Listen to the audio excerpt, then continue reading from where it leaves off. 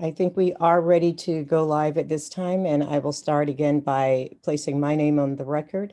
My name is Betty Widgeon, and I am the master appointed to hear this case. This is day 2 of formal complaint number 102, Judicial Tenure Commission. And counsel, I will ask you to place your name on the record at this time, please. Good morning, Your Honor. My name is Laura Weingarten. I am one of 2 co-disciplinary counsel. Thank you. Mr. Campbell. Your Honor, Donald Campbell, co-respondents counsel for Judge Bruce Morrow. All right, thank you. And counsel, are we ready to proceed today? Yes. Yes, Your Honor. Thank you. I will note that I know that you do have co-counsel here with you. I think you will be taking the lead today. So if they do come into the recording, then I will ask them to state their names at that time.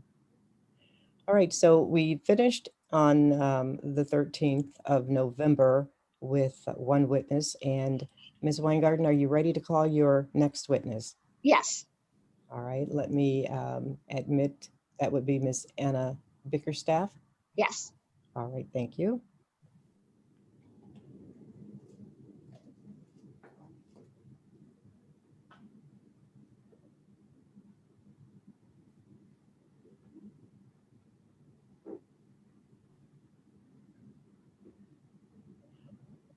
Ms. Bickerstaff, if you will unmute your screen, please. Thank you. Ms. Bickerstaff, are you able to hear me? Yes. Thank you. My name is Betty Widgeon. I am the master in this matter, and we are going to start your testimony with me swearing you in. Please raise your right hand to be sworn in. Do you swear or affirm that your testimony today will be the truth, the whole truth, and nothing but the truth? So help you. Yes. Thank you. What is your name? Anna Bickerstaff. Please spell that. ANNABICKERSTAFF. All right, thank you. There is another oath that I'm going to ask you to swear with respect to, and that has to do with the orders that were placed by this master with respect to these matters. One has to do with just the sequestration of witnesses and what the requirement is, and the other has to do with the general protocol with respect to your testifying today.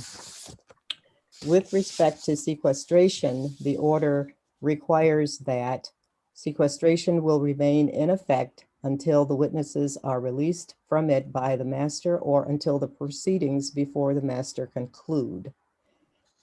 To be clear, this means that the order remains in effect even after a witness testifies unless the witness is released by the master. Sequestration includes a prohibition on any witness, except while testifying via Zoom during the proceedings, from discussing his or her testimony in any format or by any means with another witness, from viewing the proceeding on any device, from listening to the proceedings on any device, and accessing or viewing any information about the proceedings via any social media or news outlets. Potential witnesses may discuss the pending formal complaint with counsel for the parties and may be shown exhibits by counsel prior to their testimony. A failure to serve the order, actually this was to counsel, by any party or a violation of the order by a witness is grounds to exclude a witness or exclude testimony given by that witness prior to the discovery of the failure or the violation. With respect to the witness protocol for the hearing, witnesses shall certify that they are alone in the room where they testify or identify all individuals present during an examination. No witness shall access or review off-screen any document or other materials beyond the relevant trial exhibits, pleadings, or transcripts before, during, or after their testimony until the trial is over. Witnesses shall certify under oath that no one has given them information by any means that counsel and the master cannot observe to assist in testifying. Devices that witnesses use to testify, for example, laptops or iPads, must have all notifications, including emails and text, turned off until the testimony is finished. Witnesses shall not have access to other devices such as cell phones or laptops, other laptops that is, iPads, smart watches, or similar devices during their examination. So these were two orders. Did you know about these orders before your testimony today? Yes. All right, and do you swear or affirm that you have followed these orders and will continue to follow these orders throughout this, your testimony and this trial, unless and until you are released from these orders? Yes. All right, thank you very much. At this time, Ms. Weingarten, if you will proceed. Good morning. Good morning. Tell the judge again your whole name Anna Bickerstaff. and how are you employed? I am an assistant prosecuting attorney at the Wayne County Prosecutor's Office. When did you first get hired to be an assistant prosecutor? January 2018, I got hired in as an attorney. And before that, did you volunteer at the prosecutor's office?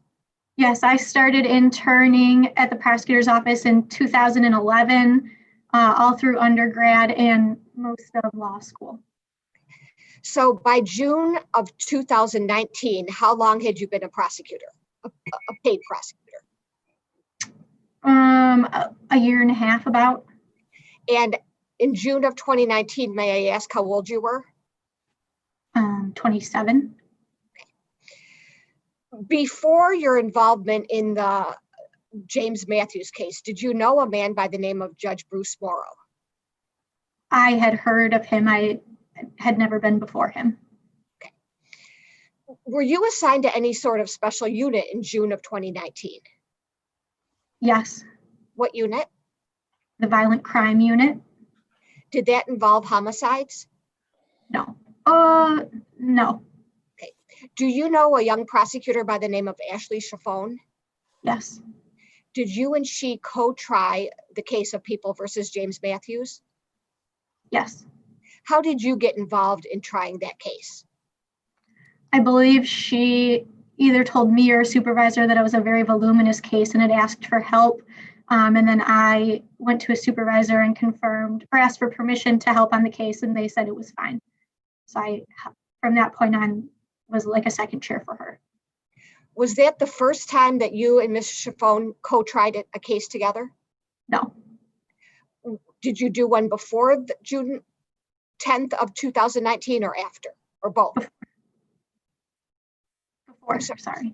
Before, okay. How many times had you and Ms. Chaffone co-tried a trial? This was our second time doing a trial together. All right. Did you have any pending cases in front of Judge Morrow besides the James Matthews case? No. Now, how did you and Ms. Chaffone split up the workload in terms of questioning witnesses? Well, initially we had separated the case. She was going to handle the main homicide, and I was tasked to help with the other out-of-state cases and tracking down documents and dealing with witnesses in New York and Texas, and then the other witnesses that were in Ohio and Florida. But then when it came to the trial, we split up the witnesses. I did some of the witnesses I'd never done before. The family member who ID'd the victim, because I'd never done a homicide before, and then the ME, and I think I did some police officers. Did you have anything to do with writing or arguing any 404B motions before trial? I helped Ashley read and maybe maybe not research it, but I helped her write it, and I helped like obtain all those documents and the information relating to the 404B cases. All right. So have you had an opportunity to review the trial transcript of People versus James Matthews? Yes. And do you know whether or not the court reporter wrote down absolutely everything that occurred during that trial? He did not. What makes you say that? Well, I know on one of the days after we were in chambers for a period of time in the afternoon, we came out and the judge addressed the jury and then said, let them go for the day. And that's not in the transcript. The judge addressing the jury. Okay. Are there other portions, things that were said that are also not in the transcript? There were a number of conversations that we had. I know in particular one I had with the judge in regard to getting a witness. The medical examiner for the case was coming from Ohio, and the judge had told me that I needed to try to get him here right now because we had a lot of issues with timing of witnesses. We were moving much quicker than the witnesses we had in the waiting room, in the witness room. And the judge had told me to go and call him and get him here as soon as possible. And was that in the transcript? No. Besides those two examples, I'm not going to ask you what else was not in the transcript, but were there other things that did not make the transcript? I believe so. Now, the trial started on June 10th of 2019, right? Yes. Who conducted the voir dire for the prosecution? Ashley Chiffone. Who conducted the opening statement for the prosecution? Ashley Chiffone. Did you do the direct exam of any witnesses on June 11th? I did a police officer who was an evidence technician, and I believe I did the victim's sister who identified her, and I believe I did the medical examiner. Have you had an opportunity to review the direct exam that you conducted for those three witnesses? Yes. Okay, I'm going to direct your attention first to the police officer who was the evidence technician. Did you notice in the transcript that you started many sentences with the words and or okay? Yes. Did you do the same with Dr. Galita, the medical examiner's testimony? Yes. Now, did anyone point out to you that you start the sentences that way? Yes. On this occasion, during this trial, Judge Morrow had let me know after the evidence tech, he told me that is something I should keep an eye on because I was starting a lot of my sentences with and. Before that, did you ask Judge Morrow for any feedback? No. When he gave you that feedback, did he do it on the record? I'm not sure. Was it in open court? Yes. Were there people in the courtroom when he said that? Yes. Who would have been in the courtroom? Everyone. We were between witnesses at that point. I believe Ashley was maybe going to get another witness. And he just said from the bench that I should watch that. But it was, all the court staff, us, the defense, and maybe if there was anyone sitting in the pews. What about the jury? Would they have been present? I don't believe so. Now, how did you feel about the fact that Judge Morrow gave you that advice? How did I feel? Yes. Was it okay with you that he told you that? Yes. I had gotten that correction before by a supervisor. And were you offended that Judge Morrow said that to you in open court? No. Did you appreciate his feedback? Yes. I tried to work on it with the next witness, but I did. All right. So you said you did the testimony of the evidence technician, and then a little later you did Dr. Galita, the medical examiner? Correct. When you conducted the direct exam of the medical examiner, was that the first time in your career that you ever did direct exam of a medical examiner? Yes. Where was Ms. Chiffone while you were doing the direct exam? Of the medical examiner? Yes. She would have been seated at the prosecution table. Okay. Do you recall whether she had to get up to deal with witness issues? I don't specifically recall if that was the issue during the medical examiner's testimony. All right. Next, was there a time that afternoon after you did the direct exam of the medical examiner that you took a break? Yes, And do you know where Ms. Chiffon went during the break? to the bathroom. Where did you go during the break? I didn't go anywhere. I stayed in my seat. Can you describe for us where you and the prosecution team was sitting and what that looked like? So we were at the table closest to the jury. We had pulled an extra chair up to the table. So there were three like rolling chairs at the table, kind of like the chair you're seated in now.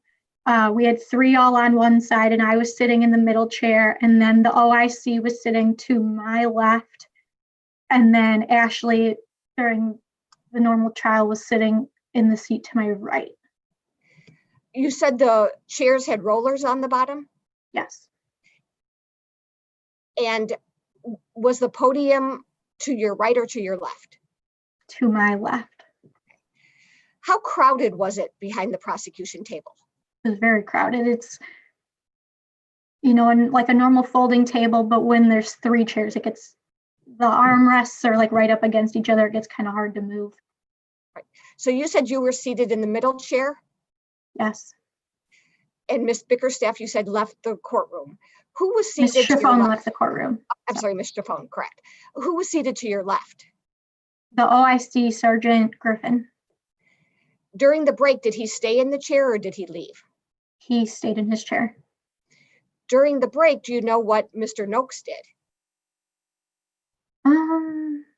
I don't recall what Mr. Noakes did. During the break, where did the jury go? Into the jury room. And what about people who were sitting in the audience?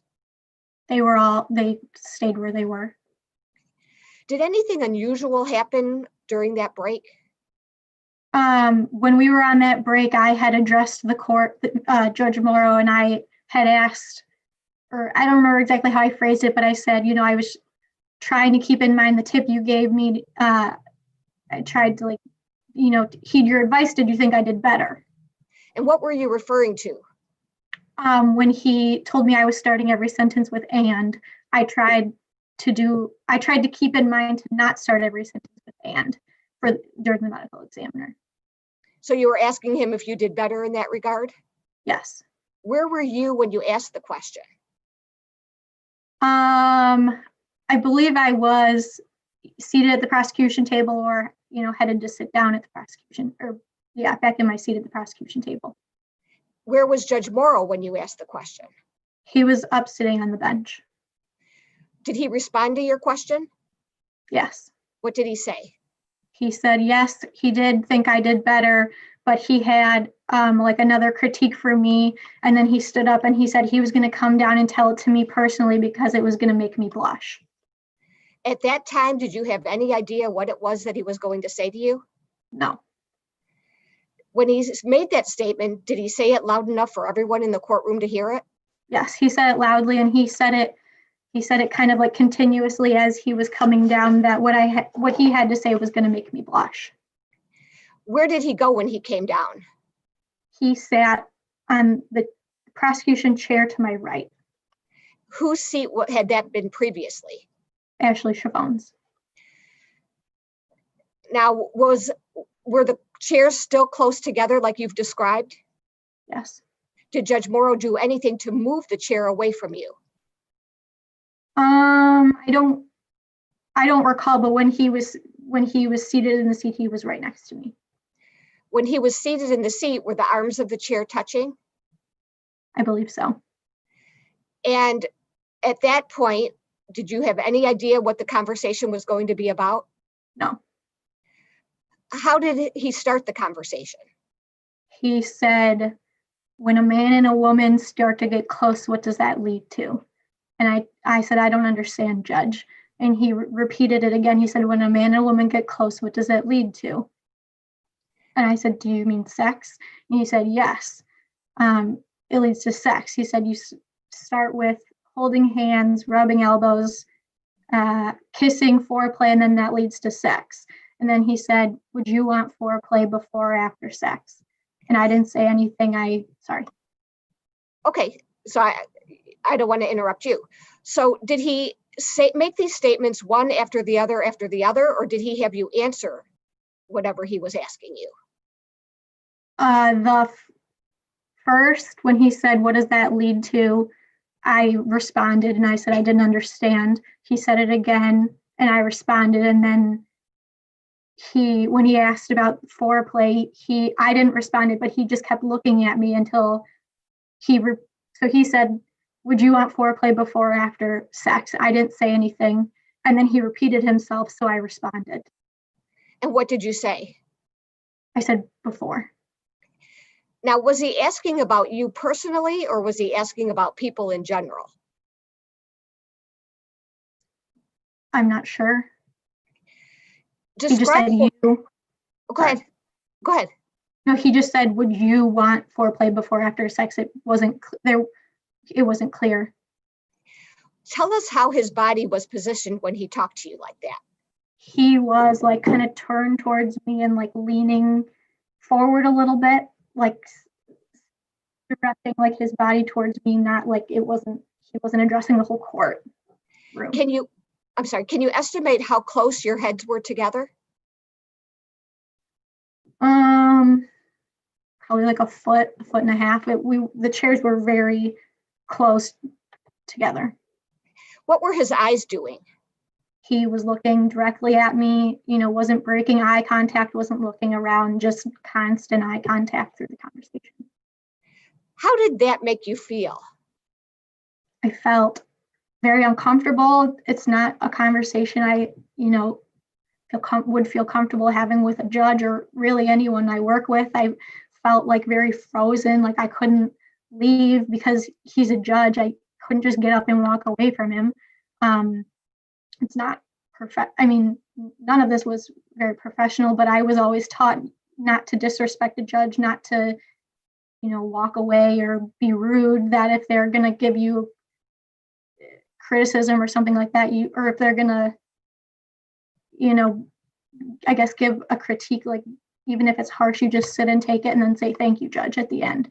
So I didn't feel like I was in a position to do anything. I felt just kind of trapped there and frozen and very uncomfortable and embarrassed about the conversation. Did you want to end the conversation? Yes, I didn't want to have that conversation.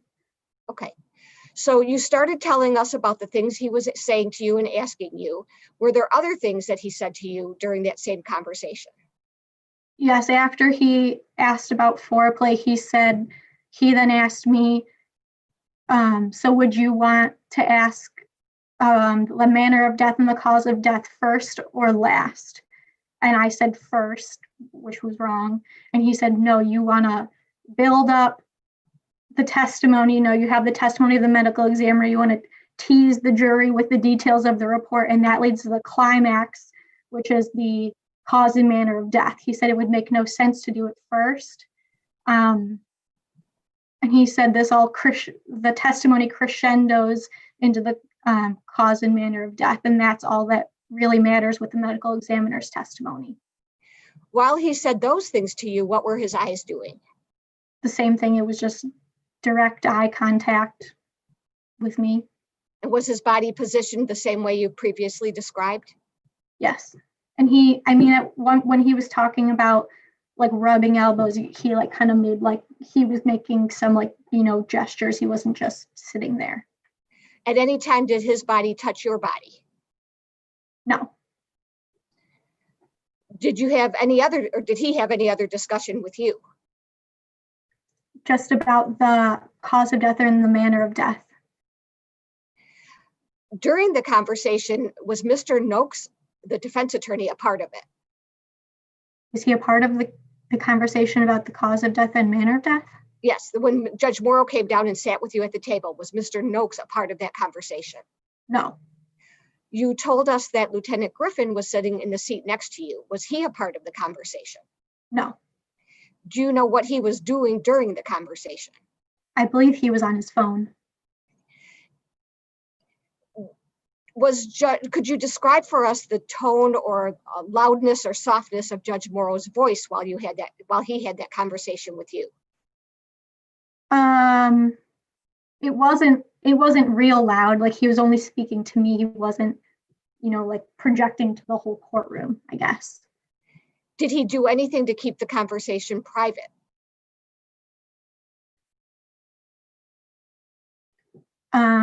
I don't understand the question.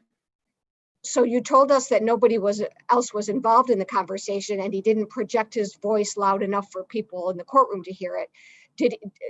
I'm going to ask you the opposite question. Did he keep his voice low? Yes. Yes, he didn't, try to include anyone else in the conversation or anything. Did there come a time when Ms. Chaffone returned to the courtroom? Yes.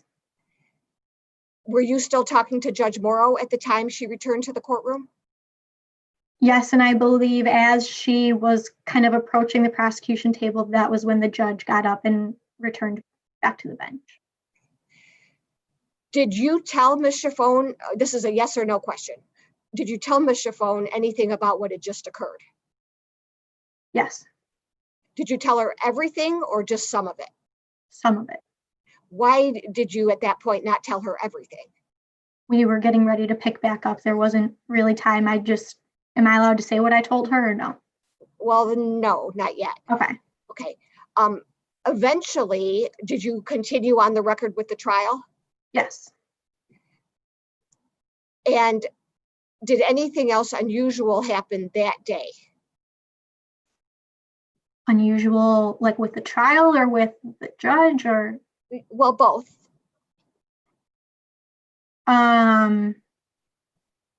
The defendant testified, and then the trial just kind of proceeded. There was a motion for a directed verdict that day, and then Ashley renewed her 404B, and then I believe we were done for the day. Right. Now, you told us you told Ashley some of what happened right after it happened. Did you ever tell her the whole story? Yes. When and where did you do that? When we had left the courtroom later that day, I told her the whole conversation. Where were you when you told her that? Either like in the elevator going up, or we were already back at the prosecutor's office. Besides Ashley, did you share with anyone else that day what happened? Yes. Who? I told my office mate, and I told a supervisor. Who was your office mate? Katrina Bergamo. Was she an assistant prosecutor? Yes. Did you tell her everything that you remembered happening? Yes. And then you said you told a supervisor. Who was the supervisor? Pat Muscat. And is Pat a man or a woman? A man. Did you tell him in person or some other way? I called him over the phone, and I told him. Approximately what time of the day or night did you call Pat Muscat? It was while I was driving home from work, so maybe around 5 o'clock, 4 o'clock, 4:30, 5 o'clock. Did you tell Pat Muscat everything that Judge Morrow said to you? No. Is there a reason you didn't tell him everything? He had said we were on speaker and his daughter was in the car. Do you know how old his daughter was at the time? Probably 10 or 11. Besides that conversation with Pat Muscat, did you have any other conversations with him? With Pat? Yes. The following day, I did. All right. So we're going to go back to the courtroom on June 11th. Did Judge Morrow ever apologize to you for the way he talked to you? No. Did you ever ask him for an apology? No. What is the reason you didn't ask him for an apology? I don't think that would have been appropriate. He's a judge. I was a 1-year prosecutor at that point. I wouldn't have thought that was appropriate to do. Okay. In your career as a prosecutor and as an unpaid intern, had you ever seen a judge come off the bench and sit at the prosecutor's table or the defense table during a trial? No. Do you know a young man by the name of Joseph Carilli? Yes, Who is he? he was Judge Morrow's courtroom prosecutor. What does it mean to be a courtroom prosecutor? He is assigned to that courtroom and he handles cases that are not specially assigned and are assigned to Judge Morrow. So he's in there every day handling general cases. Was Mr. Corelli watching the trial you and Ms. Chiffone conducted? Yes.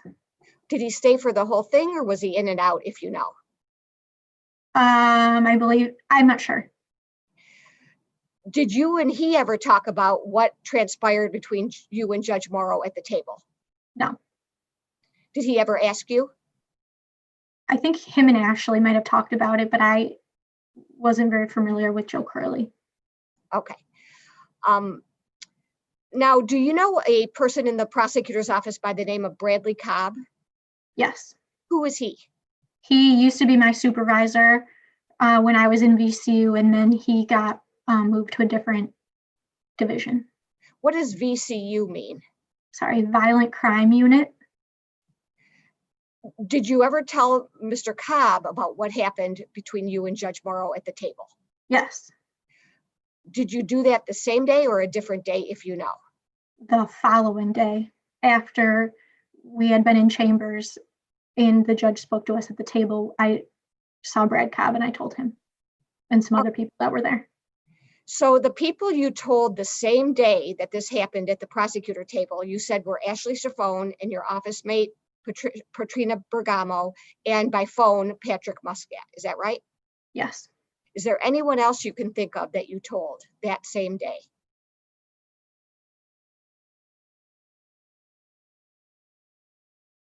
I don't believe so. Did you have to go back to Judge Morrow's court on June 12th, the next day? Yes. Was the trial still in progress? Yes. And at some point, did the jury start deliberating that day? Yes. During the deliberations, where were you? Can you rephrase the question? Sure. While the jury was deliberating, were you in the courtroom or in your office or somewhere else? Initially, we went back, Ashley Chiffone and I went up to the 12th floor, and then we were told to go wait in the courtroom, so we waited in the courtroom. What's on the 12th floor? Oh, I'm sorry, the prosecutor's office. So then you went and waited for the jury in the courtroom? Yes, we were told to wait in case there were any notes. We could be a part of any discussion that happened regarding notes. Right. Did there come a time when Judge Morrow invited you into chambers? Yes, later that day. Would it have been before the lunch hour or after the lunch hour, if you know? After the lunch hour, I believe. Who did he invite into chambers? Myself and Ashley Chiffone and Mr. Noakes. Did the three of you then go into chambers? Yes. Did he tell you why he wanted you to go into chambers? I don't believe so. Do you recall him discussing or showing you any law books or laws or rules? Showing us books? Yes. I don't recall. Was there any discussion about the standard for a motion for directed verdict?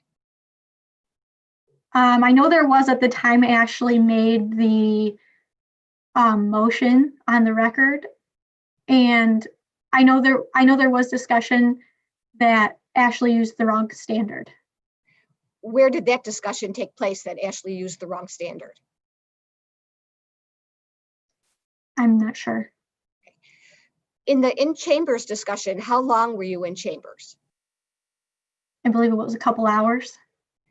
Was Mr. Noakes present the whole time? Yes, Who did the talking during those 2 hours? the judge. And a little bit, anybody- actually. Okay. Did you speak? I don't recall if I said anything. If I said anything, it would have just been yes. I didn't substantively contribute to the conversation. What about Mr. Noakes? He, might have thrown in a couple words, but it was mostly the judge critiquing the case and then Ashley trying to defend herself. What was the tone or mood of the conversation in chambers? Was it argumentative or agreeable, or can you describe it? It was more just like the judge was giving us his opinion, kind of like a lecture. It wasn't really like a conversation, then actually saying how he didn't believe that the evidence we put in was relevant at all. And he kept asking, like, why would you do that? You didn't show any, you didn't prove anything that wasn't helpful to you. And then Ashley would try to jump in and kind of defend herself as to why she did what she did in the trial. At one point, were they discussing whether or not it was important to present DNA evidence that the victim, the deceased victim, had the defendant's DNA in her rape kit? Yes, there was a lot of conversation on the DNA.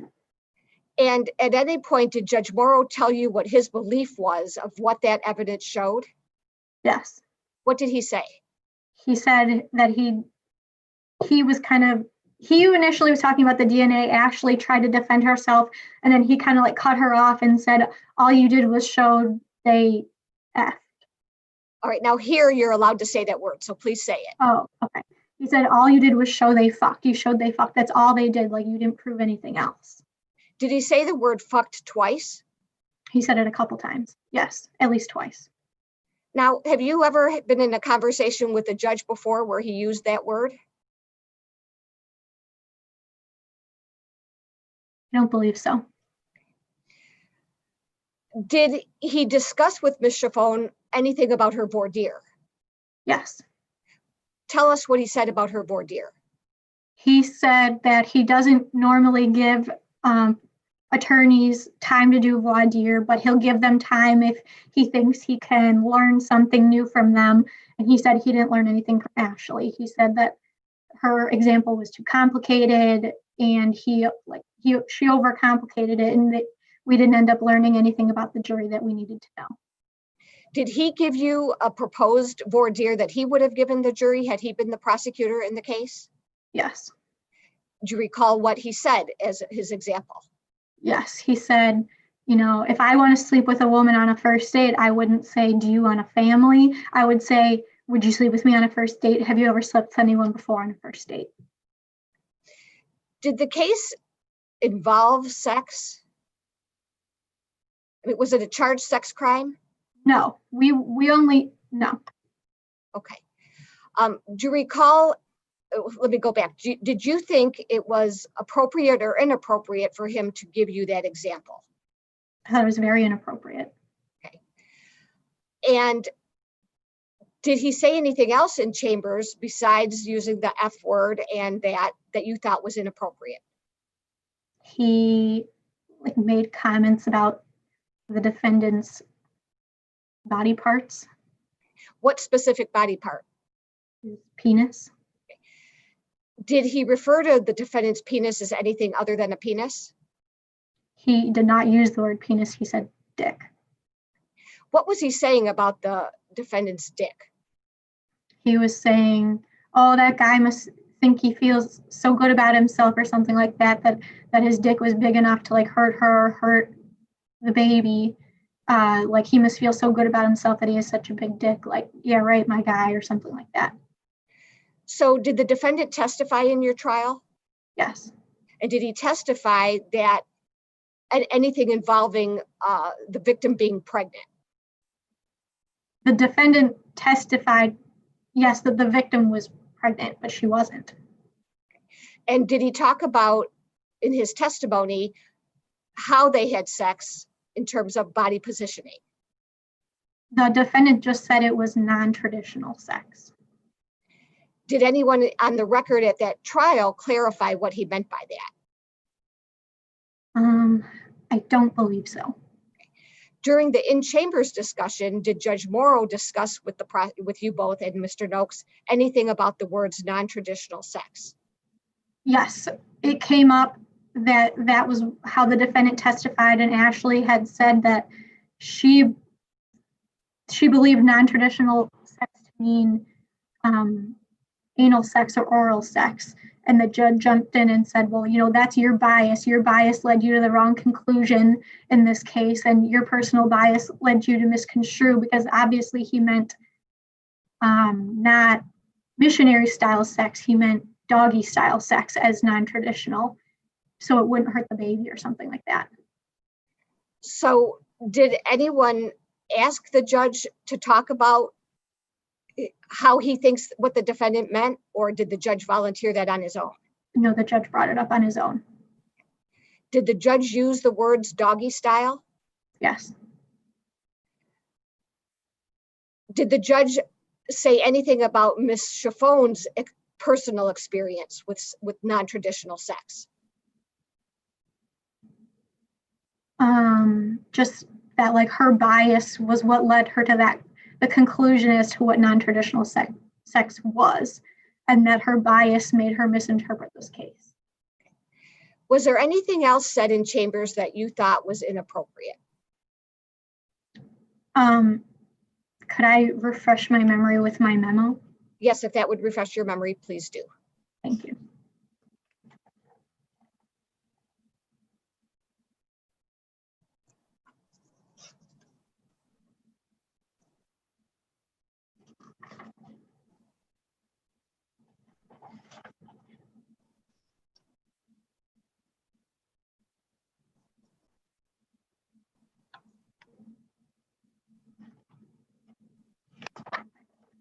Could you repeat the question? Yes, was there anything else that happened in chambers that you thought was inappropriate? The judge had mentioned that he drives jurors and defendants to court. I thought Okay, that was. so we're not going to talk about that because that's not in the complaint. Oh, sorry. That's okay, you didn't know. Is there anything else? Not that I recall. All right. How did that conversation in chambers end? I believe we walked out and we went to address the jury to excuse them for the day. They had sent out a couple notes while we were in there. And did anyone address the notes? The judge read the notes. Did he go out and address the jury about their concerns? Yeah, I don't remember if he addressed the notes specifically, but he did come out and did address the jury. Was that after the in-chambers conference was over? Yes. Where did you go as you exited the chambers? Back to the prosecution table. Describe for us how one gets from the chambers back to the prosecution table. So you have to walk down like a long hallway, and then you hit like the back of the bench, and then you have to walk like around the side of the wall that makes the bench, and then you have to walk through like swinging doors into the well, and then you walk behind the defense table past the podium and then to the prosecution table. Is there another way to get to the prosecution's table without going through the swinging doors? You could. So when you go down the hallway, you hit the back of the bench and you can go left or you can go right. But if you go left, you go like up towards the court reporter and then through the well, like in front of the jury box, and then you can go that way to get the prosecution table. Do you recall that day how you got to the prosecutor's table, whether you went right or you went left?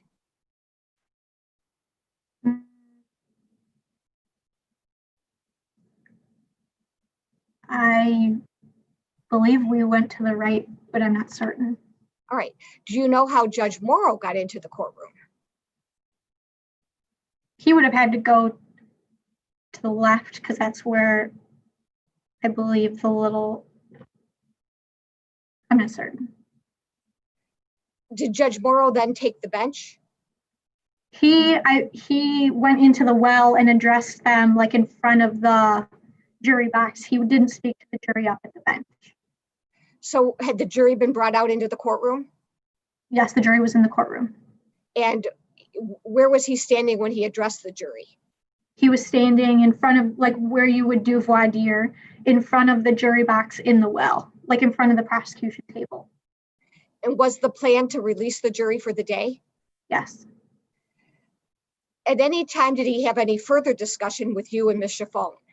Yes. Where was the jury when that happened?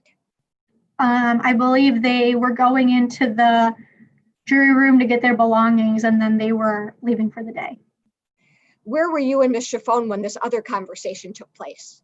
We were standing behind the prosecution table.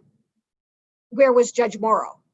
He was still in the well, like between the court reporter and the prosecution table, but at this point it was like coming closer to the prosecution table. Did he say anything to the two of you? He was looking at Ashley and like guessed her height. When you say he was looking at Ashley, can you describe how he was looking at Ashley? Just like normal, looking at someone initially. Was he looking at her face or anywhere else? Initially, probably just like her head area. All right, you said initially, did that change? Yes. Tell us how it changed. So initially the judge guessed Ashley's height, and I said, well, judge, because Ashley's very short. She's probably 4'10", 4'11". And I said, well, judge, for reference, I'm 5'3". And then he like looked her up and down and said, what do you weigh? Like, I don't remember what he guessed. I don't remember what he guessed, but he guessed her weight at that point. And then he looked me up and down and he guessed my weight. Or I actually had said, like, it's not it's not polite to ask a woman her weight. And then he looked at me and he did the same thing and he guessed my weight. And then I was like, oh, that's generous, or like it was under what I weighed. And then he said, well, I haven't assessed your muscle mass yet. And he like kind of reached his hand out. All right. So you said that he initially was looking at your faces and then he looked at your bodies. Is that what you mean? Yes. Could you show us with your eyes what his eyes did? He like looked at us and he kind of like looked up and like looked down once and then looked back up. Right. For the record, the witness has shifted her eyes down and up a few times. Well, I'm going to object. The testimony was once. So whether she did it a few times in your questioning, that's different. But to suggest that she has done it a few times and that's her testimony, that's wrong. Well, let me rephrase the question. I'm going to object to asked and answered, because the answer was he did it once. Judge, I want to clarify whether it was once for each woman or once total. I will allow the clarification. Continue. Ms. Bickerstaff, did he look your body up and down and Ms. Chiffon's body up and down? He looked Ashley down and up once, and then he looked at me down and up once. Okay. Now, did he respond when Ashley said to him, it's not nice or whatever, not polite to ask a woman her weight? After she said that, then he guessed my weight. So he did not apologize. Is that fair to say? Correct. Okay. Now, have you ever had another judge ever in your life ask you your height and weight? No. Have you ever had a judge tell you he was going to assess your muscle mass? Never. How did that make you feel when he said those things to you? Very uncomfortable, especially when he said he hadn't yet assessed my muscle mass. Did it occur to you to tell him that what he was saying and doing was inappropriate? No. Is there a reason you didn't consider addressing that?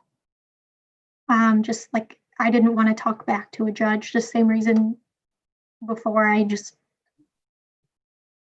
said, thank you, judge, and kept it moving.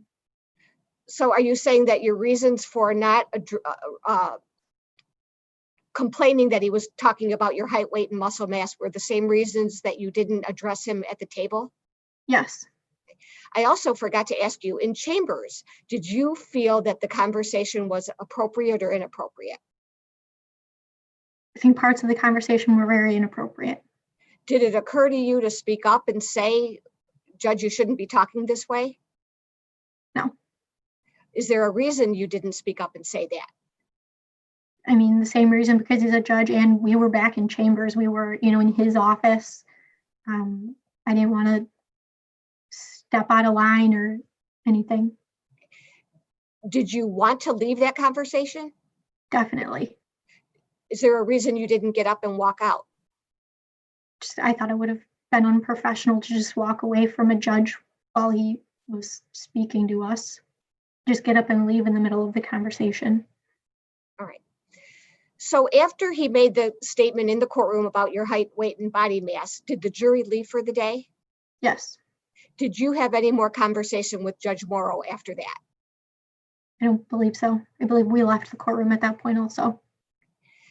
Did you tell anyone about what had occurred either in chambers or about your height, weight, and muscle mass? Yes. Who was the first person you told? When we got off the elevator and on the 11th floor, which is the floor my office was on, we got off the elevator and Brad Cobb and Dave Champagne and Laura Narcessian were there, and we had told them what had just happened. And Dave Champagne said that that was totally inappropriate and we needed to go tell a supervisor. And as he had... Wait, let me interrupt you for a minute. Those two people that you've named, Dave Champagne and Laura Narcessian, are they prosecutors? Yes. Okay, go ahead. As Dave had said that, my supervisor, Bob Donaldson, was walking like from the far end of the hallway, and I saw him and I was like, Bob, I need to speak with you. So then we went into my office, and it was me and Bob Donaldson, and my other office mate, Jonathan Mysick, was in the office, and Ashley was kind of in and out of the room. And at another point, she's an intern, I think like a student analyst, had walked in, also Sam Weiser, and I was explaining to Bob what had happened both days. And he said it was very inappropriate and he was very upset, and he took us to appeals, to Jason Williams, who's the chief of the appeals division. He took us to Bob took me and Ashley to Jason, and we explained what happened to Jason. And Jason told us that Ashley should tell her supervisor also. I don't recall exactly what else Jason said, but he told us that we should go tell the homicide supervisor also. So we went up, Ashley and I and Bob went up to the 12th floor, which was the floor Ashley's office was on. And Ashley went to tell Kelly Gleason, who was her supervisor. And I didn't go in the office. I just kind of waited in the hallway while she spoke to her. Did you have any reluctance in reporting this to the people you worked with and the supervisors you worked with? I did not. Did Ashley appear to want to tell these people? Ashley did not want to tell her supervisors, and she initially told me after the first day that I shouldn't tell a supervisor or anyone because she thought they wouldn't let us back in the courtroom to finish the trial, and she wanted to finish out the trial. So what was the reason that you decided to tell people even though Ashley told you not to? Just seemed like I should tell a supervisor. It seemed like something they should know. Do you feel the prosecutor's office responded appropriately? I think so. I don't see the relevance of that question. I'll withdraw the question. Ms. Bickerstaff, did you have to go back to court on June 13th, Yes. the day after the in-chambers discussion? Yes. And eventually, did the jury reach a verdict? They did not reach a verdict. Were they hung? Yes. It was a mistrial declared? Yes. Was a new trial date set? I don't recall if we set an actual trial date or if we just set a pre-trial to set a trial date, but there was a new date that was set for us to proceed. After that, you already told us you talked to some supervisors. Did anyone tell you to put anything in writing? Yes. Who told you to put something in writing? Pat Mescott told me that I should write a memo on what happened. And did you do that? Yes. Did you have a copy of it in front of you? Yes. And what is the date on that memo? June 14th, 2019. Judge, for the record, this is Exhibit 6 we're referring to. Thank you. How many pages long is the memo? 3. Is it single or double spaced? Single. And have you reviewed it recently? Yes. Is everything that you wrote in it the truth? Yes. And is everything you wrote in it accurate?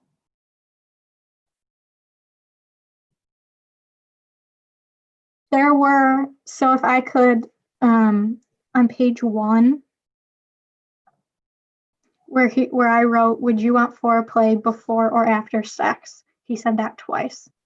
And I answered before. And I believe that's in the affidavit, but it's not in the memo. Okay. Now, did you and Ashley work on your memo together? No. Do you know whether or not she wrote a memo? I'm not sure. Probably. Did anyone tell you what to write in your memo? Just what happened. Did anyone read it and critique it and tell you to make any changes? No. Did you eventually have to write an affidavit? Yes. Who told you you had to write an affidavit? I believe Athena Syringas is the one who told us we should write an affidavit. Who is Athena Syringas? She's the chief of the Special Prosecutions Division. Did you write an affidavit? Yes. Do you have it in front of you? Yes. For the record, Judge, it's exhibit number 9. Thank you. Oops, I'm sorry, is that right? No, I'm sorry, number 8. Thank you. Ms. Bickerstaff, how many pages long is your affidavit? 3. And is it single or double spaced? Single with like a break between each paragraph. Did you have to have it notarized? Yes. Who notarized it? Sheila, she is on the 12th floor. Does she work for the prosecutor's office? Yes. If this incident occurred in June, do you know what date it was that you wrote the affidavit and had it notarized? I know that I had it notarized on June 27th. How do you know that? Because I saw the email that Sheila sent me. She said as a notary, they have to keep a copy of everything they notarized. And she had emailed me saying I forgot to send her a copy from what she notarized on the 27th, and I needed to send her a copy. Okay. Now, the copy of an affidavit that we have as exhibit number 9 has a date that it was notarized of the 27th of November, 2019. Do you know why there's a discrepancy between your recollection that you had it notarized in June versus this that says November? Yours says what date? I'm sorry. November 27th of 2019. The one, I'm sorry, I just realized this. The one I have before me is notarized on June 27th. Okay. Copy. All right. And do you know what was done with it after it got notarized? I gave it to Athena Syringas. Did you ever see it again after that? I had to go get it back from her and make a copy to send it to you. I didn't keep a copy for myself, sorry. All right. Did you have to reprint a copy of the affidavit and have it re-notarized? Yes. Do you know the reason why you had to do that? No. Who told you to do that? Sorry, Athena Syringas just told me I needed to get another one notarized, so I did. And do you know if that was the one that you had notarized in November? Yes. Were there any changes between the copy that you had notarized in June versus November? No. Do you know whether or not Ashley had to write an affidavit? She did. Did you and she work on them together? No. Did you read hers? No. Did she allow you to read hers? No. Is everything that you've written in your affidavit the truth? Yes, I noticed there was one typo in paragraph number 2. What is the typo? In the sentence that reads, it would make no sense for the foreplay to come after the sexual intercourse, and it says before. Whose words were those? Judge Morrow said it, I typed it, but I typed it wrong. Okay. Besides that, was the affidavit accurate? Yes. Do you know what was done with the affidavit that you wrote? We gave them to Athena Syringas. I believe they were submitted as some sort of like package as part of this complaint. All right. Now, did there come a time when anyone from the prosecutor's office interviewed you about this situation? Yes. Who interviewed you? A detective, Joanne Kinney. Is she employed by the Wayne County Prosecutor's Office? Yes. Do you know when she interviewed you? I don't recall the date. Have I sent you a copy of a paragraph that she purports of represents her interview with you? Yes. And do you have it in front of you? Yes. Oh, yes. Could you review it and tell me if that refreshes your memory about the date she interviewed you? Yes, on June 17th. Now, you told us earlier that you wrote a memorandum, and I think you said the date was June 14th. Yes, And then you got interviewed by Ms. Kinney on June 17th. correct. And then your affidavit was signed, or the first one was notarized June 27th. I'm sorry, June of what date? June 27th of 2019. Okay. So when you were interviewed by Joanne Kinney, where were you located? I think we used James Bivens' office at the prosecutor's office on the 12th floor. Who is James Bivens? He's the chief of all the detectives at the prosecutor's office. I think it's like the investigation division is what it's called. Who was present during your interview with Joanne Kinney? Just her and I. Do you recall whether she recorded or video recorded you in any way? I don't know if she did. Do you recall whether or not she took notes or did a question and answer on paper? I didn't write anything down. I don't know if she was taking notes. At any point, did she have you sign anything? I don't believe so. At any point, did she have you review what she had written? No, In your interview with her, did you ever tell her that you thought Judge Morrow was hitting on you? I did not say that. If that appears in her report, do you have any idea how it got there? She must have written that. I don't know. Did there ever come a time when you were asked to review a report that Ms. Bivens submitted to Kim Worthy, the elected prosecutor? Yes. Do you know when that was? No. Would that have been before or after you wrote your affidavit? After, I believe. Who asked you to review the report? James Bivens. At that point, was it a handwritten or typewritten report? Typed. Do you know how many pages long it was? No. Was it only your portion of what you say happened, or did it include other people's interviews? Other people's interviews also. Do you know the reason you were asked to review the report? No. When you reviewed that report, did you review the paragraph relating to your interview with Joanne Kinney? Yes. Did you see any errors in what she had written? Yes, that part, that sentence. What sentence? It says she added that she felt Judge Morrow was trying to hit on her because of what he stated regarding sex and foreplay. I didn't think he was hitting on me. I didn't say I thought he was hitting on me. Did you tell anyone that appears in the report, but it's not correct? Yes. Who did you tell? I told Ashley Chiffone. Ms. Did Ashley- Weingarten, Ms. Weingarten, are you going to identify the report as an exhibit? Okay. It's exhibit number 10, number 12. Thank you. And I should go back. Ms. Bickerstaff, do you have a copy of James Bivens' entire report? No. What do you have? I have a paragraph regarding Joanne Kinney's interview. Of whom? Of me. Is that all you have? Yes. Yes. So since James Bivens showed you that report, did he give you a copy of it? No. Have you ever read it? Anyone else's copy of it? No.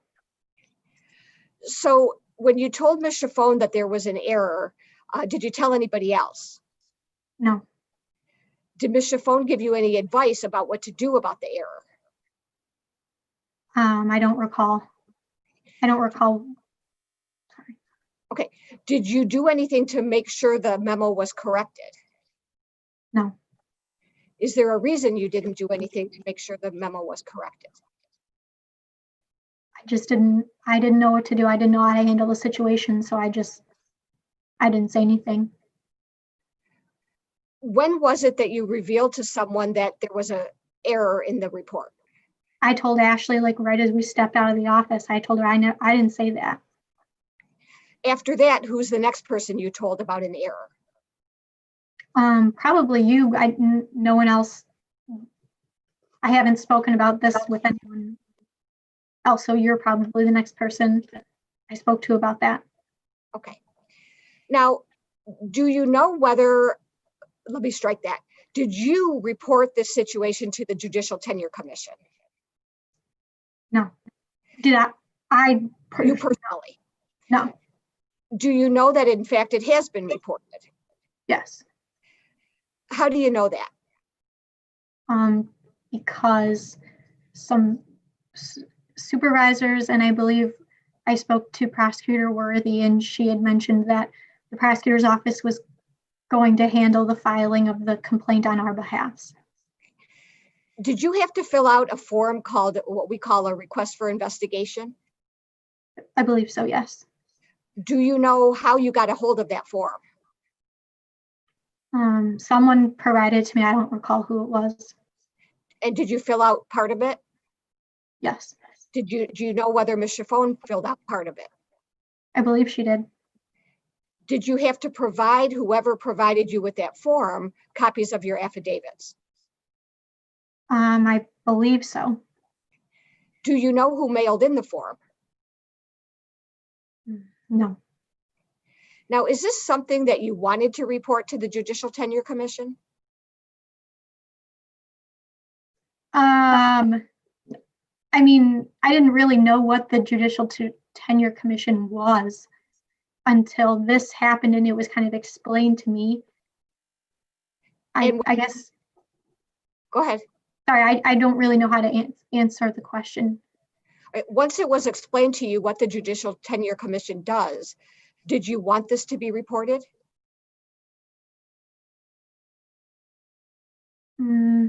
I guess, yeah, yes. Did you have any reluctance to report it? No. Did you have any fears of what would happen to you in your career if you reported it? Absolutely. I object. I think that's inappropriate. Goes to her state of mind and credibility, Your Honor. No, I think the opposite. I think it suggests, again, other bad acts that aren't charged or some suggestion that she had a reason to fear. It doesn't make any sense. Any further response? May I lay a foundation before you decide if she should answer that? And moreover, I think there is a foundation issue, if I can add that to the objections, because she's fearful that if she doesn't sign these forms, it's going to adversely impact her employment relationship. That's what I'm getting from it, but go ahead. May I lay the foundation, Your Honor? You may. Was your reluctance to, or let me go back. You said you had some concerns about filing with the Judicial Tenure Commission. Did your reluctance or your concerns have anything to do with Judge Morrow? I don't believe she's testified that she had any concerns. I thought she did. I may be wrong on that. If I am, I apologize, but I didn't think I heard that. I did not hear that worded that way either. So if you would restate your question. Okay. Did you have any reluctance in reporting this to the Judicial Tenure Commission? No. Did you want it to be reported? Yes. Did you have any worries about what effect it would have on you personally or on your career? Yes. Did the worries or concerns you had have anything to do with Judge Morrow? I was concerned with how this would play out and if my credibility would be attacked or if people would say I was a liar, but I was not worried with my employer on like signing the form and beginning the process. I'm going to ask you to answer that again because you were breaking up some and I couldn't hear the entire answer, please. Oh, I'm sorry. I was worried with how this process would play out and if my credibility would be attacked or people would call me a liar or, Judge Morrow's been around a very long time. He knows a lot of the judges. If it would hurt my professional career to proceed with this, but I was not worried in like my employers and my bosses in initiating the investigation. Okay. We're going to switch the focus now. When you were sitting at the prosecution's table and Judge Morrow was having that conversation with you, did you consider whether to alert the officer in charge who was sitting right next to you and tell him how uncomfortable this made you feel? No, that didn't occur to me at the time. Now, if you had been in another setting, like in the office or at a bar, and a man said these things to you, what would you have done? I would have told him that he should not say anything like that to me, and I would have gotten away. I would have walked away or separated myself. Is there a reason you didn't do that in this case?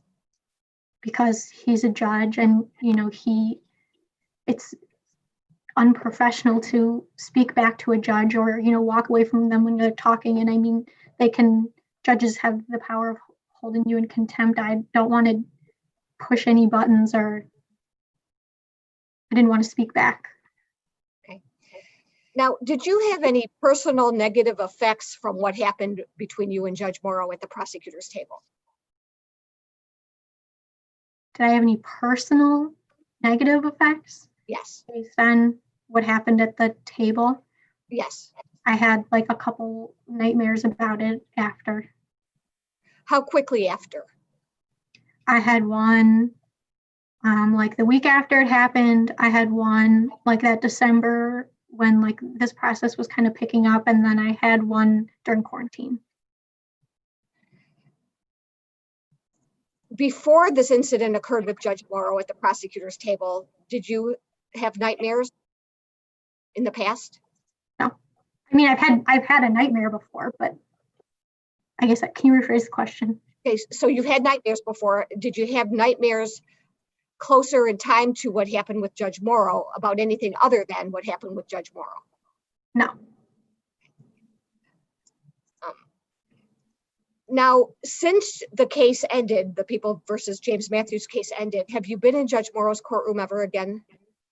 No. Have you seen him or had to talk to him? I've seen him around the building. Okay, explain to us the circumstances for how you saw him.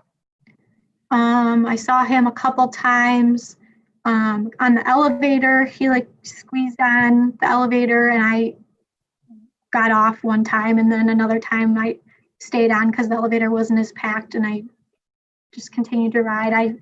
I've seen him like a couple times, like when he's walking into the building, just around. I saw him on Friday outside the building. This past Friday? Yes. So let's talk first about entering the building. Is there a judge's entrance to the building? I believe so, like around the back, and there's a separate elevator. For judges only?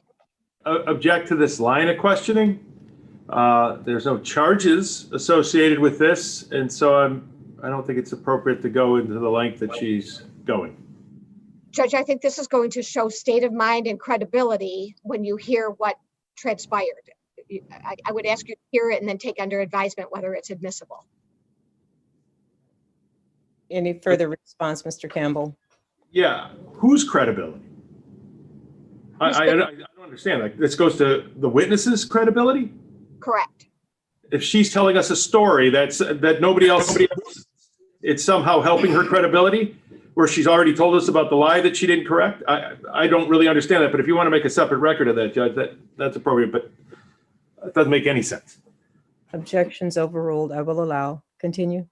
Ms. Bickerstaff, do the judges have their own private entrance? Yes. And where is it located? I believe it's like around the back or the side of the building where there's like more parking in the back that are and on the side for judges' spots. Do the judges have their own private elevator? It's called the judge's elevator, but I know like some staff has passes also, so it's not just the judges. But yeah, that's their elevator to use. When you would see Judge Morrow outside the building, was he near the judge's entrance or the public entrance? No, he would go in the front door and use like the public elevators. So are those the same elevators that prosecutors and defense attorneys and defendants and their families use? Yes. If you saw him approaching the building, where were you when you saw that? So I would walk down St. Antoine, from the parking lot I parked at, and Judge Morrow parks like right on the side of the building between the Frank Murphy Hall of Justice and the jail. And I would see him a couple times, walking in the building, and I would just kind of wait outside and wait for him to walk in so we wouldn't be bumping into each other. What is the reason you waited for him to walk in first? I just didn't want any interaction. I didn't know if he would, I didn't know what he would do. Now, you said that he got on the elevator that you were on twice. Is that right? Yes. And is this after the incident that occurred in June of 2019? Yes. What did you do about the fact that he entered the same elevator you were on? The first time when he got on, it was a very packed, and he, got on and I got off. I just didn't feel comfortable. But then the second time when he got on the elevator, I just stayed on and figured I needed to just deal with it. Okay. Now,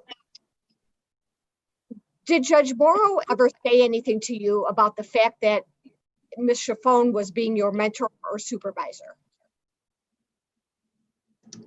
He made comments that if I wanted to learn, he would get me someone else to learn off from, because these attorneys were not the ones I should watch.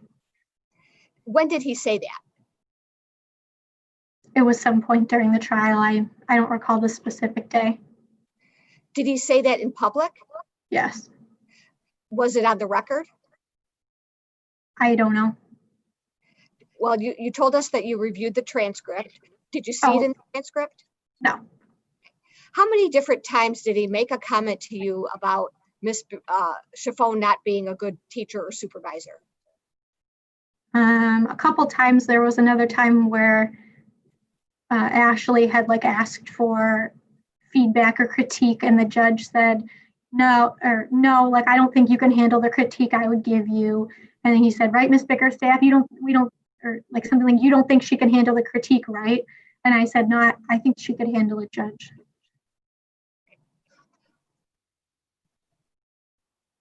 All right. Now, if Judge Morrow had critiqued you about the direct exam of the medical examiner without using sexual examples, would that have made you blush? No. When he asked you, would you want foreplay before or after sex? What was offensive to you about that question? That topic of conversation, I didn't think it was professional or appropriate even to have conversations like that with a judge, especially, during the middle of a trial. I mean, at any point really, but. All right. If he had meant when he asked that question, what people in general, whether they want foreplay before or after sex, would that have been equally offensive to you or less offensive?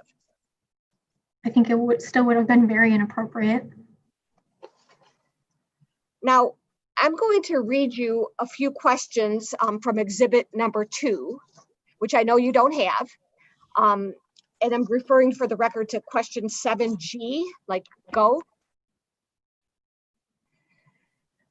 And I'm going to ask you whether Judge Morrow said what the question purports to ask, okay? Question, did you make an analogy for APA Bickerstaff to the effect that the climax of sex is akin to getting the medical examiner to state the cause and manner of death after getting the details of his examination of the body? Did Judge Morrow say that to you? Yes. I'm going to read to you his answer and then ask you a question. Okay, the answer is no. Judge Morrow does not recall referring to the climax of sex and does not believe he would have. He recalls saying that the cause and manner of death should be the climax of the medical examiner's testimony. He does not recall any intention of linking the word climax to its sexual connotation. my question to you is, in the context of the discussion, could his use of the word climax have referred to anything other than sex? I think it was used in a sexual nature. Yeah. Okay, so could it have referred to anything other than sex in context? No. I'm going to read you another question and ask if he said this to you. This is question 7H in Exhibit 2. Did you tell APA Bickerstaff words to the effect of, quote, you start with all the information from the report, all the testimony crescendos to the cause and manner of death, which is the sex of the testimony? Did he say that to you? Yes. I'm also going to read to you question 7I of Exhibit 2, and I'm going to ask you if he said this to you. Question, did you ask APA Bickerstaff words to the effect of, quote, you want to tease the jury with the details of the examination? Did he say that to you? Yes. And finally, I'm going to read to you question J and ask you the same question. Question, did you tell APA Bickerstaff words to the effect of, quote, you want to lead them to the climax of the manner and cause of death? Did he ask you that question? Yes. I believe there was more like at the beginning of, there was more to the sentence, but yes, he used those words. Okay. I'm going to switch the discussion now and ask you some questions about yourself personally, okay? Are you super sensitive to sexual innuendo? I don't believe so. Are you super sensitive about men looking at and commenting about your height and weight more than an average woman would be? Objection. I don't think there's a foundation for that question. Response? I can rephrase it. All right. Would you agree that some women would be offended if a man comments on their height and weight or body muscle mass? Yes. Are you one of those women that are super sensitive about that? Not super sensitive. I thought it was inappropriate. Have you had a history in your past of having been a victim of criminal sexual conduct? No. Have you ever made a false report of someone committing criminal sexual conduct against you? No. Have you ever misinterpreted comments by others that were meant to be sexual? I don't think so. Do you get offended easily? No. Have other male judges ruled against motions you've made in court? Definitely. Did you ever complain about being sexually harassed by those judges? No, I wasn't.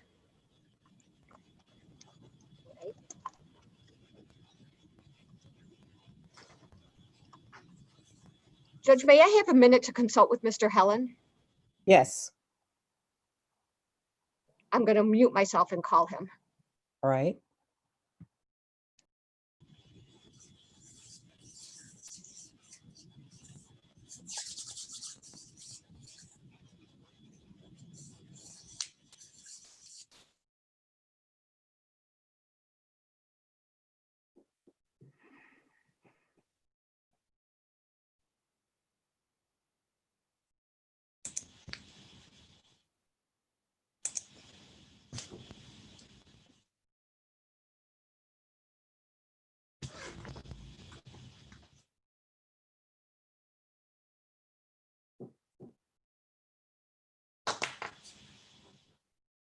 Okay, I'm back. Can you hear me?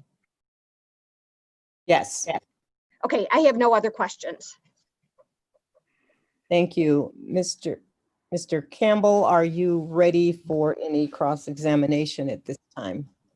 Judge, I'd ask for a short break, and I'd also ask, and I don't think Ms. Weingarten's going to object to this, the witnesses testified to referring to a document that I don't have, and that is an affidavit that she says was notarized in June of 2019. The only copy I have is notarized in November. And so I'd like to have that, and I'd like to have it before I begin my cross-examination. My guess is what we have to do is ask the witness if she has the capacity to scan that document in and to send it to Ms. Weingarten, who I trust would then send it to me and Ms. Jacobs. All right, thank you. I see that the witness is nodding her head. Ms. Bickerstaff, do you have access to be able to scan that and email that? Yes, All right, if we'll do so, and then to email that to Ms. Weingarten. And then Ms. Weingarten, you will send a copy to Mr. Campbell. And I don't know if that is in the exhibit books that you already sent me or not. Ms. Weingarten, if it is not, if you would send me a copy of that and also the court reporter. Okay, it is not, but I will send it. All right. At this time, it is 10:29. We'll take a break. I don't know how much time that will take, but let us be ready to come back by 10:40, if possible. Let's try for 10:40. If we have to do 10:45, we will do that. Remind everybody to please mute your microphones, and if you want to shut off your videos. Thank you.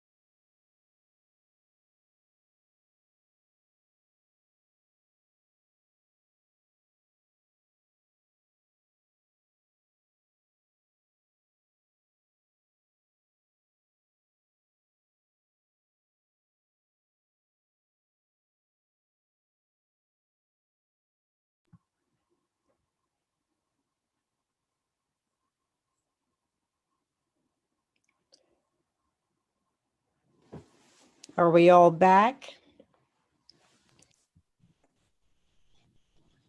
I'm back, Your Honor. Thank you, Ms. Jorgensen.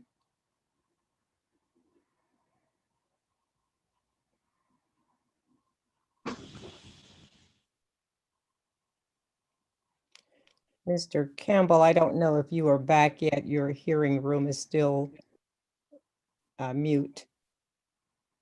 Your office.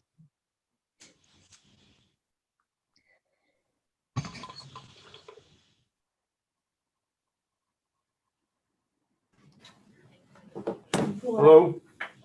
Thank you. Mr. Campbell, I see you are back and Ms. Weingarten is back. The witness is here.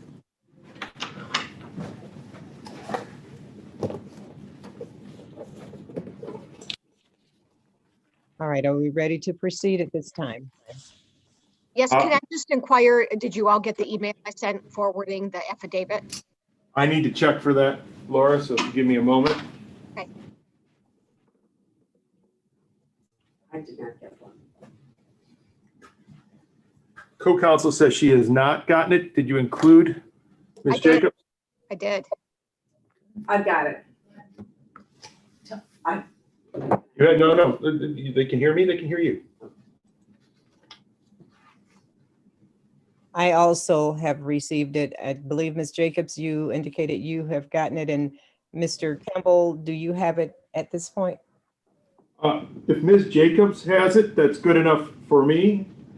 So I appreciate it. I won't, if it's okay, I would have to check my devices to see if I have it and everything else, which I prefer not to right now. That is fine. We are ready when you are ready then to proceed with the cross-examination. Thank you. Thank you. Could I ask you to please pin the witness for your viewing?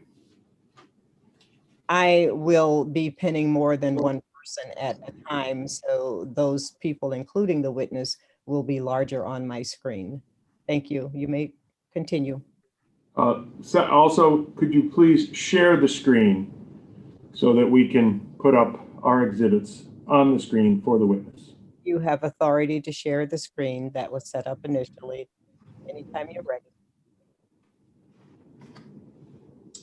I'm ready to proceed.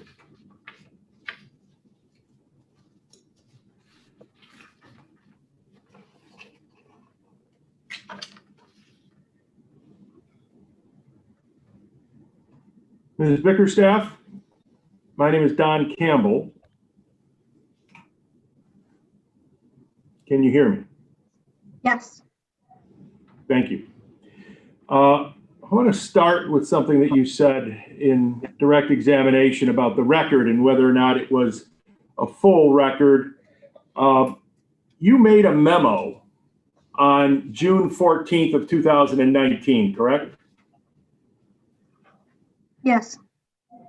You had no record to use when you made your memo, correct? I don't recall what date I received the transcript, but I believe I wouldn't have had it at that point. Yeah, you can agree with me that June 14th would be a day after the jury came back as a hung jury, correct? Correct. And so the day after the hung jury, you would not have had that transcript, correct? Would the witness answer the question again? I think you were too soft. I could not hear you. Sorry, I said correct. And you then made an affidavit on June 27th, as you've testified, correct? That was the day it was notarized, correct. And then you made an affidavit again in November of 2019, correct? No, it was the same affidavit, just notarized a second time. Was it signed a second time? I would have signed it both times, yes. Independently, you would have signed it in June and you would have signed it in November, correct? I believe so, yes. Did you access the transcript before you made either of those affidavits? I don't believe so. when you were asked some questions on direct examination that didn't apply to your affidavit, but about circumstances, you went to your memo and not the affidavit. Do you remember that? Yes. The memo is the thing that you wrote first of all the things that you wrote about this series of conversations with Judge Morrow, correct? Correct.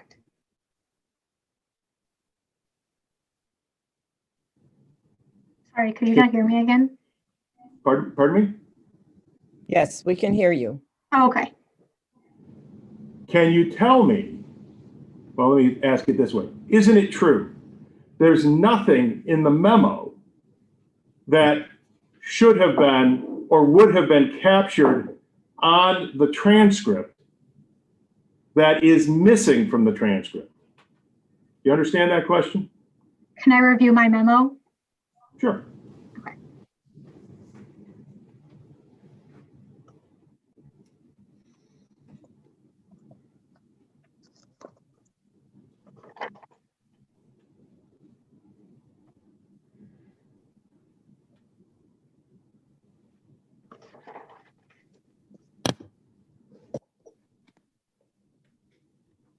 On the third page, paragraph 9, after we left chambers and the jury came out, I think that part should have been in the record when the judge addressed the jury at the end of the day.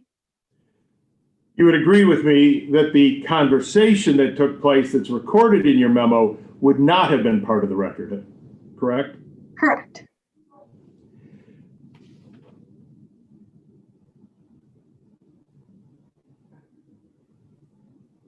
Do you know why? You met with Ms. Weingarten in preparation for your testimony, correct? Not in person. She called me a couple times. A couple times. How many times? I'm not certain.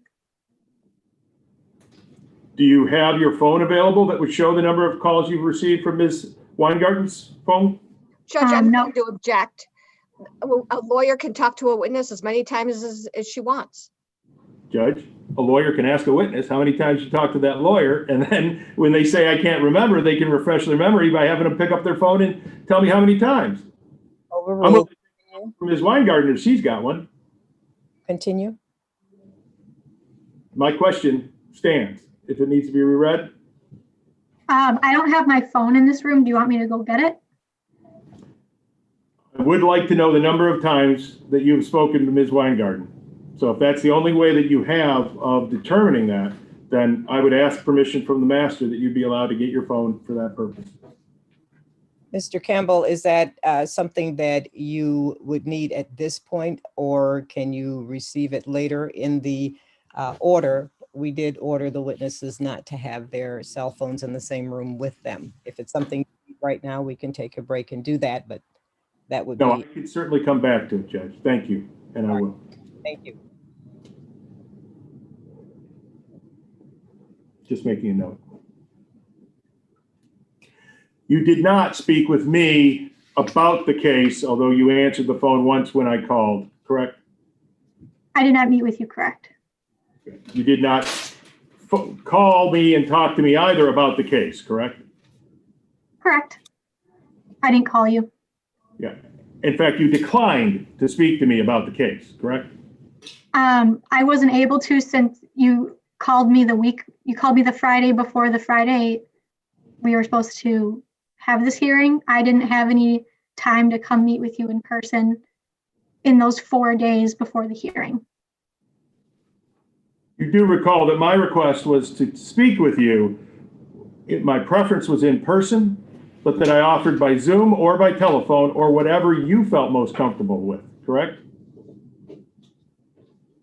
Okay, I don't remember exactly what the email said, but yes. You don't dispute that? No, I don't dispute that. So the last time that you spoke to Ms. Weingarten in preparation for your testimony, when was it? After you sent me the email saying you didn't have time to meet? The last time I spoke to her was yesterday. Okay. When's the last time before that? Probably the Friday that was the first day of the hearing. She had called me and let me know that I wouldn't be testifying that day and that I would be today. When's the last time before that? I'm not certain. When did you tell Ms. Weingarten about your nightmares?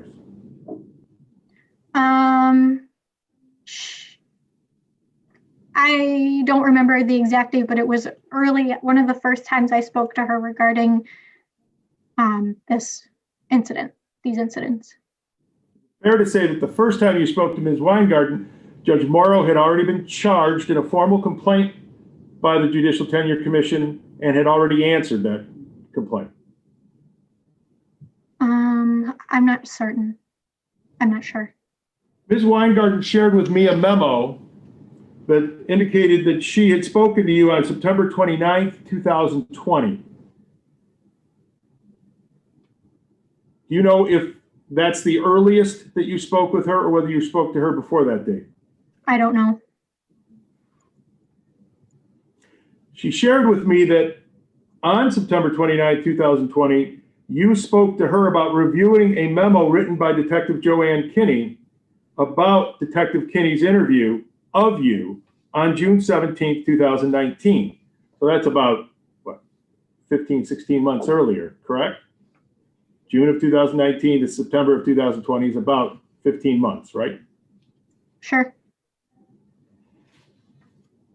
Was the first conversation you had with Ms. Weingarten the conversation where you told her information concerning your interview with Detective Kinney? I'm not certain. I don't know. As you sit here today, do you remember a prior interview? With who? With With Ms. Weingarten? Yes. I want to say that that probably wasn't our first time that we spoke, because I don't believe that Ms. Kinney's interview and that paragraph in particular came up the first time we spoke.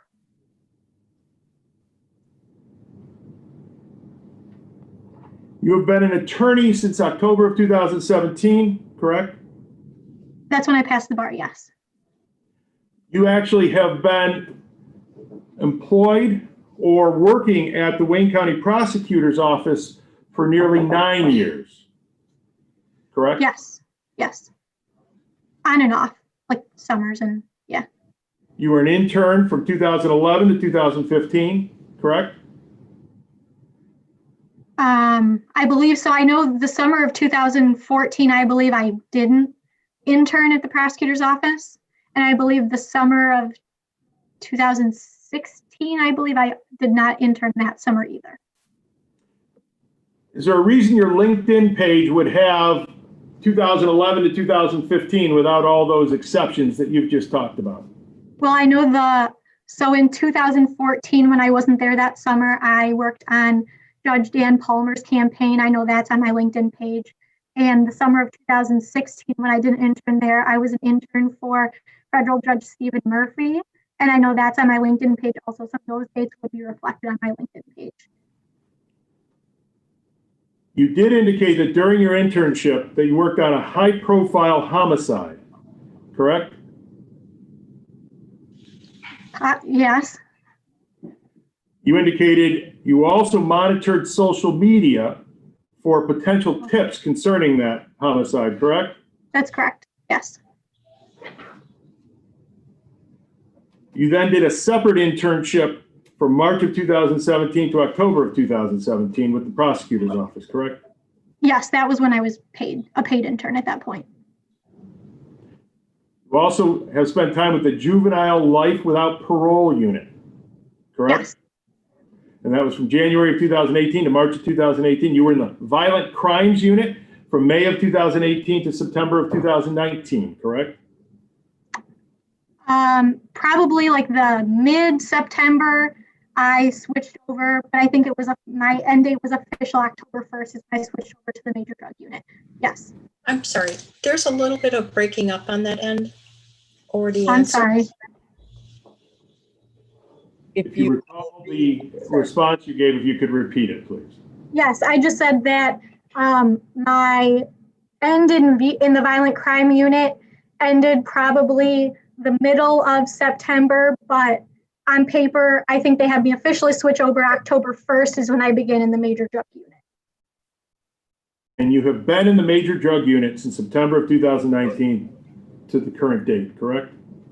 Yes, And a year to a year and a half after your admission to the practice of law, you were second chair in the James Matthews murder case, correct? yes, Ashley Chaffone was the first chair in that matter, correct? correct. How many different prosecutors had you tried cases with in front of a jury prior to the James Matthews matter? How many other prosecutors have I tried homicide cases with in front of a jury? No, not homicide cases. Any cases at all where you were second chair. Before James Matthews, I believe one additional homicide I second chaired with Ashley in 2017.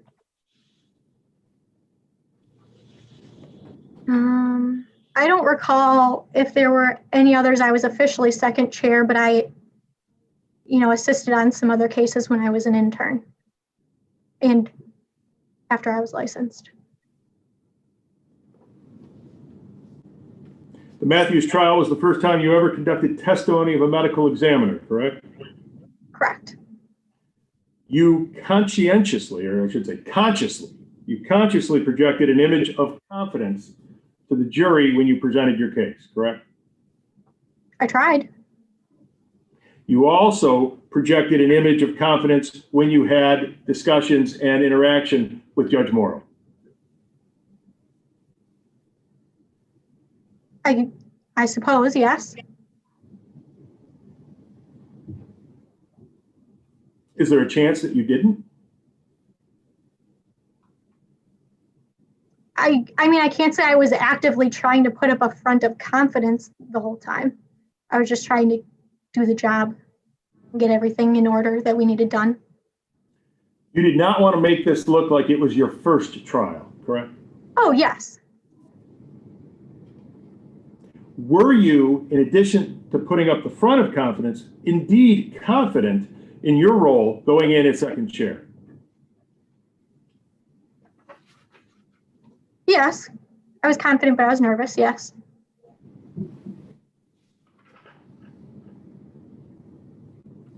You prepared the medical examiner's testimony, correct?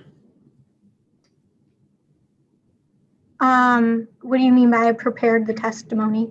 You researched how or what testimony should be obtained from a medical examiner, right? I didn't research it. Ashley and I had gone over what questions I should ask and what points I should get out. And I believe we had gotten a transcript from another, oh no, I'm sorry, that was a CSC case. So there was no medical examiner, but Ashley and I had gone over what types of questions I should ask. Did you review any prior testimony taken from a medical examiner in a different case? I don't recall if I did or not. I'm right that in the Wayne County Prosecutor's Office, that would be available to you if you needed it, right? Somebody Yes. could point you to a prior case and say, here's how to take an examination of a medical examiner, right? Yes, transcripts would be available. And it's your testimony here today. You don't recall doing that in prior testimony, correct? Correct. I don't recall if I looked at prior transcripts, other transcripts. Did you write out the questions that you were going to ask the medical examiner? I don't believe I wrote out every question, but Ashley and I prepared an outline and there were bullet points of topics we wanted to hit or address, but I didn't lay out like every single question, like a script or anything. Did you interview the medical examiner? I believe I spoke to him on the phone before he actually came and testified. When you spoke to him on the phone, was it for the purpose of preparing his testimony? I believe I asked him some questions, but I didn't run through like the whole beginning to end testimony. Did you talk about the cause and manner of death? I don't believe so. I believe I was asking about abrasions on the head, and I was asking about like a hyoid bone, I think, and the purpose of that bone, and if it had to be broken or not for it to be manual strangulation. I asked those kinds of questions because I wasn't familiar with that topic. You agree with me that the medical examiner's testimony on the cause and manner of death is essential in a murder case? Yes. In fact, it is, if you get nothing else from the medical examiner, that's what you need from the medical examiner, correct? I suppose I feel like in this case it was also important, like the details of the strangulation. But yes, that is, yes. That would be part of the manner, though, right? I suppose, yes. Did you research Judge Morrow before you began this trial? No. Did you talk to Ms. Chaffone about Judge Morrow and what to expect from the judge during the case? Yes. What did she tell you? She told us. Hearsay. Well, Judge, now the prior witness has already testified, so it really isn't hearsay. It's finding out whether she was consistent in the things that she said to us. So it actually is possible impeachment, but I won't know until she tells me. I don't get discovery in these cases beforehand, so this is the only way to learn this. Judge, it's an out-of-court statement offered to prove the truth of the matter asserted. No, that's not necessarily true. Right. I'm not asking her what she did expect. I'm asking what was she told to expect. Thank you. To the objection of hearsay, I'm going to sustain the objection. You may make a separate record if you would like, counsel. Yes, please. Yes, please. All right, one moment. Ms. Jorgensen, we need a separate record, please, and we'll have the last question reread when you're ready. Yes, one moment. The last question was, what did she tell you? And we're in the separate record.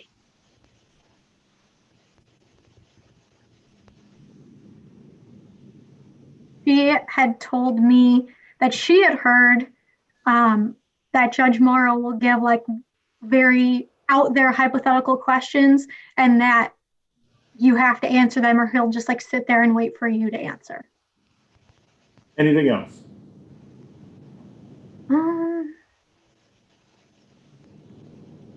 I believe she had mentioned that he doesn't let you put exhibits up. So that was something we had addressed or tried to address at the beginning of the trial. You had a motion concerning photographs, right? Like the Emmy pictures? Yes. Okay, yes. And those were admitted, correct? I believe so, yes. Did Ms. Chaffone tell you that with Judge Morrow, you don't ask to approach the bench?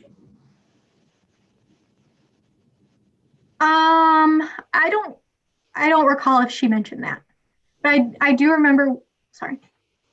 So in other words, in his courtroom, you don't need permission to do something. You can do it, and then he will react to it. It's not that you can't go to the bench. The idea is that you don't need to ask permission. You simply say, hey, to the other side, let's go to the bench. Did she give you any of that information?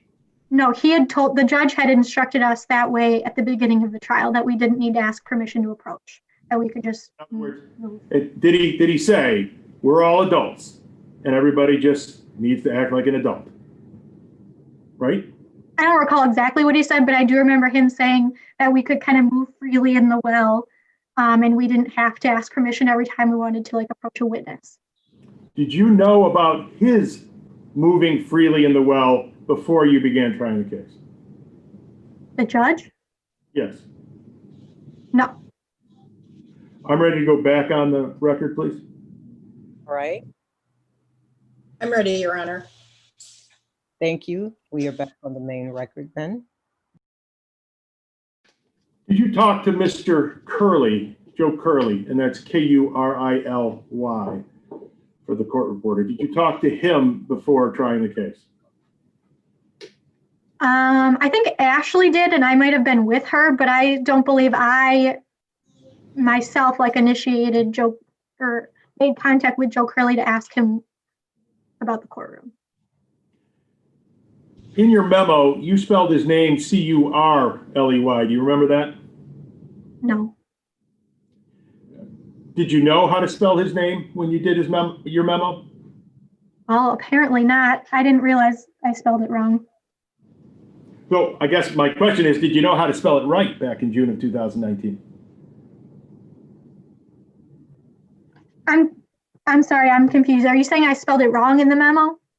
In the memo, unless you're talking to somebody else, you spelled it wrong.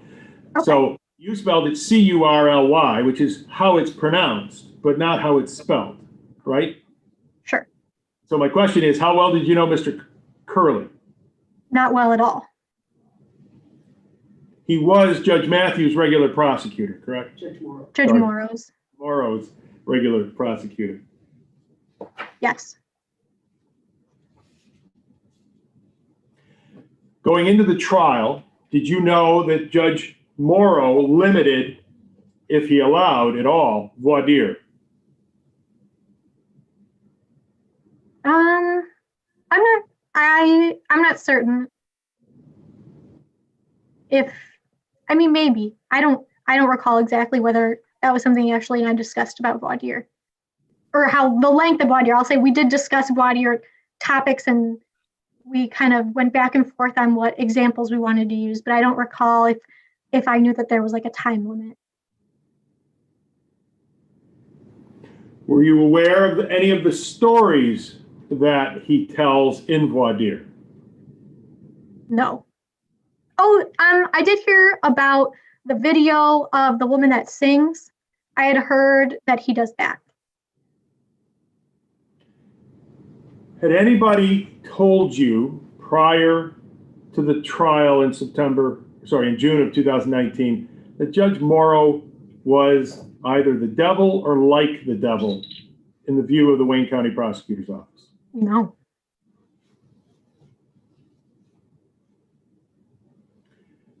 The accused in the case was James Matthews, correct? Correct. You knew the details of the case and the facts that would be relied upon to convict Mr. Matthews, correct? Correct. You knew the strengths of the case, Correct. and you knew there were some parts that were not strong at all, correct? I thought it was a strong case. I guess some of the weaknesses were the witnesses, but yes. I'm going to go through a list and see if we can agree that these are the toughest parts of the case. One was the age. It had been more than 16 years since the homicide, correct? Yes. And that was a tough issue to deal with, correct? Yes, not one of the toughest, but it was an issue that we had, yes. The background of Ms. Leak, one of the witnesses, was also a tough issue, correct? Yes. There was DNA evidence, but there was also a problem in the past with the DNA lab, correct? I don't believe so.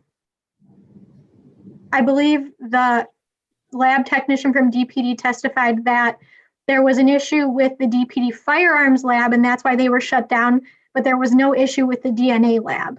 But they were both shut down just because they were, I think, shared a building or something, or they were connected, but there was no issue with the DNA lab. There had been press about this case, correct? Yes. And that press was bad for both the Wayne County Prosecutor's Office and the Detroit Police Department, correct? That's fair. There was fighting between your office and the police department as to whose responsibility it was for this case to have lingered without having been filed earlier, correct? I'm not certain of that. I just read about it in that news article. And that's what the news article was about. It was about the shifting of blame between your office and the Detroit Police Department, correct? Correct. I mean, you were aware that you had Mr. Matthews at the scene of the murder on the day that it occurred, correct? Yes. You had him standing over the body in front of his own house, correct? Yes. Yes. I don't think he was. Sorry. You had him let the police into his house where they took blood samples, including that of the deceased and his own, correct? I don't recall if that happened, if the buccal swab happened at the house of the defendant, but I know that the police officers did take swabs of blood from inside the house. You then had his brother, who would testify that about 6 months later, James Matthews had confessed to a killing that sounded a whole lot like the one that was being charged here, right? I don't recall the time length from the murder to when he gave the statement, but he did, yes, he did make statements that sounded similar to this murder in the 1999 homicide. To be fair, I believe his statement is in 2005 when he says, 6 months later, my brother told me. That's the statement that you were when you brought the case, right? Okay. And so that evidence, you had all that evidence in 2005, correct? I'm not certain. Well, you know what evidence you had because you tried the case, right?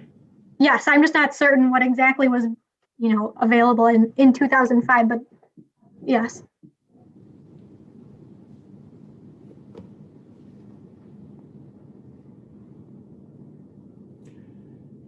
Were you aware that anybody else from James Matthews' family had overheard the confession that you were seeking to admit in this case, other than Emery Matthews, his brother? Yes. Who? A sister, I believe, and I think Mr. Emery Matthews' wife or fiance at the time. I don't recall their names. Oh, Suki, I think was one of the relatives. Did you ever meet Emery Matthews before trial? We spoke to him in the witness room before. Immediately before trial? Immediately before he testified, I'm sorry? I don't remember if it was like immediate, but I remember being present for when he spoke in the witness room. I don't exactly recall the timing. Is that the first time that you met Mr. Emery Matthews? I believe so.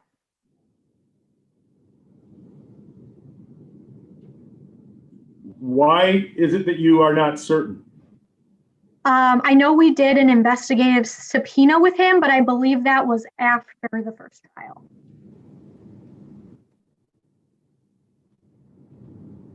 When you issued the investigative subpoena, did Mr. Matthews appear?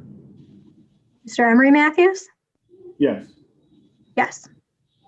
And did Emery Matthews give a statement at that time? Yes. And when was that? I don't recall the date. Was it before or after the 404B motion that was filed in front of Judge Hathaway?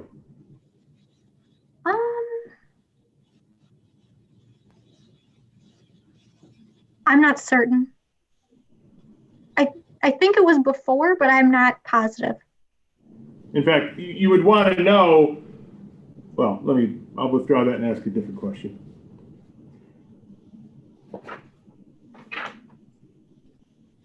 There was evidence of sex between the deceased and James Matthews, correct? Yes. But there was no charge of sexual criminal conduct against James Matthews. Correct. Counsel for the Tenure Commission asked you in direct examination whether there this case involved sex? I thought your answer was no. But in fact, there was testimony, both the DNA testimony and testimony by James Matthews about sex during this case, correct? There was testimony, correct. And it's fair to say that the elements needed to be proven on the criminal case before them did not involve sex at all. Correct. Indeed, had you known Mr. James Matthews was going to admit to having sex with the deceased, there really would have been no reason for the DNA evidence. Fair? I don't know that I completely agree with that. Ms. Chiffone was your mentor? Yes, Have you yourself been a mentor towards others in your time at the Wayne County Prosecutor's Office? yes. What is a mentor responsible for doing? Help if someone has questions, I help answer their questions or have them. I've had interns help on a case and write a motion and then let them argue the motion to kind of get some experience, good experience on the record, and kind of like supervise them and teaching them like new things. I've helped with other interns, let them review a case and do a sentencing and help teach them the sentencing guidelines and kind of the procedure of a sentencing hearing and just teaching and helping and guiding and answering questions.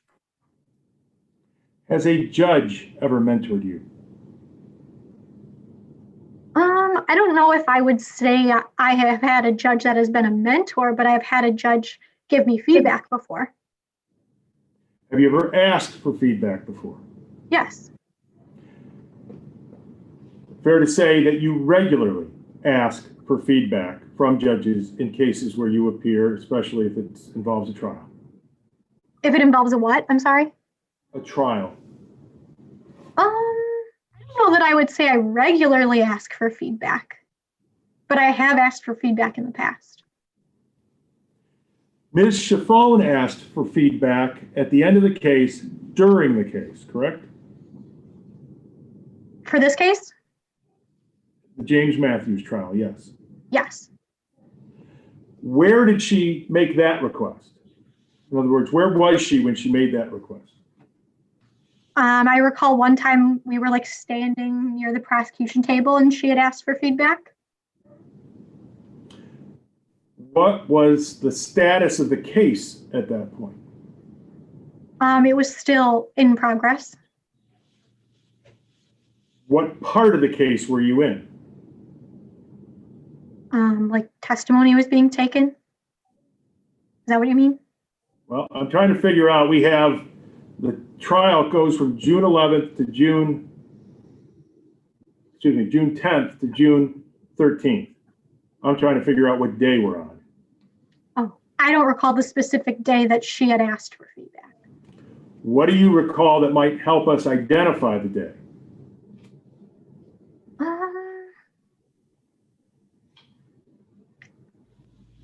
Let me start with a question. Had Okay. you taken any testimony from any witnesses? I don't recall. So you don't know whether she asked before or after you began your examination of the witnesses? Yeah, I don't recall.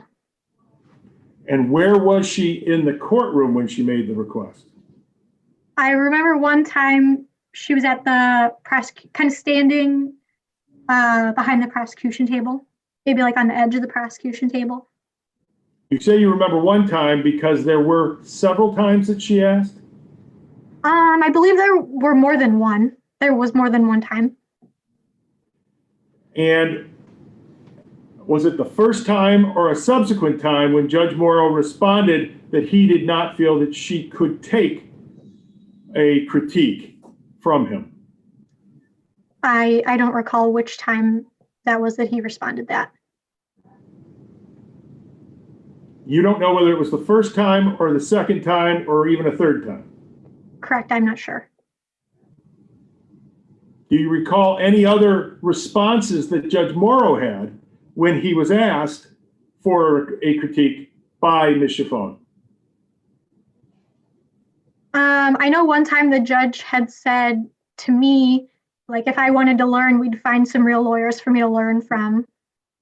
I don't recall if that was directly in response to Ashley asking for feedback or critiques. And you don't know when that was stated either, correct? Correct. Anything else that you remember Judge Morrow saying in response to a request for a critique?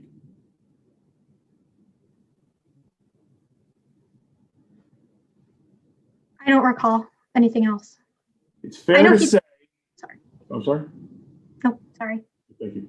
It's fair to say that in response to Judge Morrow's statement about his concern of whether Ashley could take a critique, you invited Judge Morrow to give a critique. Can you say that again? I'd ask the court reporter please have that read back. Just a moment.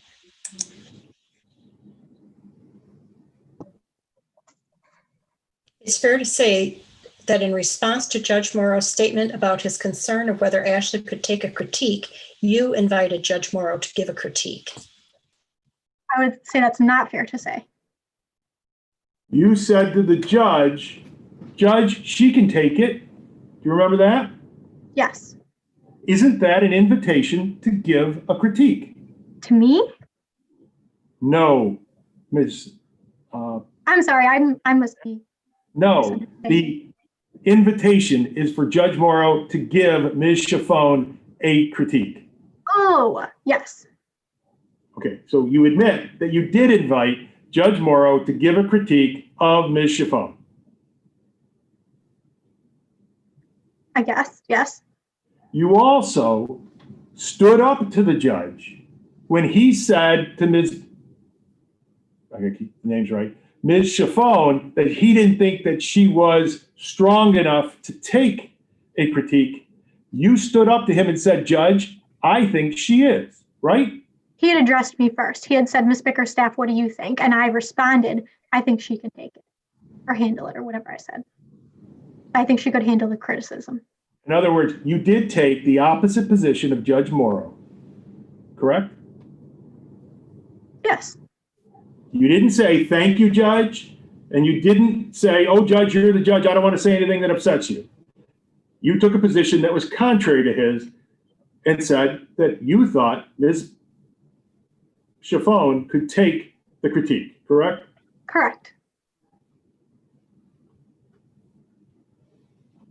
At any time, did you withdraw that invitation and say, you know what, Judge, I've thought about it, and I don't think Ms. Chiffon can take a critique? No. What was Ms. Chiffon doing during this trade of statements between herself and Judge Morrow about a critique? She was standing at the table. You remember her crossing her arms to say, Judge, I'm strong enough? I don't recall that. You remember what you did? No. I mean, I remember what I said, and I believe I was also standing at the table, but I don't recall if my arms are crossed or anything. Let's talk about trying the case. You agree that a prosecutor or any lawyer wants to deal with the bad facts about a case up front and before the other side frames those issues in front of a jury, right? Yes. You want to minimize any harm from the bad facts at the earliest possible moment in the case, correct? Yes. You want to keep and safeguard the credibility that you as a lawyer have in front of that jury at the same time, correct? Sure.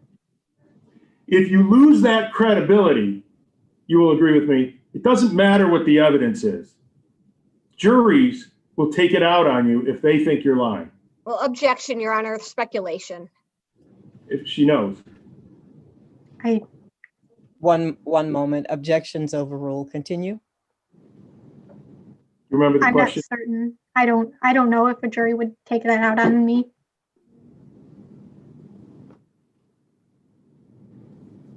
You've not had a case or a discussion with anybody? I'll withdraw that question. Judge Morrow did allow voir dire in the James Matthews case, correct? Correct. Was it always Ms. Chiffone who was going to conduct the voir dire? Yes. Do you know if Ms. Chiffone was prepared? I think she was prepared. Do you recall Ms. Chiffone making any statements to you after voir dire was over and had been conducted about how she did on the voir dire? I don't recall any specific statements she made, but I know the jury gave answers to, it would seem they might not have totally grasped the concept we were shooting for. Prior to the jury coming in, Judge Morrow explained a little bit of his philosophy regarding voir dire. Do you remember that? Vaguely, yes. Do you remember him talking about how back in his day people would ask about bumper stickers? Oh, yes, in the radio, and yes. And the radio is another example. And he also talked about this idea, this concept of learning something new. And in the concept of the bumper stickers, he specifically said, I never heard anybody ask the question, who put the bumper sticker on the car? Do you remember that? Yes. He also talked about going the step further with the radio. People never ask, who sets the radio in your car? Do you remember that? Yes. He then made a comment about how folks probably don't have radios in their cars anymore so much as connected devices, and how the world may have changed a little bit in that regard, but you're always seeking to get good information about whether a jury can be fair and impartial, and if they have biases, where those biases lie, correct? Sure. Do you remember Mr. Noakes? Let me ask it this way. You remember Mr. Noakes asked Judge Morrow in voir dire to cover the issue of press and press coverage. You remember that? Yes. And specifically, he was concerned that the jurors would view press coverage related to this matter on their connected devices, and he wanted to make sure that that didn't happen, correct? Correct. That was a shared concern between the prosecution and the defense. Fair to say? Fair.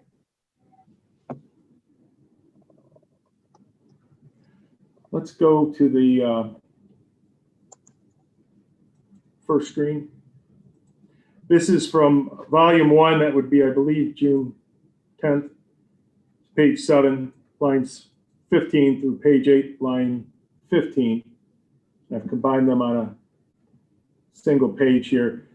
This is an example of what he talked about with the bumper stickers and the car radios, correct? Yes. Okay, you can read that on your screen without any trouble? Correct. Thank you. I want to make sure that that works. There was the discussion of bias that occurred before the jury came on the record was actually a continuation of the discussion of bias from the 404B motion that had been argued. Do you remember that? I don't think I recall us speaking about bias before the jury went on the record. I remember him using the bias example with like prescriptions or pills at a store. I don't remember there being another bias conversation. And I'll do a better job of phrasing my question. In May of 2019, there was a 404B motion to admit prior bad acts by James Matthews into these proceedings. You remember that? Yes. And Ashley Chiffone argued that motion, correct? Correct. You were there for that motion while it was argued, correct? Correct. During that argument, do you remember Judge Morrow addressing with Ms. Chiffone questions about bias and talking about people whom you had never met and people whose reputation preceded them? Do you remember that? I don't specifically remember that portion of the hearing. I'm going to go back into the trial of James Matthews. There was a time when the jury was present during voir dire that Judge Morrow addressed a series of examples and situations that he created in discussing with the jurors what was expected of them and their service. Do you remember that? Yes. In particular, how many jury trials at the Wayne County Prosecutor's Office had you either been in as participating or watched actually occur in the prosecutor while you were in the prosecutor's office the 9 years you had been there? At this point, maybe just under 10, 5 to 10. And fair to say this is the first one that you ever did in front of Judge Morrow. Yes. And is it fair to say that Judge Morrow did a lot of stuff differently than you had seen in the other 10? He did some things differently, yes. One of the things he did differently was he did not stay tethered to the seat up where his on the bench. Is that a fair statement? That's different, yes. And he would come down to what you've described as the well, that area between the tables and where the court recorder and the court staff sits, correct? Correct. When he gave the instructions to the jurors who were finally selected, he explained to them that at any time in the case, if they felt the need to get up and leave their seat and go into the jury room, they were free to do that. You remember that? Yes. You remember what he said his rationale for that was? That not everyone had to go to the bathroom at the same time, and we shouldn't try to coordinate people's bladders. He also talked about how judges don't announce when they have to go to the bathroom. So why would we make jurors have to announce that in a public setting, right? You remember that? Not specifically, but I don't argue that it's not true. Do you remember Judge Morrow shaking hands with the jurors as they were called forward or while they were there?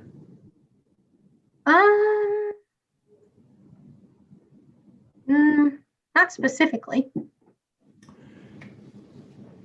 Fair to say that the idea of the jurors having that kind of control over a proceedings was rare, if not unique, in your experience.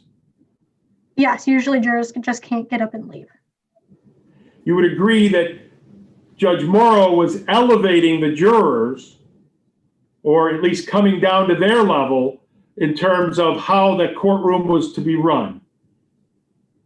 I don't know that that's what it was, but it was different. He did. Literally. I'm sorry, was your answer complete? Yes.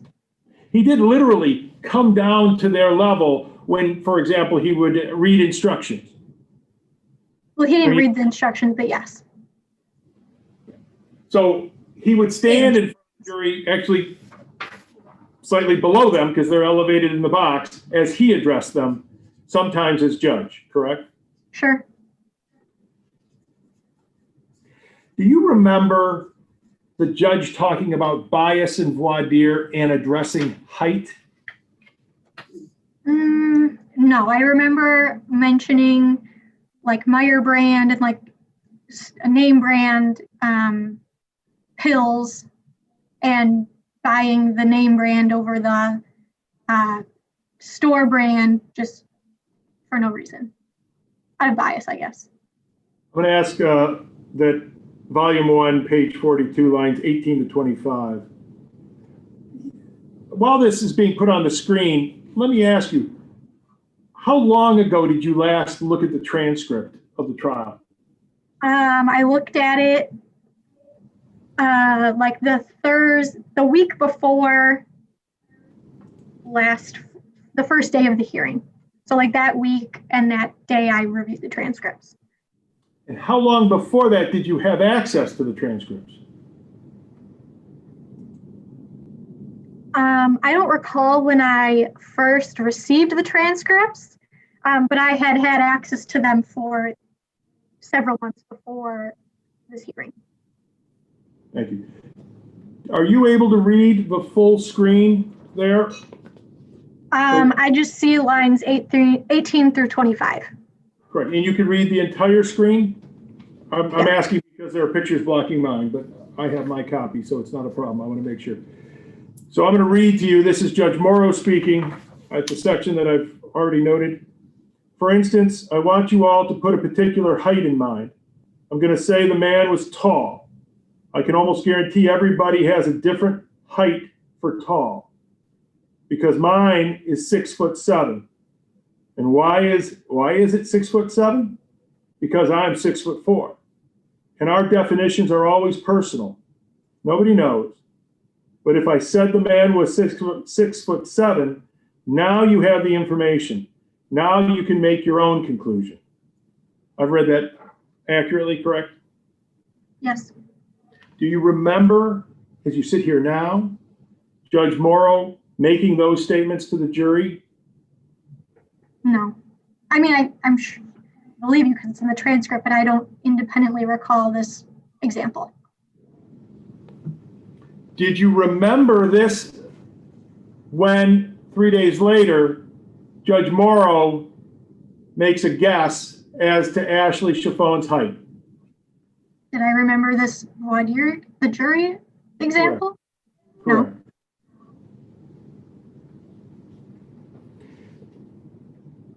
You would agree with, do you remember Judge Morrow making a comment about how people after the age of 60 probably don't remember what they had for dinner yesterday?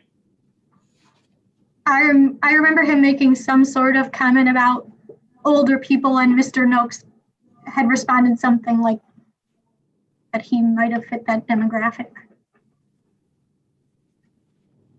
Did you believe that lacked dignity when Judge Morrow made that comment? That lacked dignity? Yeah. I'm not sure. You're not sure? Do I think it lacked dignity that he said elderly people or people over 60 don't remember what they had for dinner? Or what? I don't even remember the question. No, I guess I don't think it lacked dignity. You understood that as a joke. Yes. In fact, you knew that Judge Morrow was well in advance of the age where he said anybody over 60. He was 67 or 68 at the time. You knew that, right? No. No. You did not know he was the oldest man in the room at the time that he made that comment? No, I would have guessed Mr. Noakes was older.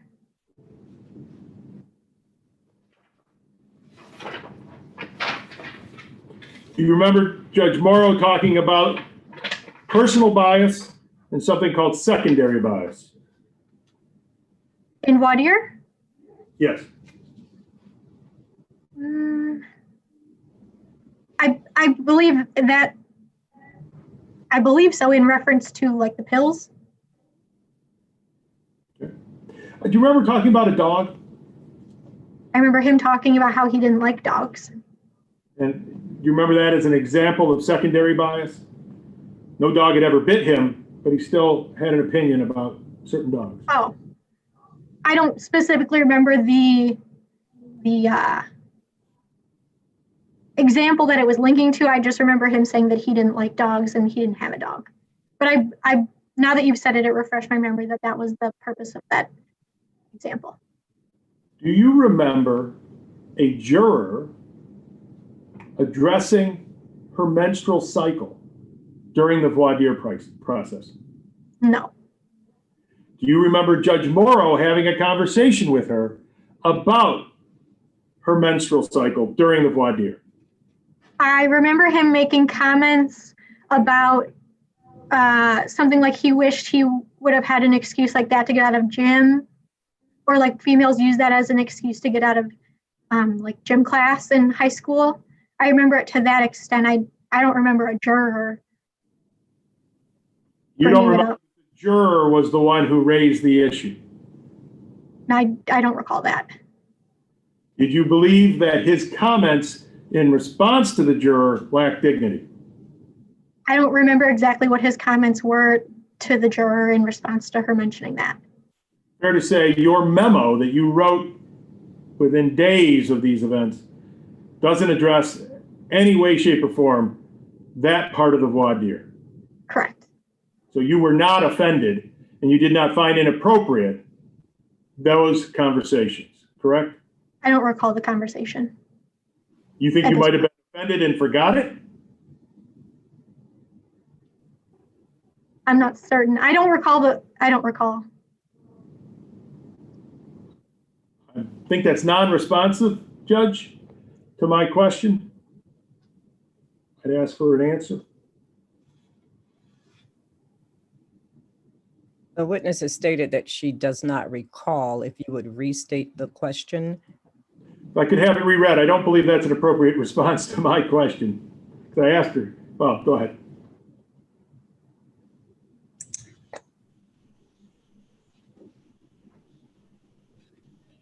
You think you might have, I'm sorry. My screen is jumping. Do you think you might have been offended and forgot it? I don't know. All right, I'll move on. You know that Ms. Chiffone conducted a voir dire, correct? Correct. Do you remember the example she used? Yes. What was it? It was like someone breaks into your house, or you're gone for work and you lock your doors and there's no security systems. You come home and your door's open and your dog is gone and there's glass on the back door, or I'm sorry, blood on the back door. And then the example was supposed to help her like follow the evidence. Like, what would you want the police to do next? And then, you follow the open door of the dog, and then you see the blood, and then later the blood like links to someone. They go to the house and they see the dog in the house. And the dog was in a cage, right? Oh, sure. You remember that? Okay. Yes. Do you remember Ms. Chiffone finishing her voir dire? The first time.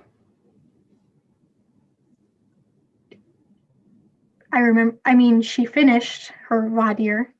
You remember her looking at the judge and saying, how'd I do on time? I don't specifically remember that, but. Do you remember Judge Morrow responding with a question back to her? No. Can we put up what is volume 1, page 120, lines 6 and 7 are drawn out. Judge Morrow said to Ms. Chiffone, what one thing do you really want to know? Do you remember him asking that question when she had the first time concluded her voir dire? Sure. You do remember that now? Yes. Would you agree with me that that is advice that Judge Morrow is giving to Ms. Chiffone? Sure. Would you agree with me that his tone was kind when he gave that advice? I can't say I specifically remember the tone, but I don't remember it being like argumentative or anything. Do you agree with me that he was helpful when he gave that advice to her? Sure. Do you agree with me that the demeanor he had before the jury when he made this piece of advice available for Ms. Chiffone is the demeanor he was consistent in keeping before the jury at other times where he gave her advice? Sure. When the jury was present. Thank you.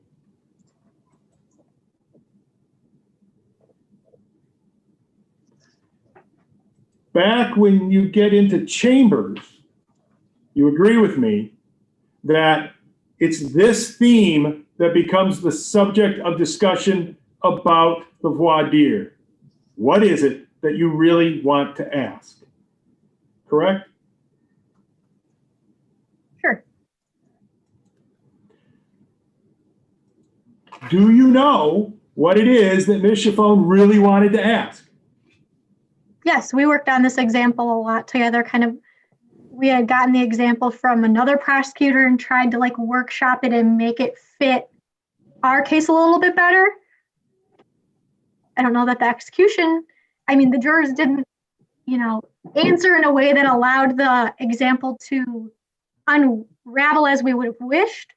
But I knew her purpose going in for this example.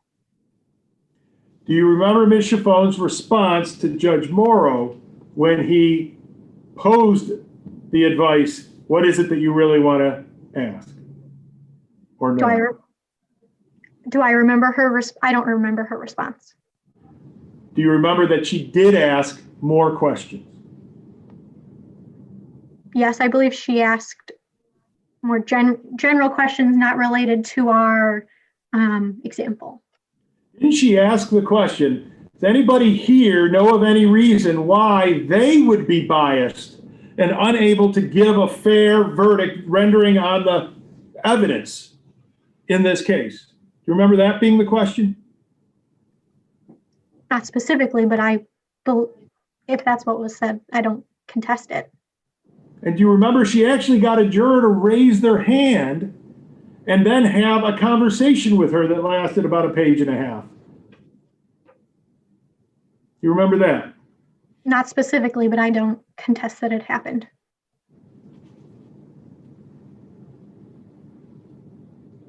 Let's go to volume 1, page 120, lines 8 to 13. That's the next.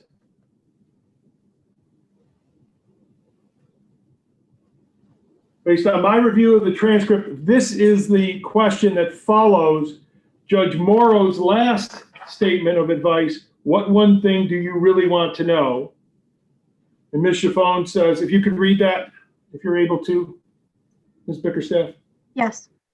Oh, you want me to read it out loud? Yes, please. Oh, okay. Ms. Chaffone, does anyone here believe that they would be a bad fit based on the very limited information you have heard about what the charges are in this case or this trial for any reason? Seeing no hands at this point, raise your hand if you do. And Mr. Flees. Does that remind you that there was, in fact, further conversation and discovery, if you will, during the voir dire based on the advice given by Judge Morrow? Yes. And you would agree with me, the advice he gave was meant to be helpful. Not only was it, in fact, helpful, but it was meant to be helpful. Yes.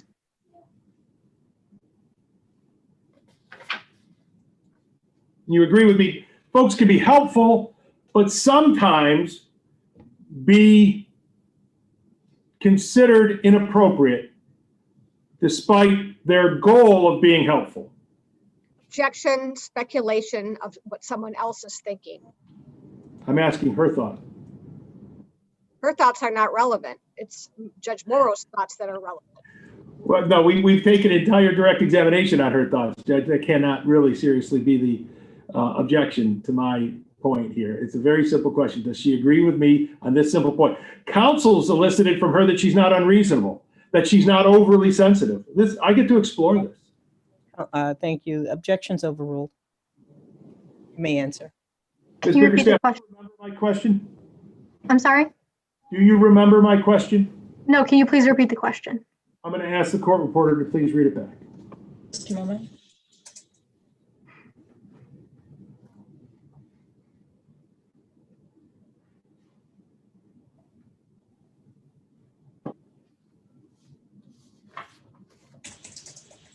You agree with me, folks can be helpful, but sometimes be considered inappropriate despite their goal of being helpful.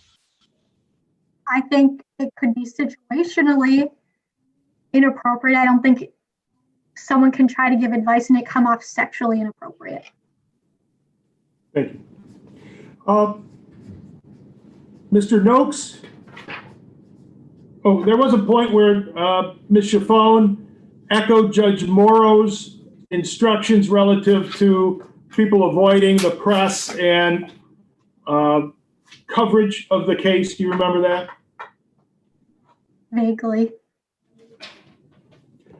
Mr. Noakes did a voir dire. Do you remember that? Yes.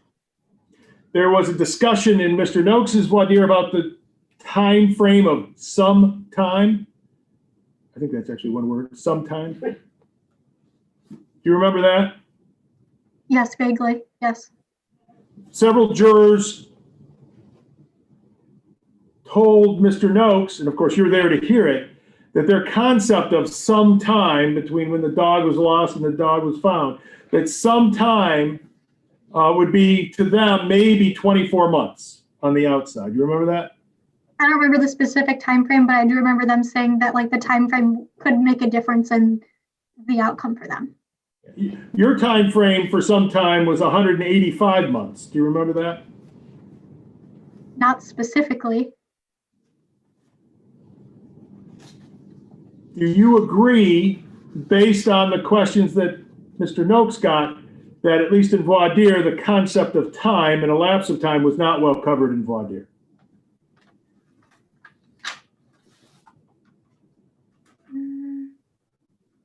Maybe. I just don't, that example was more to guide the jury to follow like this piece of evidence to this piece of evidence and then follow it to the next piece, like a chain link of evidence instead of time. A jury was selected, correct? Correct. Do you know how many of the jurors that told Mr. Noakes that their concept of some time in the hypothetical given by Ms. Chiffon was only maybe up to 24 months? Do you know how many of them actually made the jury? No. Instructions were given to the jury by Judge Morrow, correct? Correct. And again, he did so in a manner that you probably had not seen before. Is that a fair statement? Correct. In his instructions, he did speak about bias, the concerns about it, and the need to avoid bias, at least through recognition and then having dealt with it. You remember that? Vaguely, yes.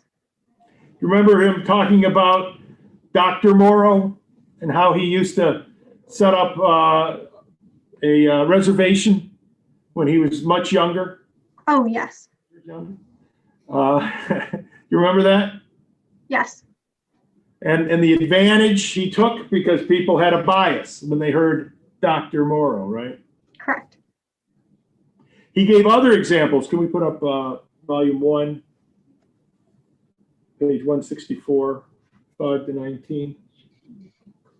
This is pre-evidence. So this is part of the instruction to the jury before they hear any evidence, correct? I don't see anything. I'm sorry. Well, let me ask you, the discussion about bias and the example of Dr. Morrow as a way to get a reservation, that was during the instructions to the jury before any evidence was taken, correct? Yes, before any evidence was taken. Thank you. And then there is an example he gave of employers and how they would weed out women as possible candidates through various means. Do you remember that? I don't specifically recall it, but it's refreshing my memory looking at it now. Yeah, take a moment. You can read the screen. It doesn't have to be out loud this time. Just take a moment. Let me know when you've read it, and I'll have a couple quick questions. Okay.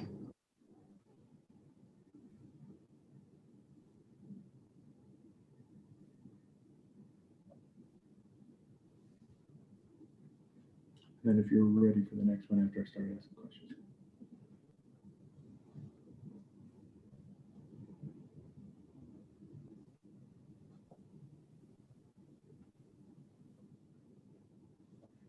Okay. You agree that during the opening instructions, if you will, by Judge Morrow, that he continued to discuss the issues of bias and gave examples of bias and wanted to address a jury in a manner to make them aware of their own biases and how it might be that they could leave those behind in rendering a fair and just verdict on the evidence in this case. You remember that? I remember that he did address bias, yes. Go to volume 164. This is line 20. So the bottom of line 164 and the top to the middle of 165, it's a two-piece exhibit. And so I'll read these and ask you if you remember this. Do you remember Judge Morrow saying, we talked about some people ask conclusions with the question instead of asking for the information so that you can make the conclusion? I'm going to stop there. You know, he's referring there in part about the idea of tall. People ask the question, was he tall? Well, that's the conclusion, right? If you give a height, then you know how tall somebody is. You understood that's what he was talking about here? Sure. Continuing with the statement, you know, you'll have to trust me if I tell you that yesterday I had a good day.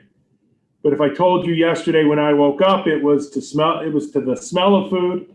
It was on the tray right next to the end of the table with a little rose in there. And that when I went to take a shower for the first time in a while, had a fresh towel that wasn't damp, and that the bar of soap hadn't been used. You continue the reading. We'll put up the screen here. And then when I went out to the car, that was dirty the night before. The car was clean, and there were 6 $1, $100 bills on the passenger seat with a little note that said, baby, have a good morning. I don't even have to tell you what kind of day I was having. I gave you the facts, but you're like, Bruce is living a vida loco. But if I tell you I had a good day, you have to piece it together based on your bias. What did that look like? What did they look like? You as jurors can demand information so you can draw your own conclusions, and so you should. Do you remember this instruction to the jury? Yes. Fair to say it is a non-standard instruction, correct? Correct. It's about empowering the jury, or again, putting the jury on the same level as the lawyers and higher so maybe than the judge in the courtroom for the taking of evidence, correct? I guess so. In fact, jurors could ask questions in the trial, right? Yes. And they could write down their questions, submit them, and they would be read, and that would be part of the matter, correct? I believe so, yes. In this case, no juror took advantage of that opportunity. Is that a fair statement? I don't recall if any jurors submitted questions. The opening statement was given by Ms. Chiffone, is that correct? Correct. She covered the anticipated testimony of Emery Matthews. Do you remember that? Yes. Let's put that on the screen. She said that he would come in and testify, that he being Emery Matthews, that James Matthews admitted to a killing in 2002 and 2003. 2 killings. She called it several admissions. And I have to check my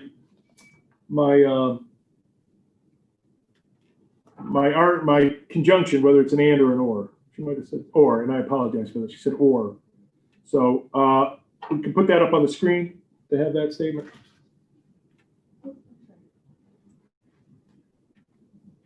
Ms. Bickerstaff, is it your memory that Ms. Chiffone described Emery Matthews as coming in to testify about several admissions? Can you repeat the question? So you see her opening statement here, correct? Yes. On the screen. And she says, and he's going to tell you that he had heard several admissions from his brother. So Yes, I see that. I want to make sure, for all the stuff that's going on in the courtroom that you testified directly at, to your recollection, that's accurate. That's what she argued, or I'm sorry, that's what she stated in opening statement, correct? That is what she stated, correct. And then she goes on to say he's going to tell you that his brother admitted killing 2 different women. You remember that? Do I remember Ashley saying that? Yes. Yes. How many murders were the subject of this case? Just one, but the brother's admission mentioned 2 bodies. I'm sorry, the brother's statement, I guess. So did you believe after the 404B evidence had been suppressed that you could talk about another body? And this isn't about another body, this is about another killing. But you thought that that would be okay? I believe Ashley had asked the court about these statements even after he denied the 404B, and I believe the judge didn't have any issue with the statements. I do believe she did separately address, Judge, we're seeking to admit this statement, and I don't believe there was any issue with it. Or like redacting out the part where it said two bodies, or there was no issue like that. She gives her opening statement on the first day of the trial on June 10th. Emery Matthews will testify on the second day of the trial. Was Emery Matthews there for the first day of the trial? I don't recall specifically. You testified already that you met Emery Matthews before he testified, correct? Correct. Was it immediately before he testified, or could it have been that day before? I want to say I don't believe it was immediately before, like right before he took the stand. It was some time before he testified. I just don't remember if it was the day before, the morning that day. I don't specifically recall when we had a conversation. I should say I don't believe it was me specifically. I just kind of like witnessed the conversation with Ashley, I believe. His testimony back in May, in the argument that you helped brief, his testimony was the basis for the 404B, correct? Emery Matthews? Yes. I don't think it was. I think there was it was a piece of a lot of other things. It wasn't just his statement that we were relying on, but it helped with the other evidence that we had. So it was important back in May, correct? Miss Emery Matthews' statement? Emery Matthews' anticipated testimony was important in May, correct? Sure. It's your testimony that you had never spoken to Emery Matthews in May, as of May of 2019, correct? I don't believe so. And if I did, it wouldn't have been substantively, because I fielded a lot of the logistical aspects for Ashley, but I don't believe I substantively spoke to Emery Matthews before like June 10th. Of your own personal knowledge, do you know whether Ashley Chiffone spoke with Emery Matthews as early as May of 2019? Could have been earlier, but at least as of May. I don't know if she did. Did you ever speak to Emery Matthews' sister, who had originally been considered as somebody who could also give testimony about admissions from James Matthews? I spoke to her in the witness room around the time of the trial, and I spoke to her afterwards when we did an investigative subpoena. When did you become aware that she was not willing to testify consistent with the police report that said she, in 2005, had overheard admissions years earlier by James Matthews? Maybe probably in the witness room, but now I'm thinking maybe when these witnesses were served subpoenas, they might have shown reluctance to the officers. I believe, I don't remember who it was, but someone mentioned to one of the officers that served them a subpoena that like it was all fabricated. But I couldn't say who exactly, I couldn't say when. I'm sorry, I did not mean to speak over you. When were subpoenas served for this trial? If I recall correctly, they were served very close to the trial date, like the week. I know we had some issues serving civilians, and some of the detectives from the prosecutor's office had to go out and look for some civilians. I know it was very close to the trial date. I couldn't give a specific like day when they were served. You know who Officer Stupczynski is? Yes. Now I'm going to have to stop and spell that for the court reporter. Stopcyzynski. We're going to go with that. Continuing with my question. When was he notified that he would be testifying? If I recall correctly, I think he's the officer who took the statements from Emery Matthews. And I want to say it was like very late in the game that he was notified, because I don't think we originally had planned on meeting him. But then when Emery Matthews, based on how Emery Matthews testified, he was brought in. So probably late in, I don't know if it was the week of trial, the week before trial. Well, I guess it wouldn't have been the week before. Late. He was notified late. Is it your testimony under oath that Officer Stupczynski was notified during the trial, not before, that his testimony would be needed? I don't recall specifically when he was notified. And I think Ashley was the one that communicated with him, not me.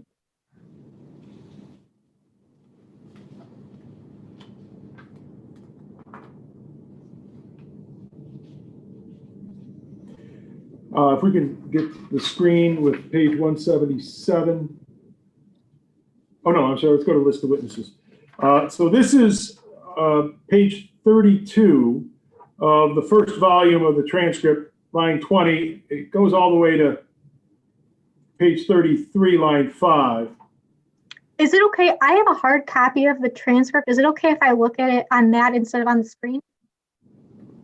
If you're more comfortable doing that, I want to make sure everybody knows what we are looking at. But yeah, again, Okay. hopefully you can read it on the screen. But if you have your copy and that's easier for you, I don't have a problem with that.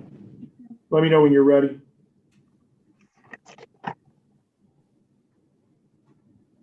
Okay, I'm ready. By the way, who did you get your copy of the transcript from? A woman in appeals is who we're supposed to order them from. Joycelyn Frederick, I believe is her name. So she would have requested it. I submit the letter to her. She requests it from Court Reporting Services, and then I pick it up from Ms. Joyce. Thank you. So you'll see what I put up there. The first person, and it's a list of names. And you don't have to read off all the names.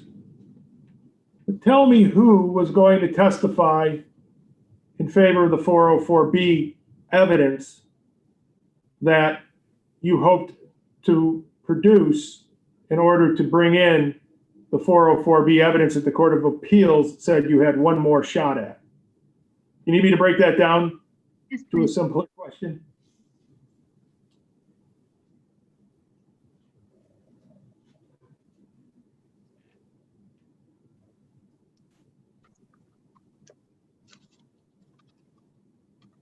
I believe the witness said yes, please. Yes, please. Sorry. I'm sorry. Okay. The result of the 404B motion in front of Judge Morrow in May of 2019 was a denial of your efforts to get in 404B evidence, correct? Correct. And there were multiple prior incidents that you were seeking to have admitted in front of Judge Morrow. There was an appeal interlocutory to the Court of Appeals of his decision. Do you remember that? Yes. That appeal focused on only one of the incidents listed in the original motion, and that was the 1999 murder that you wanted to have as 404B evidence in the James Matthews case to be tried, correct? Correct. And the Court of Appeals did not overrule Judge Morrow, but said it's too early to make a final decision. You can present your proofs, and then you can move for admission of the 404B evidence once the evidence has been submitted that you would base it on. Do you remember that? Yes. So, which witness on this list was a 404B witness?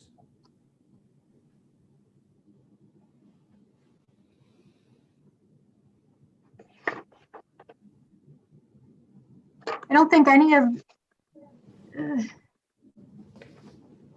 only person on this page, and I'm not certain of, I believe Joe Tessio might have been a 404B witness, but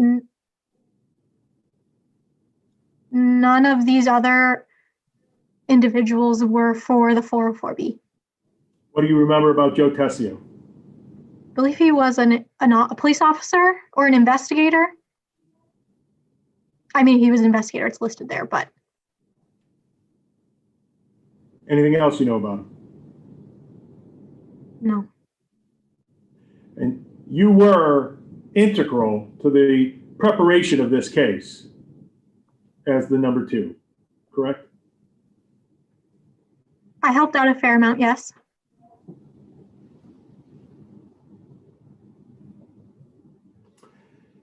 Oh. Remember? Oh, I'm sorry. Sorry. Okay. Do you remember during her opening statement that Ms. Chiffone identified 3 issues that she wanted the jury to pay attention to and to address, basically, in terms of, you could even call them the weaknesses of the case. Do you remember that? I remember her addressing red herrings because I think that drew an objection. That's where I'm headed. Let's put up volume 1, page 177, lines 4 through 7. So after talking about her own case, that's when she began to talk about the defense's case or the defense reaction to her case. Do you remember that? I believe so. And in fact, she used the term red herrings. Yes. This is opening statement. You know that that's not proper opening statement, right? Yes. And this was your mentor, correct? Yes. Let's go to the next. This is page 177, lines 8 through 11. If you want to look it in your thing, or you can watch it on screen. It's a short quote here. It's the judge. The very next thing that Judge Morrow does, he says, "Excuse me, I love you for that, but as to what the evidence will show, not anticipating what it might be used, trying to rebut that. As to what your case will show, please." Do you remember that interchange? I remember that it was told that it was not appropriate for openings. Do you remember Judge Morrow using the words, "Excuse me, I love you for that, but," and then going on? I don't remember him specifically using it here. I know he used that phrase handfuls of times throughout this. Well, at least our time in the courtroom. He said it to other people coming in and out, and I think he said it to Mr. Noakes once. You would agree with me that that is not mean. No, I mean, I do agree it's not mean. You agree with me that there is a respect that is being identified by interrupting in that manner versus other ways that a judge could. Sure. You agree with me there's nothing inappropriate with interrupting as he did in the manner that he did. No. You do not agree with me, or you? I'm sorry, I do agree with you that it was not, the interruption was not uncalled for.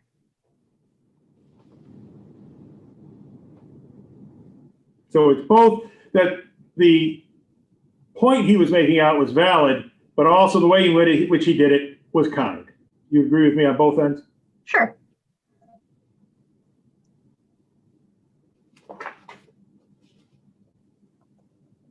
Mr. Noakes gave his opening statement, and then the first witness was Mr. Masterson. Do you remember that? Yes. Can you lead on direct examination? Generally, no. You can do preliminary questions, correct? Sure, foundational questions. And you can also use it sometimes to control a witness, especially if that witness is hostile. Is that Sure. a fair statement? Yes. Ms. Chiffone begins her cross-examination, page 183, but I want to focus on some back and forth with Mr. Masterson about what he remembered, and we'll go to page 187. Still volume 1, lines 18 to 21.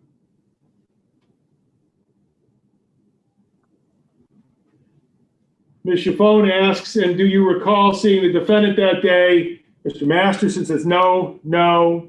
And then Ms. Chaffone says that night, and he says no.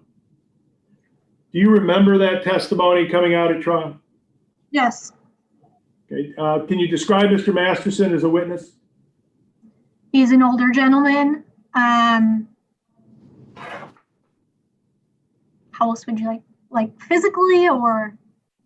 How about the quality of his testimony? Did you think that he came across strong, or did you think he came across weak? No, I think I mean, granted, this was a long time ago. I don't think he had the clearest memory of some of the aspects that he was being questioned on. You know that a witness's memory may be refreshed. You mentioned it was a long time ago, right? Yes, And that there are proper ways to refresh recollection by a witness, correct? yes, Ms. Weingarten, I think, did it on direct when she offered you the opportunity to look at your memo because you weren't sure whether or not you could remember something from it. That's just an example, right? sure.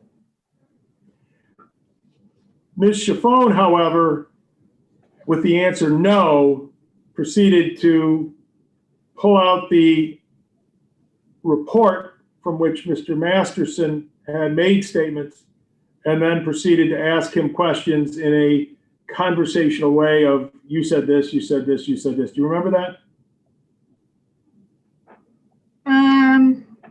Yes, vaguely. And you know that that's not a proper way to refresh recollection when you receive an answer no from a witness, as opposed to I can't recall.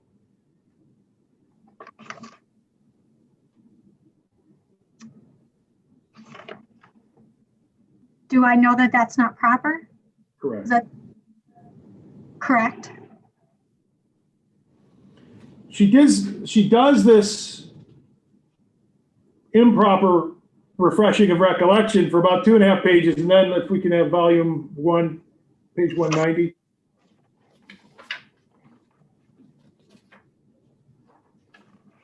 Judge Morrow then makes the following statement at page 190, line 16. If I might, please, you're not refreshing his memory because you haven't asked him a question about what did he tell the police. You're just reading stuff right now. You can ask him questions about what he remembered the police. You can refresh his memory with that if you'd like, but you can't just read it. That's not the proper way to have that information introduced. And then Ms. Chaffone responds, thank you. Do you remember that conversation or that interplay between Judge Morrow and Ms. Chaffone? Vaguely, yes. Again, his interruption was, if I might please, consistent with the way that he addressed counsel on the record before the jury during the matter, correct? When the jury was present, yes. It's also true that his legal point is valid, that this was not the proper way to refresh recollection, correct? That's fair. Fair to say that Judge Morrow's job is to ensure a fair trial, correct? Yes.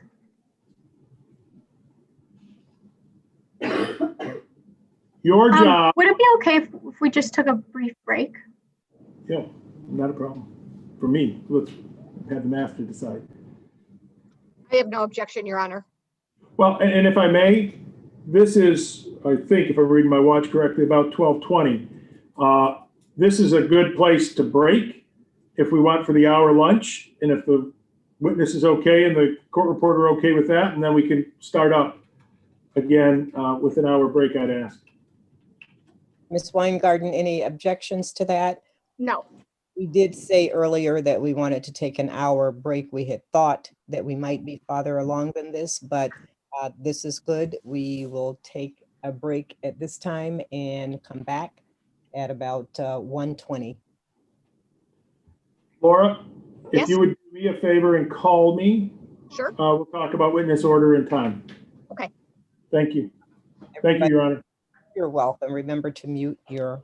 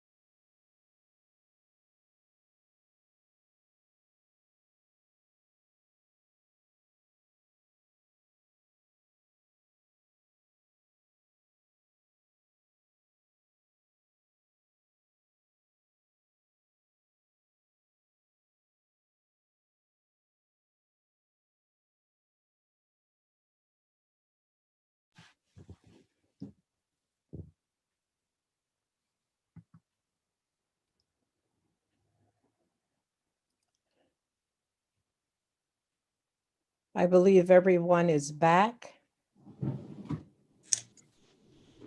All right, thank you. Ms. Bickerstaff, I will remind you that you are still under oath. Mr. Campbell, are you ready? Yes, I am, Your Honor. You may proceed. Thank you. Thank you. Ms. Bickerstaff, just by way of reference, that we had left with a statement by the court who interrupted, if you will, about 2.5 pages of leading testimony from Mr. Masterson on direct. Ms. Chiffone ended with a thank you.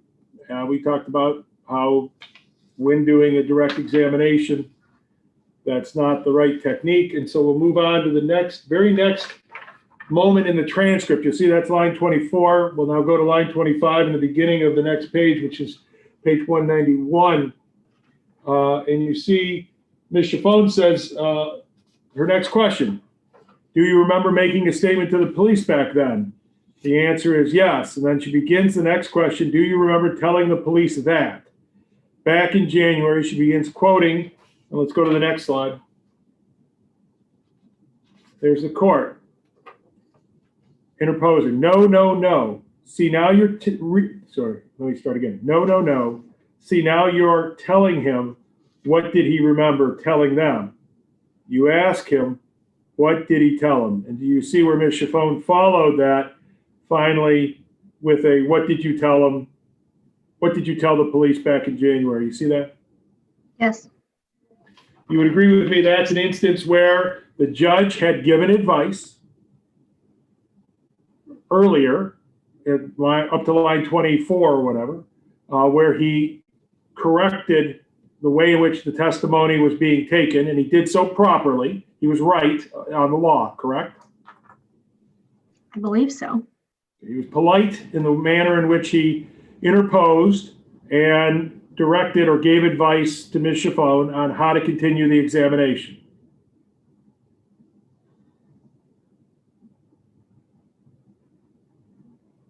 Yes. Okay, thank you. And then Ms. Chiffone, however, goes right back to a leading question, correct?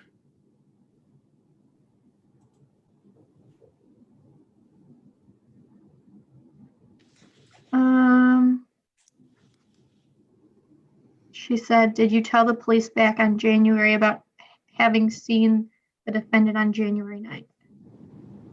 You would agree that's a leading question.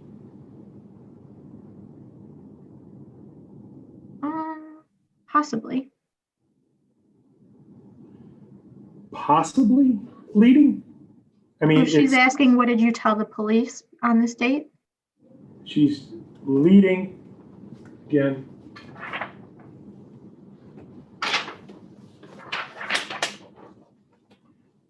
Do you remember telling the police that? So this is lines 3 and 4 of page 191.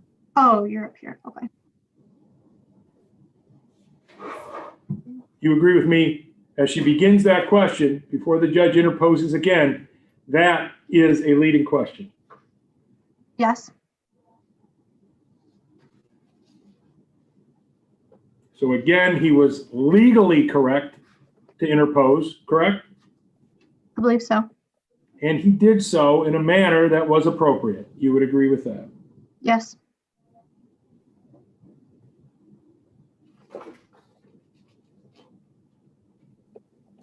Ms. Chiffone does go on, as you noted, reading below, to ask a non-leading question, correct? Yes.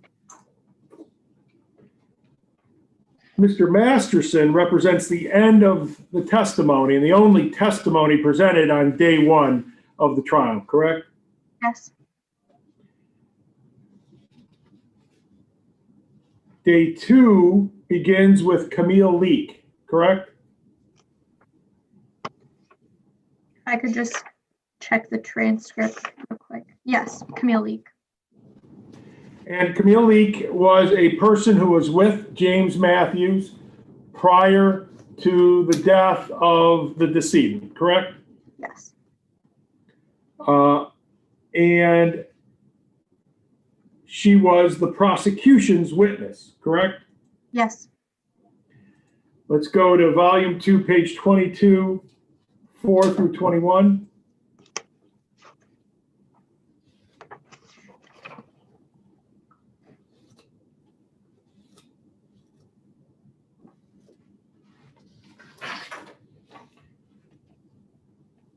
You see the question at the top, and this is Ms. Chiffone asking the question. Okay, and did you tell them the individual that you had? And the court interposing, how about, what did you tell them? You see that there, correct? Yes. You understand that the question at line 4 was a leading question, and you understood the judge's interposing was a direction on how to ask a non-leading question. Yes. You agree that's a kind of advice, correct? Yes. Let's go to the next slide, which is the next, it's actually the bottom of the same page, so it's continuing it. We ended at line 21, now we go to line 22, on to page 23, line 7. And so the questions that were asked, that she continued then to ask, are again leading, even though she had just gotten the advice, call it even admonishment or reminder. And the court says, you know what, you're not intending to, but all of those questions are leading because you're not asking her, what did you tell him?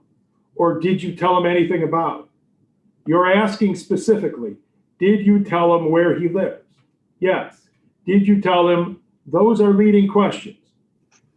Do you remember, as you sit here today, Ms. Bickerstaff, Judge Morrow on this occasion having this direction or discussion with Ms. Chiffone?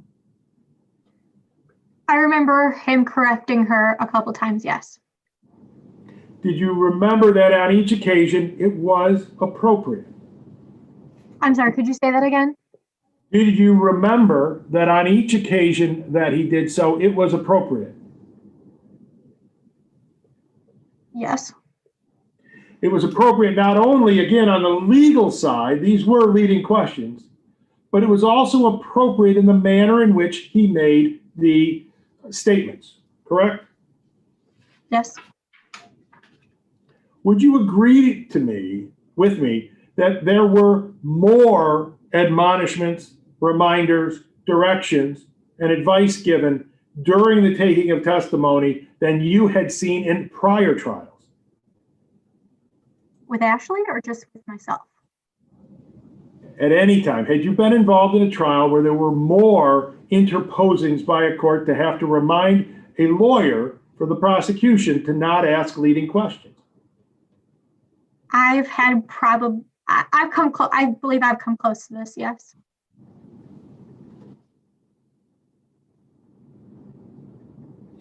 Do you remember that Ms. Leek was asked a question by Mr. Noakes about what was written on her t-shirt? Yes. What was written on her t-shirt? So I don't remember exactly. Something like "this sucks" maybe, or I don't remember exactly, but I do remember that he asked, and I don't think it was the question was allowed. Do you remember that Judge Morrow did not allow that question? Yes. Did you get the impression that Judge Morrow was protecting the witness from unneeded embarrassment? I think it said maybe "this is BS," something like that. I mean, I don't think he was protecting her from embarrassment. Everyone could see what the shirt said. It's one thing to be wearing a shirt, it's another thing to be cross-examined about the shirt that you're wearing, right? I suppose. I mean, I know the jury saw. You remember Judge Morrow cautioning the defendant during the trial? Not particularly, but Mr. Matthews is cautioned in almost every hearing he's in because he speaks out of turn, but I don't doubt it. Thank you. Let's put up volume 2, page 42, line 25, going into page 43, line 5.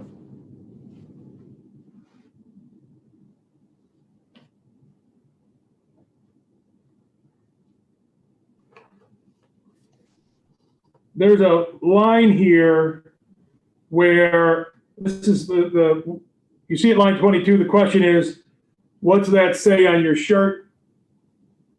And the witness begins to answer, but is cut off by the court. You see that?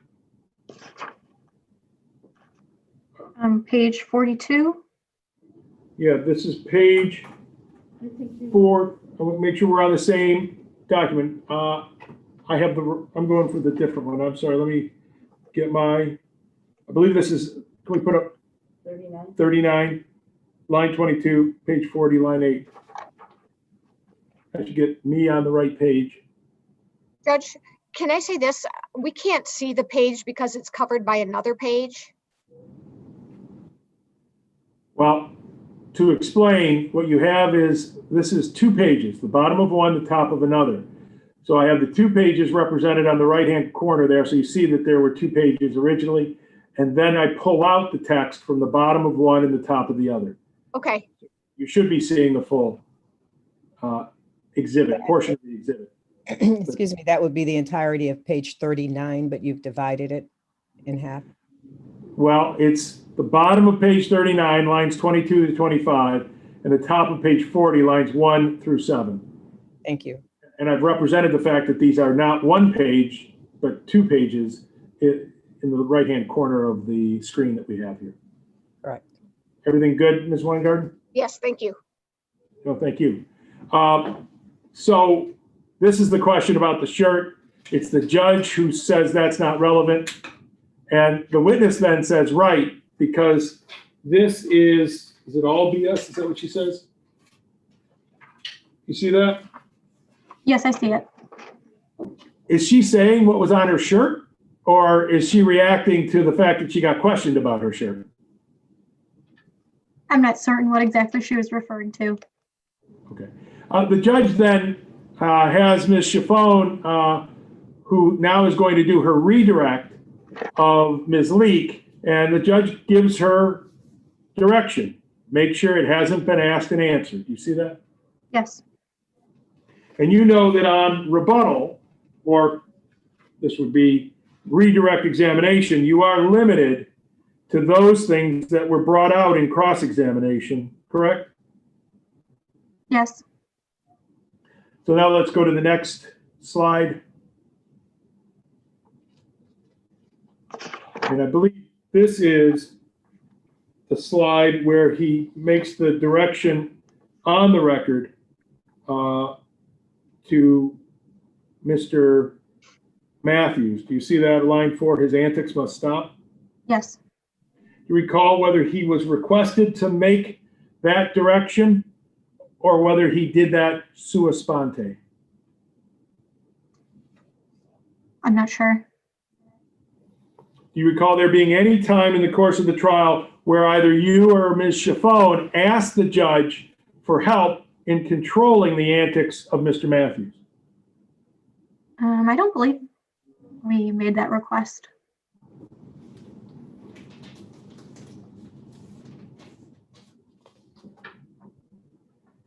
You would agree that defendants should not be allowed to engage in antics, especially if they are disturbing or in any way drawing attention away from evidence that's being presented. Sure. The jury was out when Judge Morrow spoke to Mr. Matthews, correct? Yes. You agree that his use of the word antics to describe what Mr. Matthews was doing was not unkind? I would agree. It was not, let me say this, it was intended to get Mr. Matthews to stop. Fair? Or to get the defense attorney to do something. But the something would be, ultimately, the defendant would stop his antics, correct? Yes.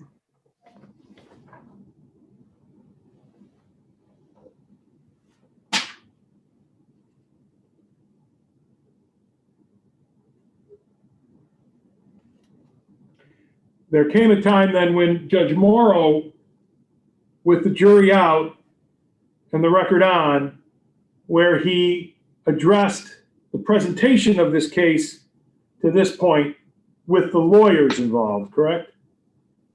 Yes. Put up the next slide.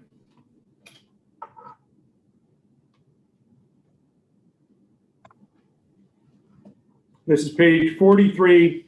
So it's immediately following the addressing of the antics and things like that. Judge says, I know this stuff gets good to you, but you all, if you don't focus, you're going to make me try to have to get more involved. I don't care what the shirt says. Come on. And asking people, by the way, the shirt comment was Mr. Noakes's attempt at some cross-examination, correct? Correct. He says, come on, and asking people to repeat testimony. Well, can you say that again? When they speak clearly without stammering or stuttering. If you're not going to listen, then you don't deserve to be in this courtroom. Do you know what that comment was in reference to? If you're not going to listen, then you don't deserve to be in this courtroom. But who had been asking witnesses to repeat their testimony?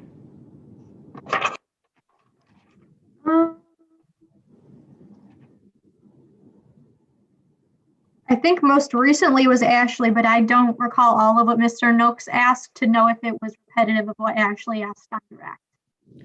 Judge Morrow continued, so if you all don't tighten it up, I seriously would not like to be as involved as you all are making me be involved. So focus and act more like lawyers. Do you remember, as you sit there today, Judge Morrow giving that direction? Vaguely. You would agree with me, having just had it reread to refresh your memory, that it is advice that Judge Morrow was giving. Sure. You would agree with me, it is harsh advice. Sure.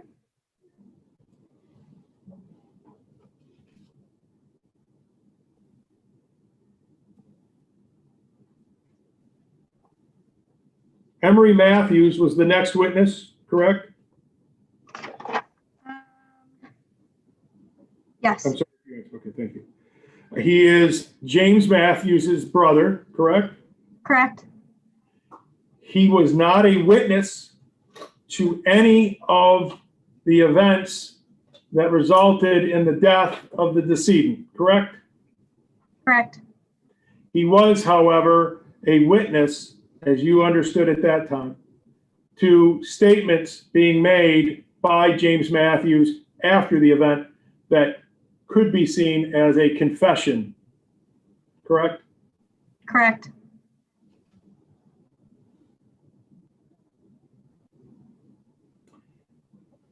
It's fair to say he did not testify as advertised in the opening statement, correct? He did not.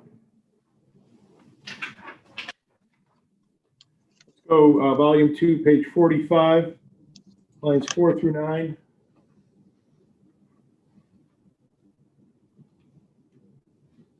Ms. Chaffone asked the question, now, Mr. Matthews, I want to take you back to what I believe is the summer of 2003. Correct me if I'm wrong. Did you have a conversation with your brother, James Matthews, regarding some admissions? And do you see and recall Mr. Matthews answered no? Yes. Go to the next. She followed up with this question. Okay, at any point, did you have any conversation with your brother, James Matthews, regarding some admission that had been made? Mr. Matthews answered no. Correct? Correct.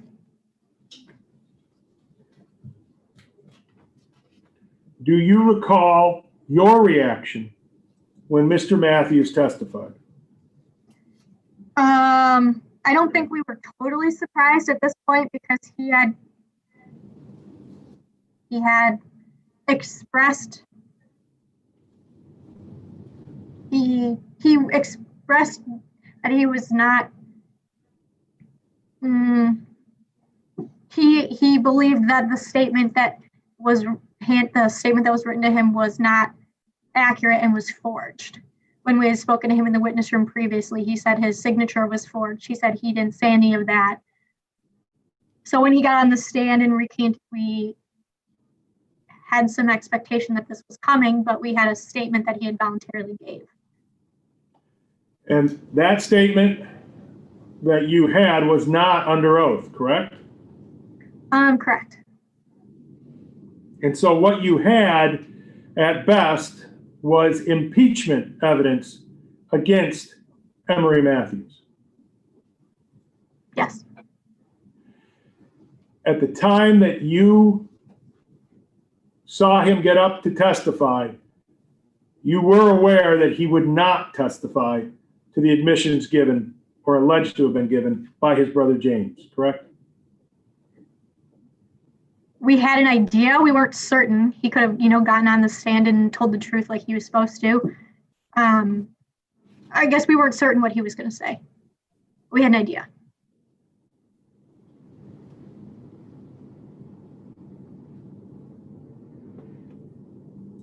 Do you remember well, let me ask you this. We talked about impeachment evidence. You know the difference between substantive evidence and impeachment evidence, correct?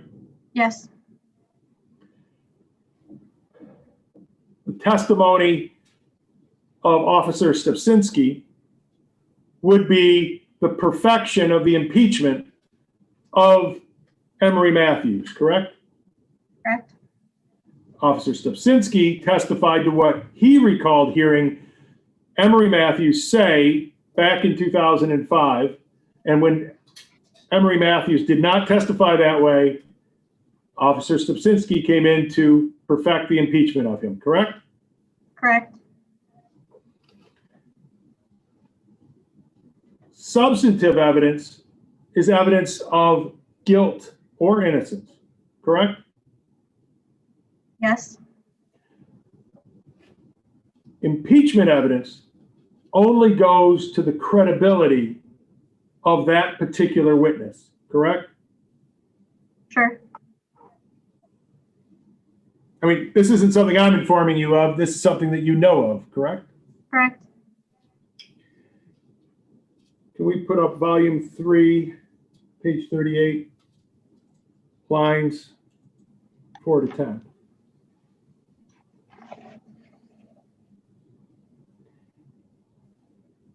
Ms. Chiffone argued in closing argument, that's where this is. This is the third volume of the transcript.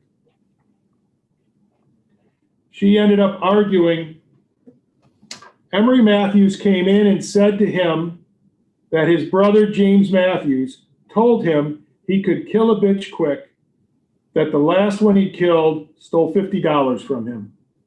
You see that? Yes. You agree with me that that is substantive use of impeachment evidence?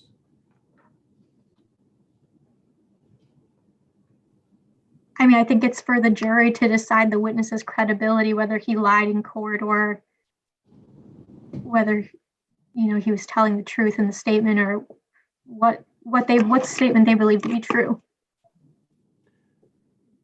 That's indisputable.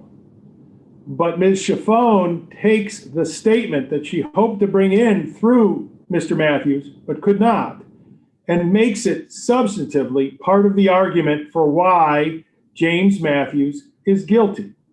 Do you recognize that?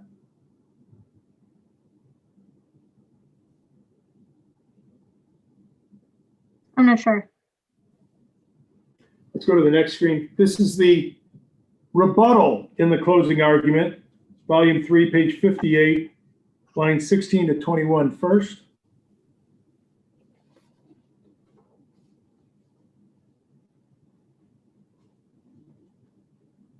Here, Ms. Chiffone says, now where else do we hear about the $50?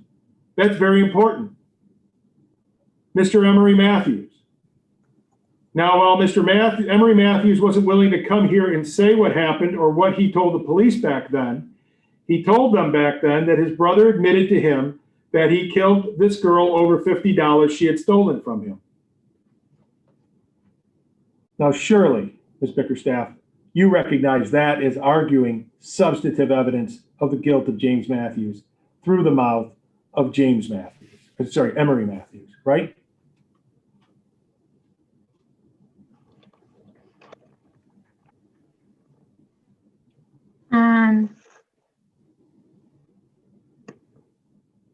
Possibly.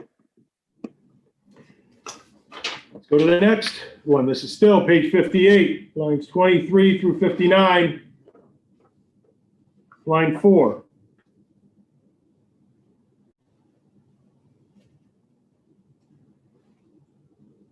Not from Officer Stupczynski, who didn't know anything about this investigation.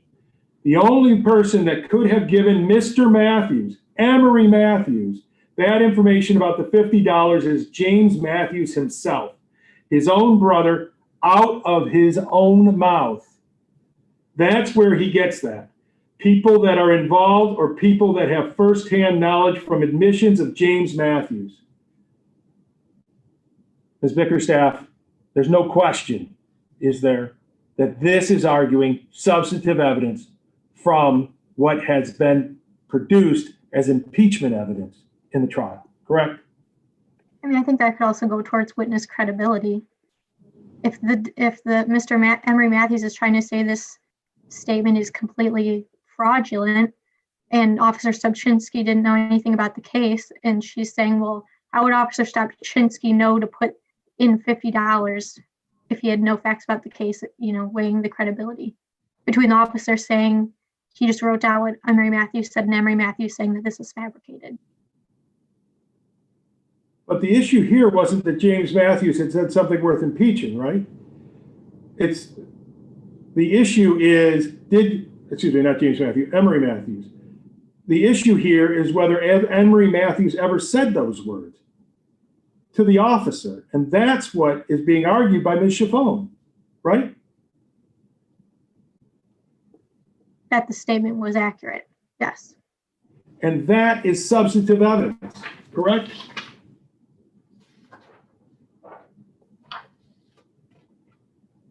I suppose. Well, and do you also suppose that's a major error for a prosecutor to make?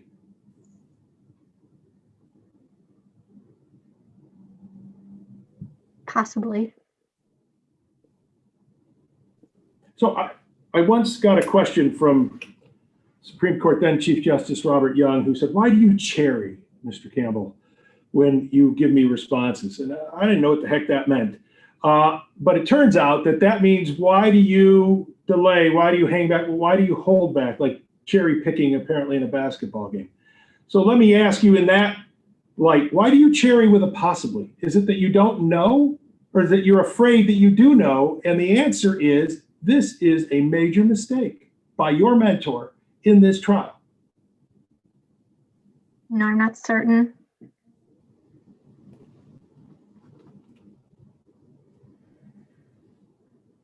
You would agree with me that prosecutorial error is a very significant concern for all prosecutors. Sure. You would agree with me that prosecutorial error could result in a new trial for somebody who should have been or might have otherwise been convicted under the evidence. I think it depends, but possibly. You also would agree with me that prosecutorial error can end up in the conviction of people who otherwise would not have been convicted on the evidence. Sure. The evidence in this case did not go as was believed at the outset of the prosecution, correct? It didn't go as, can you repeat the question? I'm going to ask the court reporter to reread it. One moment, please.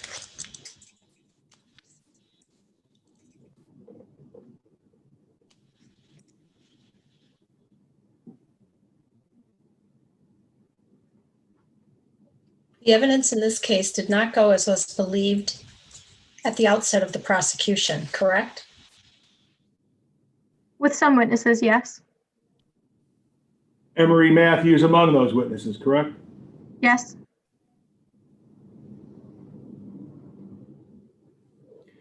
Do you agree that Ms. Chiffone looked like she did not know her case when Emery Matthews testified very differently than she had told the jury he would do during her opening statement? Do I think that she looked like she didn't know her case? No. Yeah. Do you agree with me that it looked like she was lying to the jury when she gave her opening statement? No, I don't think it looked like she was lying. It didn't look that way to you, correct? Correct? But you were not a juror in this case, correct? Correct. There was a delay in the logistics of the case. There was a delay in witnesses being called, or as you, I think, said on direct examination, the case was going quicker than you had anticipated, correct? Correct. So we're back into the trial now, a couple days away from the summation that I just showed you. There was a Kirk DeLew, I think is how his name may be pronounced. It's Deleuw. You remember that person as a witness? Yes. He's from the Michigan State Police Forensic Biology Lab. Correct? Yes. He was Yes. he's stipulated as an expert in the trial, correct? Yes, I believe so. I am accurate when I say there was no allegation of rape in this trial. There were no charges of rape in this case. Was there an allegation of rape? I'm not sure. I mean, not that we believed the victim, couldn't tell us herself, but You believe that there was rape, but you could not prove it. Is that a fair statement? no, I'm not certain if there was rape. Okay. Do you know whether Ms. Chiffone used the word rape in her examination of Kirk DeLew? Possibly to define like a rape kit, they call it. Well, who calls it a rape kit? That's the only way I've heard it described. The scientist called it a rape kit. We asked them if, Well, who used the word first? I'm not sure. Well, let's look at volume 2, page 72, lines 9 through 11.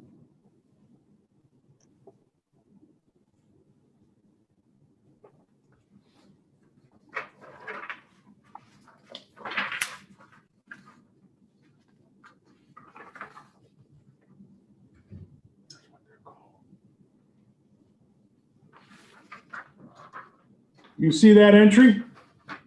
That Yes. part of the transcript? First of all, is that a leading question? I think it could be foundational. I mean, yes, I guess, yes, it is leading. Thank you. And it is Ms. Chiffone who's the questioner of Officer DeLew, Mr. DeLew, when he testified, correct? Correct. And she asks him, are you familiar with the Rape Kit Project? You see that? Yes.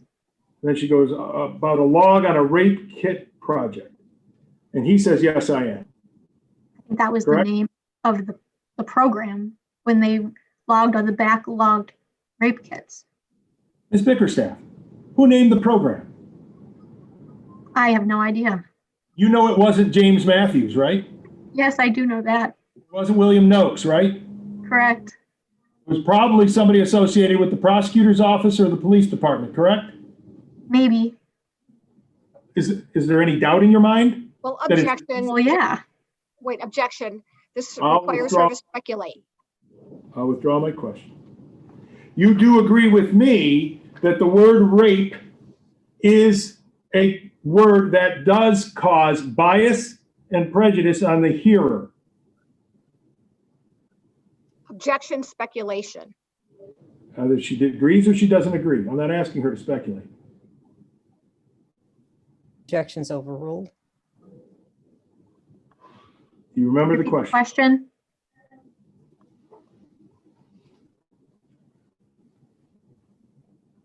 Can you please repeat the question? I'm sorry, if the court reporter could please read it back. Thank you.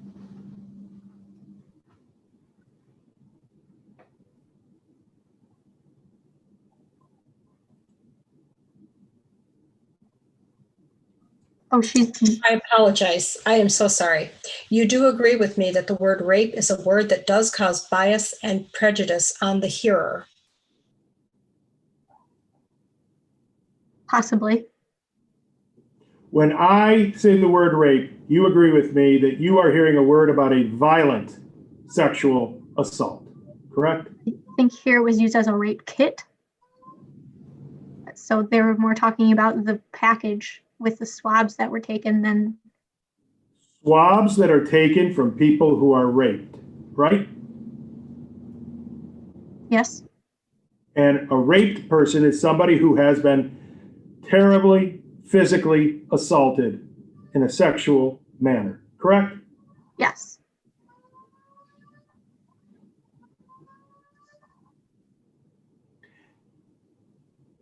There was back and forth between Ms. Chaffone and Mr. DeLue about the backlog of kits to be tested. Do you remember that?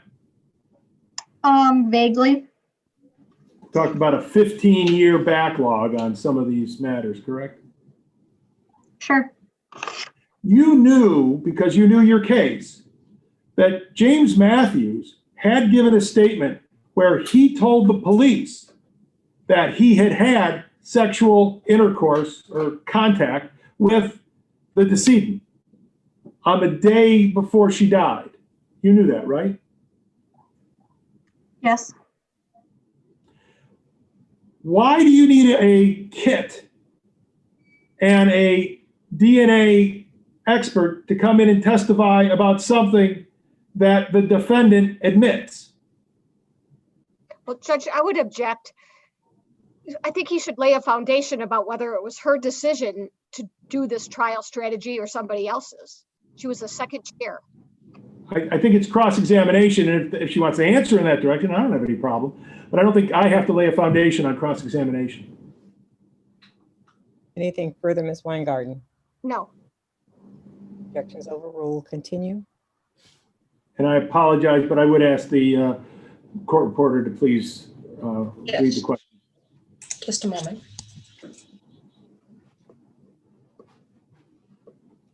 Why do you need a kit and a DNA expert to come in and testify about something that the defendant admitted? I didn't handle any of the DNA choices. I am not very familiar with that line of testimony.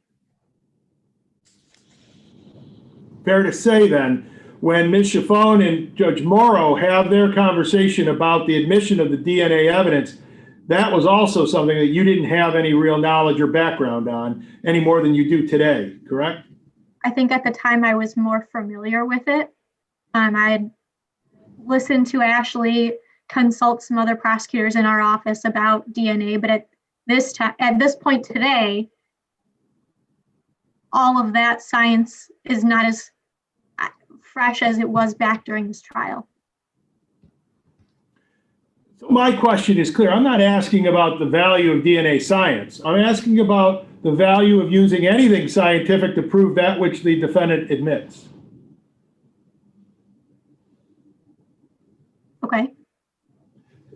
Did you form an opinion during the trial on whether it was wise to present evidence concerning DNA about which was really not in dispute by the defendant?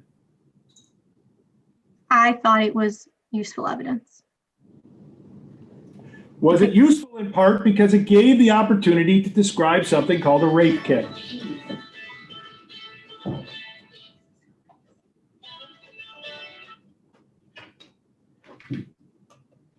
Did you hear that? I apologize. I can repeat that question if you'd like. Okay. Thank you.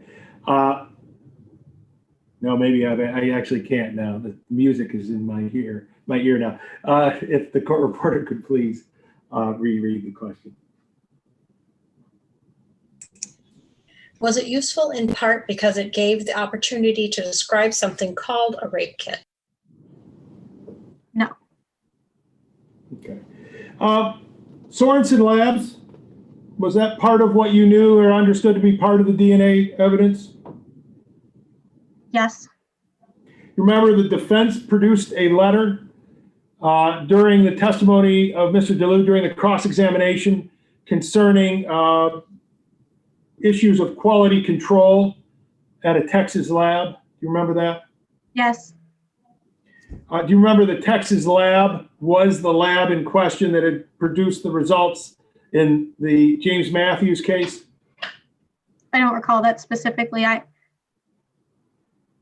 Do you recall, let's pull up here,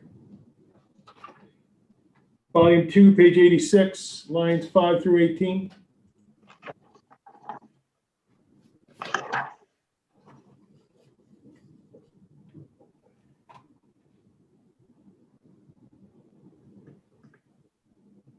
So the witness speaking there is Mr. DeLue, and he's describing the letter that came out of the state of Michigan.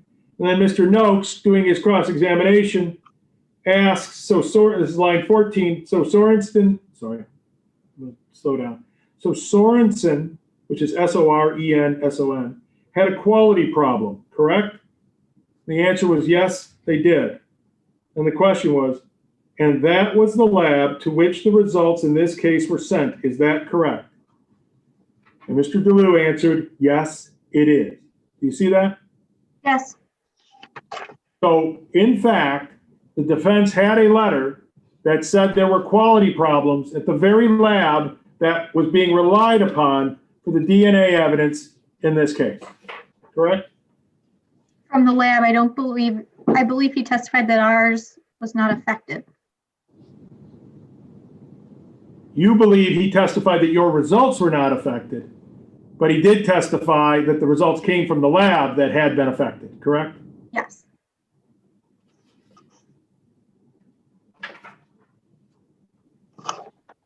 Ms. Chiffone had the responsibility of doing the redirect of Mr. DeLue, correct? yes, We've been over generally the rules about redirect. You remember Judge Morrow's advice and direction to stay within the cross-examination previously. We went through that. You remember that, right? yes, And then, and this is volume 2, page 87, lines 11 through 23. On the on the redirect examination of Mr. DeLue, Ms. Chiffone went beyond the scope, at least tried to go beyond the scope of the cross-examination. Do you remember that? I don't specifically recall it, but I see it in the transcript. And from your own memory, do you know whether that question, were there any samples untested by Sorensen, whether that was within the cross-examination of Mr. Noakes or not?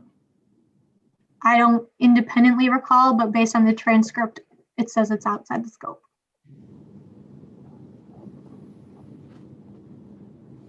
The judge's instruction, do you remember the judge's instruction, like in your mind, sort of a present sense impression? Can you call that up in your mind as to how he sounded and how he made that interjection or interposing? This one that's up on the screen? Yeah. No, I don't recall this specifically. Officer Deborah Stinson was the next to testify, and this was I don't know if she was the next to testify, but she testified and she was your witness. It appears she was next. Do you remember that? Yes, Do you remember asking most of the questions beginning with the word "and"? I don't recall that, but reading the transcript, I see that I did do that.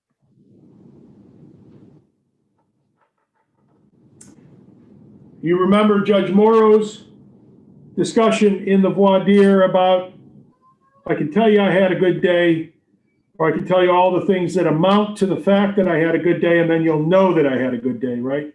Yes, Let's spend some time here on the day that you had with these questions and the other witnesses. So I'm going to put up volume 2, page 89, lines 13 to 25.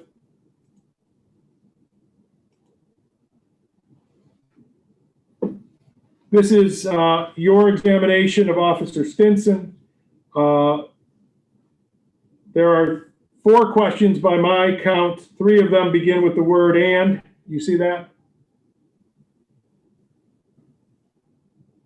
I believe it's 5 questions and 3 ands, yes. Oh, very good. Yep. And in fact, on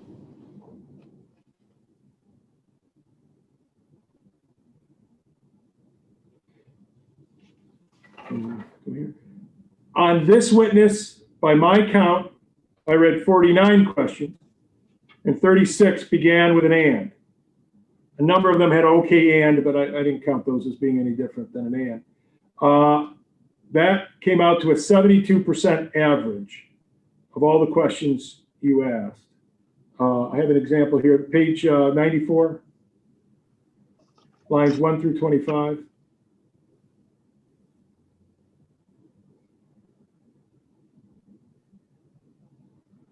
I think that's all of the questions on that page. You would agree with me began with either "and" or "okay, and"? Yes, As you sit here today, are you aware that 8 of the last 10 questions you asked between pages 99 and 101 began with the word "and"? I haven't counted for myself, but if that's what you say, I wouldn't argue with it. Let's go to, Excuse me, Judge, I'd like to object to this line of questioning. He's made his point. These questions are cumulative and argumentative. I don't think they're at all argumentative. And again, Judge, it's the difference between having her say she had an issue with and being able to show what the judge heard in terms of how much she said and then that led him to have the first interaction.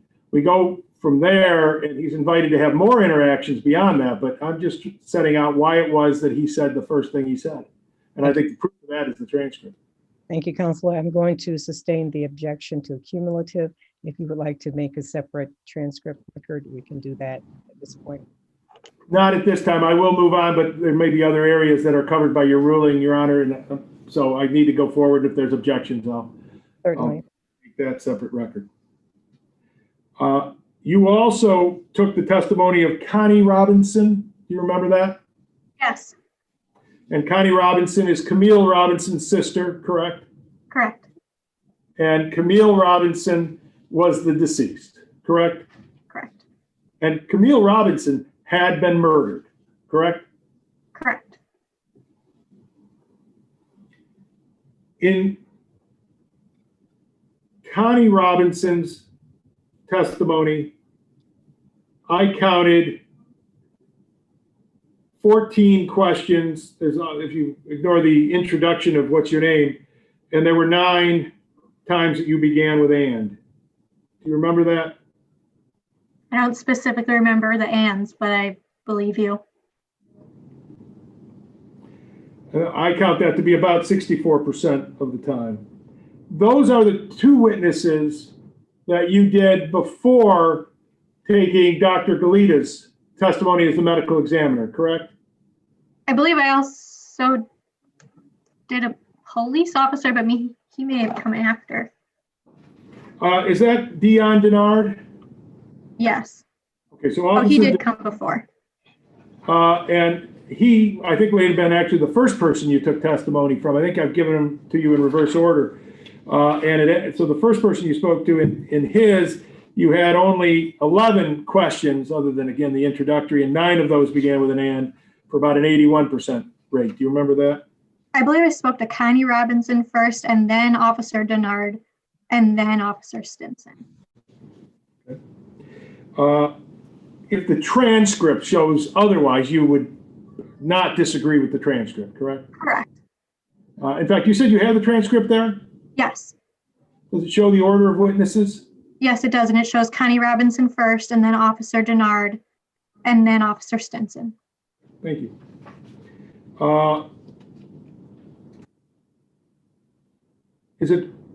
Am I correct that you did not intend to begin each question with the word "and," or any of the questions with the word "and"?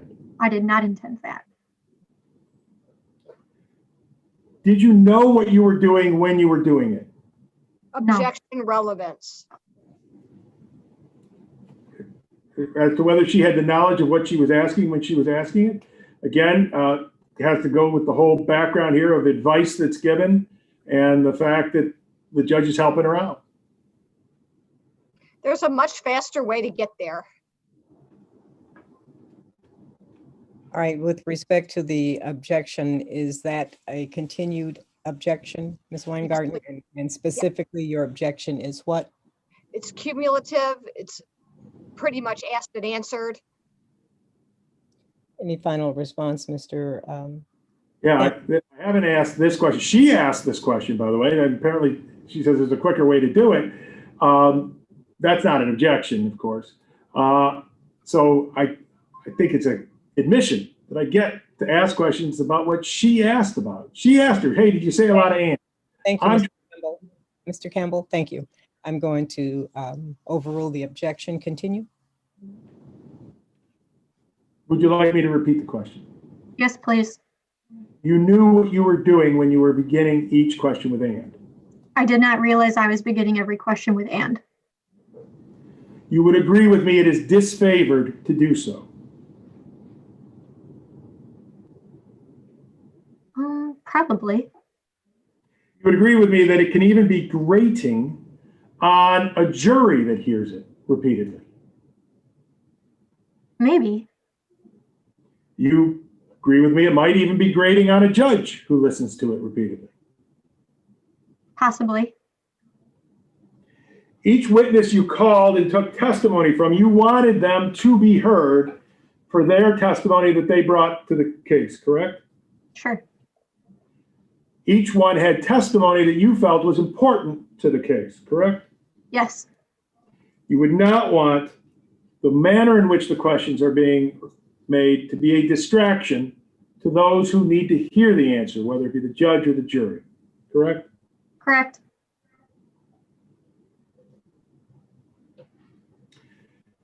Officer Stinson, who you acknowledged was the last witness you took before Dr. Galita, finishes at 11:53 a.m. There's a break for lunch between noon and 1 p.m. So when is it that Judge Morrow makes the observation and gives you the advice that you should watch how you're beginning your sentences when you're asking the questions? I don't recall exactly when it was during the day. As you sit here now, you cannot recall whether it was before lunch or after lunch? I would imagine it was before lunch.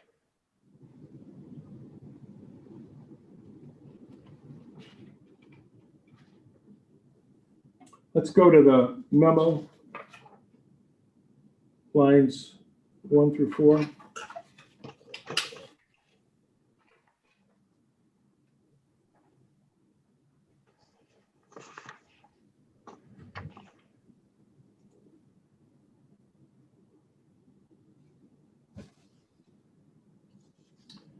So in the memo that you wrote,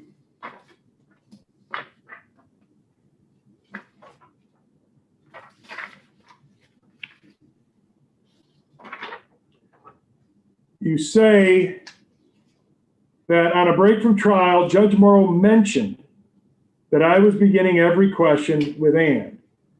So based on my calculations, it's about 70% of those questions. You would agree that the characterization of every question is not unfair if that's what Judge Morrow said, correct? I don't think your answer came across. Oh, sorry, I said correct. Thank you. And then you say that Judge Morrow said that you should watch and try to correct it. You remember that? Yes. You were at the prosecution table when this conversation took place? I don't remember if I was there at the podium or coming back from the podium to the table. I was in the prosecution area of the courtroom, yes. Judge Morrow was on the bench. Yes. He gave you advice, correct? Yes. It was professional, correct? Correct. Helpful, correct? Correct. Appropriate, correct? Correct. It was even nice, correct? Sure.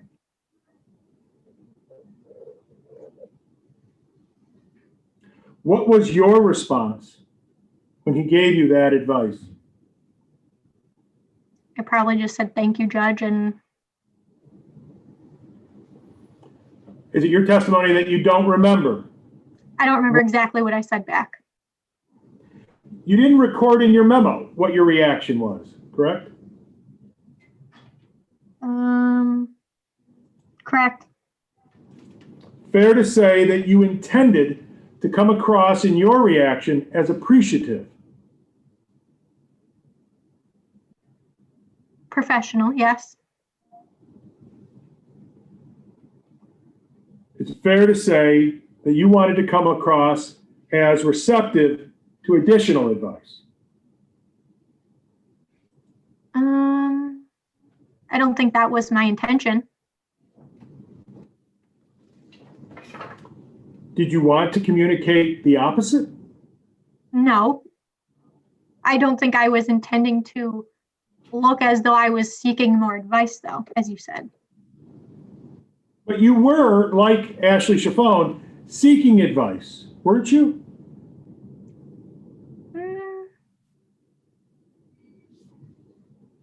Wasn't actively seeking it out initially.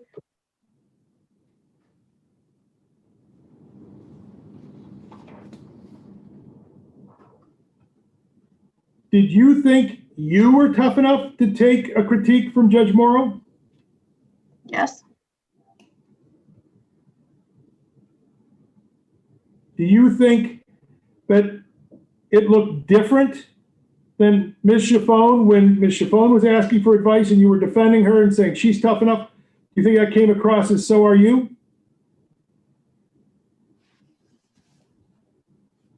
I don't understand the question. We previously had testimony from you that Ms. Chaffone asked for the opportunity to get advice and a critique from Judge Morrow. That Judge Morrow, at least on one occasion, responded that he thought that she was not tough enough for it, expressed his concern. She said she was. You also said that she was. Do you remember that? Yes. Were you next to her when you made that statement? Yes. Did you mean also to include yourself that you would be tough enough to take that too? I didn't mean to include myself in that statement, no.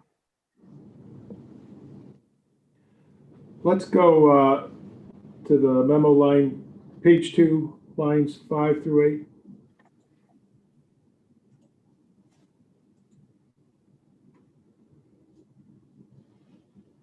This is what you wrote in your memo. You say, the judge has given me advice on how to question a medical examiner. So this is after Dr. Galita.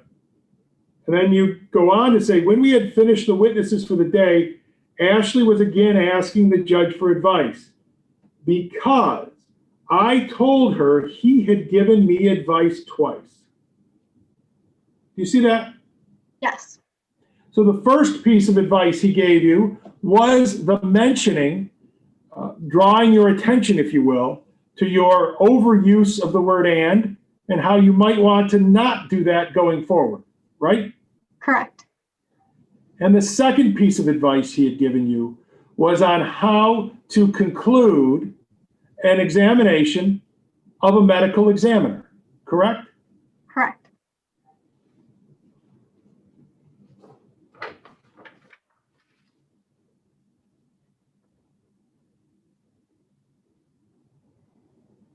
You say in your memo, however, that Ashley was again asking the judge for advice. So whenever the first time that she asked for advice was before Dr. Galita had testified, correct? Yes. Does this help you remember how much or how little before Dr. Galita's testimony, Ms. Chiffone asked for advice. No, this does not help. It's true that the reason Ashley Chiffone asked for advice again is because you prompted her to do so. When she came back from the bathroom, she asked me why the judge was sitting there, and I said he gave me advice on how to question the medical examiner. Ask that that answer be stricken as non-responsive, and ask that the question be reread, and that the witness answer the question. Please reread the question. One moment. It's true that the reason Ashley Chiffone asked for advice again is because you prompted her to do so. I did not prompt her to ask for advice. I told her I had received advice from the judge. Why did you write that she asked for advice again because you had told her that he had given you advice twice? Because that's what happened. No, that's not a proper use of the word because. Because means this caused that, right? I told her that I had received advice on how to question the medical examiner, which it would have made that the second time he gave me advice. And I believe at that point when I told her I had received advice again, she then asked the judge for advice. But more than that, you made the causal connection. You're saying you had gotten the second piece of advice because is the word you use, caused Ashley to ask a second time, correct? I believe so.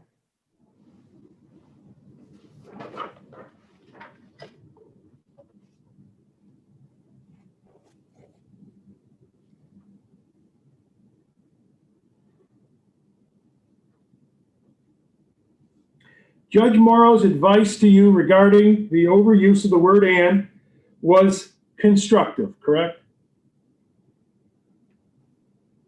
Yes. It was also critical, as in it was pointing out a negative point, but that's how I'm using the word critical. It was critical, correct?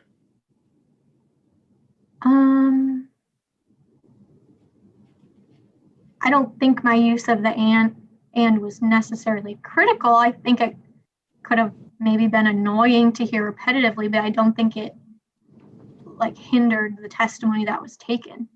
And I apologize if I've misled you in that way. I meant to use the word critical as in it was a critique of you. It was a negative review, correct? Yes. You recognized at the time that review was given that it was honest, correct? Yes. And you recognized that his approach was direct. Yes. It was helpful, correct? Yes. Do you know whether you blushed when he gave you that helpful advice? That I say and too much? I'm talking about the advice at that moment. So it's before Dr. Galita testified. It's before lunch. It's after the testimony of Officer Stinson. I don't believe I blushed. What makes you believe that you did not blush? Because sometimes you can feel it when it happens. I don't recall being embarrassed. I've gotten that critique before.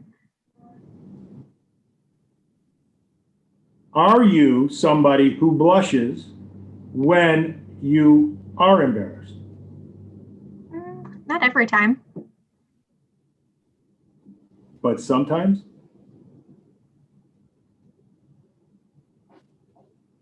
What was your answer? Oh, I'm sorry. Sometimes. So you are somebody who does blush sometimes when you're embarrassed. Sure. You would agree with me that you are not the best judge of when you are blushing. Possibly.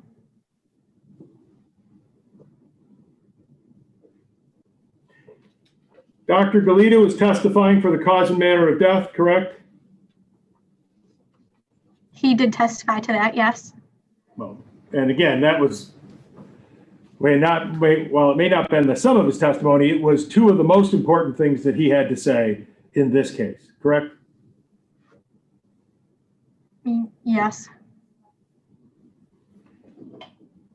Do you know the percentages of ands that you used in your examination of Dr. Galita?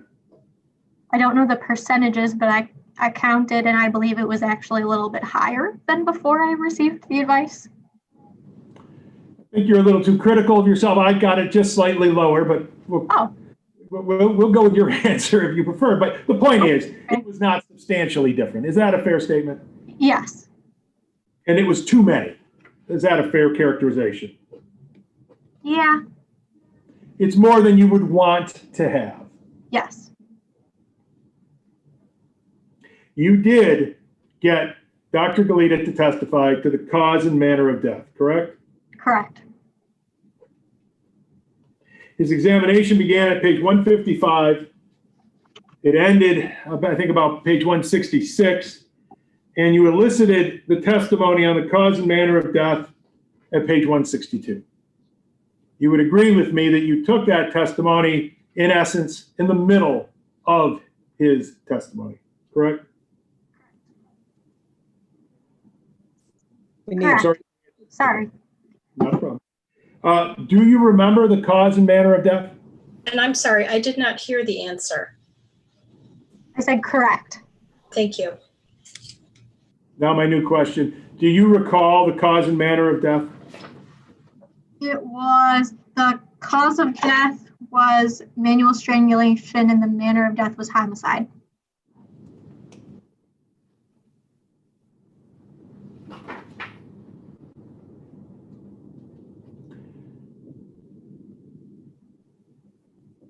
Did you have, in your preparation and the notes and the general outline that you've described preparing for this, did you have the cause and manner of death in the middle of the testimony? In my outline, did I have it in the middle? Yes. I don't recall. I believe what happened was I went through my outline and then I believe I asked Ashley if I missed anything, and then I went back to some things that I thought maybe I could have. I missed, maybe. I'm not sure where it is in the outline. That's my answer. Sorry. Thank you. Do you know if Ms. Chiffon was actually in the courtroom when you I believe she was in for part of it, most of it. I mean, I know we were both in and out trying to coordinate witnesses throughout the case, but I do believe she was in there. One moment, please. Ms. Jorgensen, were you indicating that you could not hear a question or an answer? I did get it, Judge. Thank you. I was going to stop, but. All right. Would you reread the last question then? Yes, just a moment. I don't believe there's a question pending, Your Honor. Or That the could answer? Okay.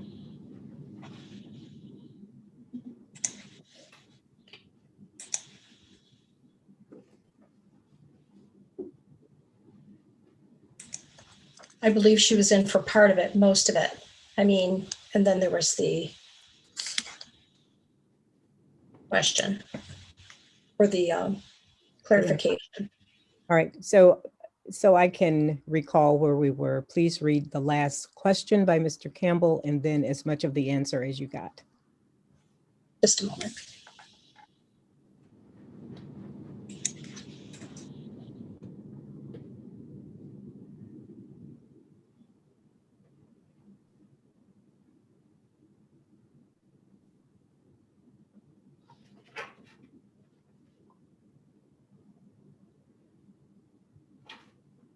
Okay. Did you have in your preparation in the notes and the general outline that you described preparing for this, did you have the cause and manner of death in the middle of the testimony? And then the answer was in my outline. Did I have it in the middle? Yes. I don't recall. I believe what happened was I went through my outline and then I believe I asked Ashley if I missed anything. And then I could have missed maybe my outline. And then it was, do you know if Miss Chiffon was in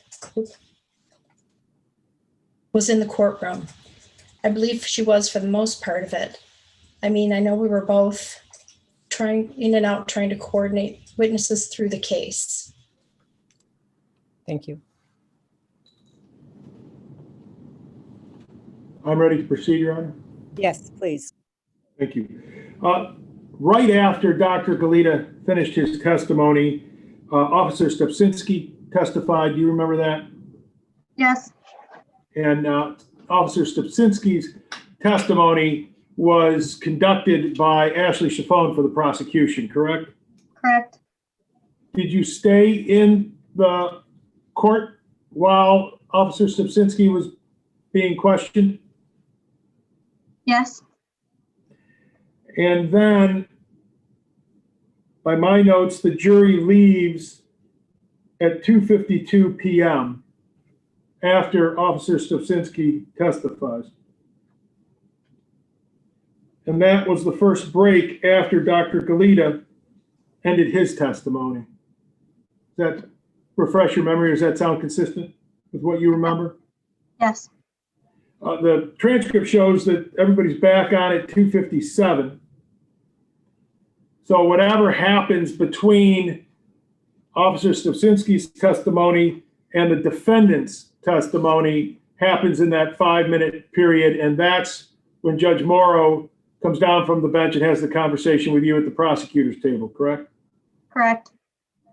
This is also the first opportunity in the trial for you to seek feedback from Judge Morrow from the time that you finish Dr. Galita's testimony until the break, correct? From when I started Dr. Galita, this break was the first period I was able to get critique. Is that what you're asking? Yes. Yes, And it is the first thing you do when the jury leaves the room. I correct? didn't. Oh, yes, The defense had just announced that they had 2 witnesses to call. Do you remember that? yes, You knew, or did you suspect one of them would be Mr. James Matthews, the defendant? I wasn't sure. Was that something that Ms. Chaffone was going to handle, so you didn't worry about it? Definitely. How did you get Judge Morrow's attention in order to seek the critique you were looking for after you finished the examination of Dr. Galita? I just said, Judge, I tried to take your advice. Did you think I just started speaking, I guess? You also used your eyes to capture his attention, correct? I don't understand your. I used my eyes. You were looking at him, right? I was looking at him, yes. Okay. And you acknowledge that you're the person who asked the judge whether or not you were doing a good job by not saying "and" when questioning the witness, correct? Correct. Let's pull a memo, page 1, lines 6 through 8.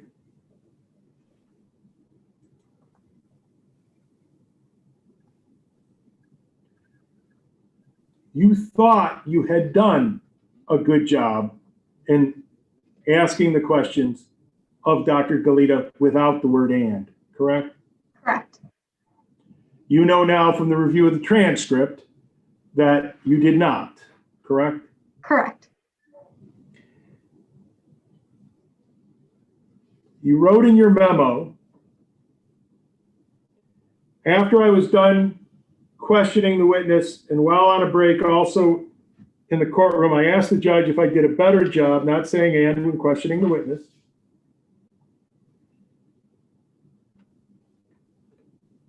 I asked the judge if I had done a better job not saying "and" questioning the witness. Sorry. The judge said I did a good job, but he had another tip for me.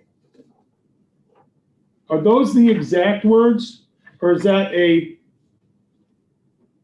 approximation of the conversation? I don't remember if he used the word critique. Do you remember whether you asked whether it was a good job and his answer was better? or you've got to hear that you asked whether you did a better job and he said good. Do you remember that was actually reversed? Can you repeat that?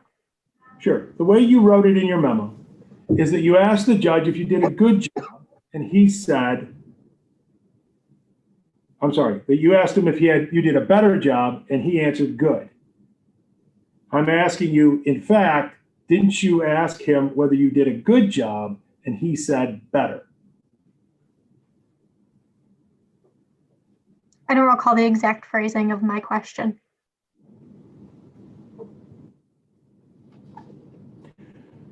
Joseph Curley was in the courtroom when Judge Morrow and you spoke back and forth at this moment, correct? I believe so, yes.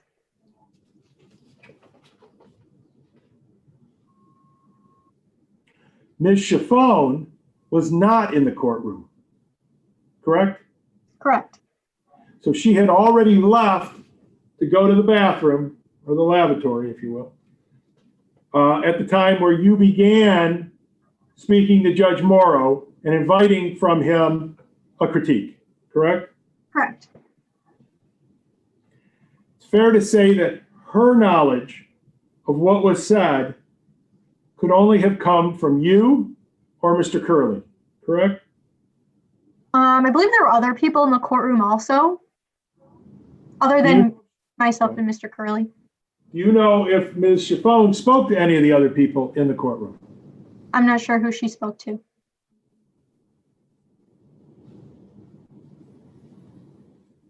On direct examination, you told disciplinary counsel that Judge Morrow said he wanted to give you a piece of advice that was going to make you blush. Do you remember that testimony?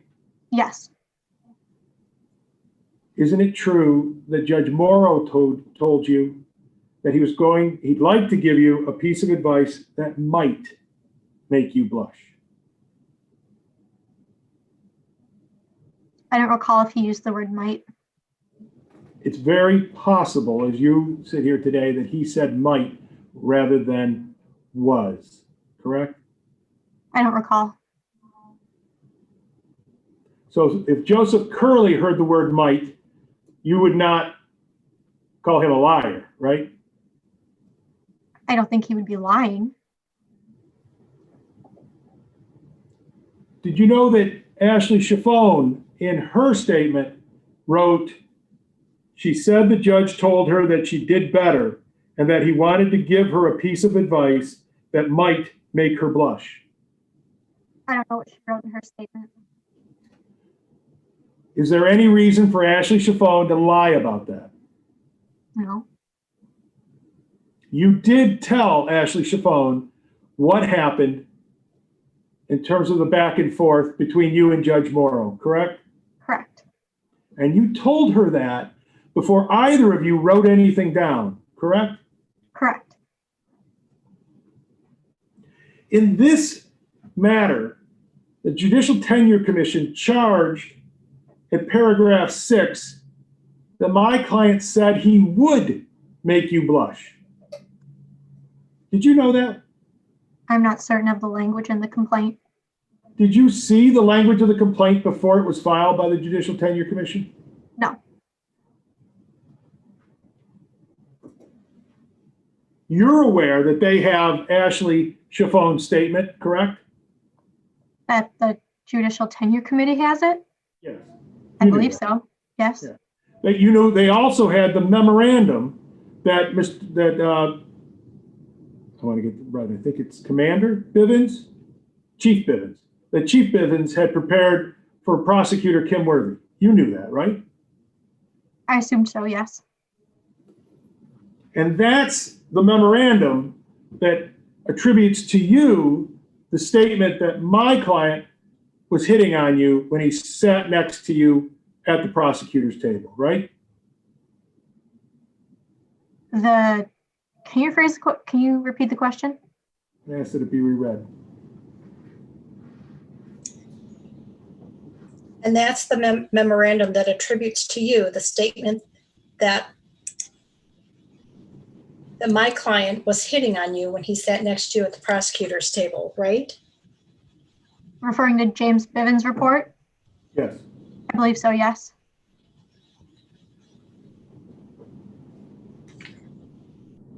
You will agree with me that blushing is more common when there are more people around versus just a one-on-one conversation. I don't know that. You would disagree with that? I don't know that that's true. I don't know that I would disagree, but I don't know that I would agree with that. I'm not sure.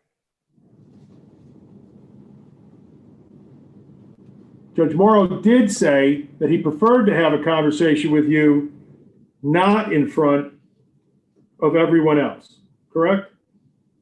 Correct. I should say, not in front of everyone is I think the phrasing. Did you hear that, or do you need me to repeat it? Can you repeat it again? Yes. You said in your memo, I believe, that Judge Morrow wanted to tell you his other advice privately. You remember writing that? Yes. You also said he didn't want to tell me in front of everyone. Do you remember that? Yes. You agree with me when he's standing on top of where his bench is, and his bench is elevated in the courtroom, correct? Correct. He is literally in front of everyone, and he commands the attention of everyone while he is on that bench. Fair? Fair. Let's go page 1, lines 8 and 9 from the memo.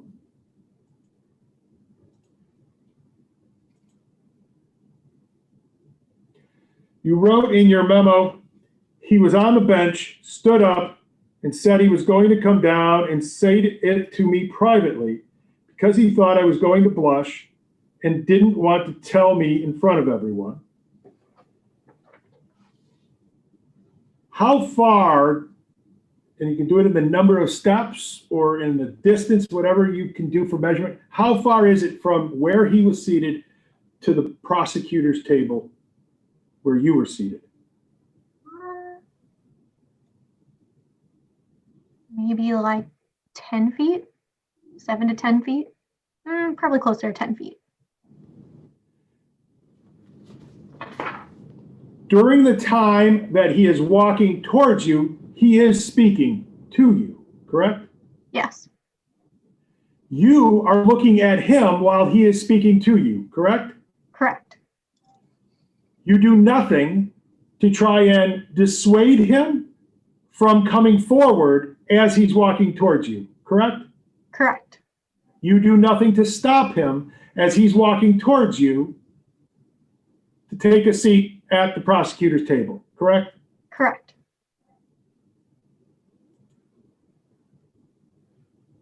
Had you not gotten his attention and asked him for advice, you agree he would not have offered you any tips. Objection, speculation. I think it's a fair statement. That she, again, it goes to her state of mind. How does she know what's in his state of mind? I'm not asking about his, I'm asking about hers. Objection is sustained. Council, we're going to take a break right now for about 10 minutes and come back at 5 minutes before 3. Thank you. Everyone mute your devices, please.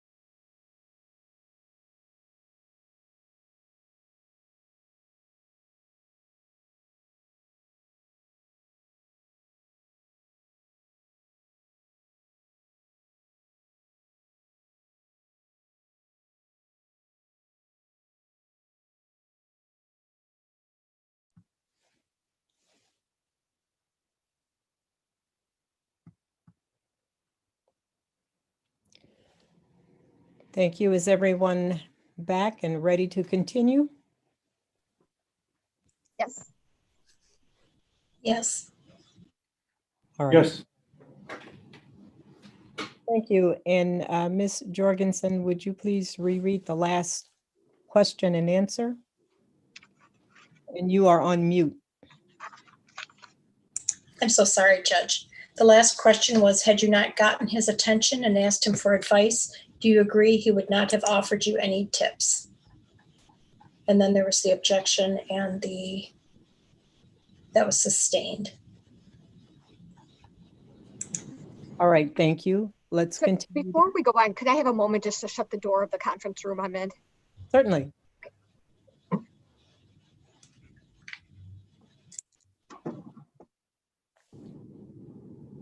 Thank you. Proceed.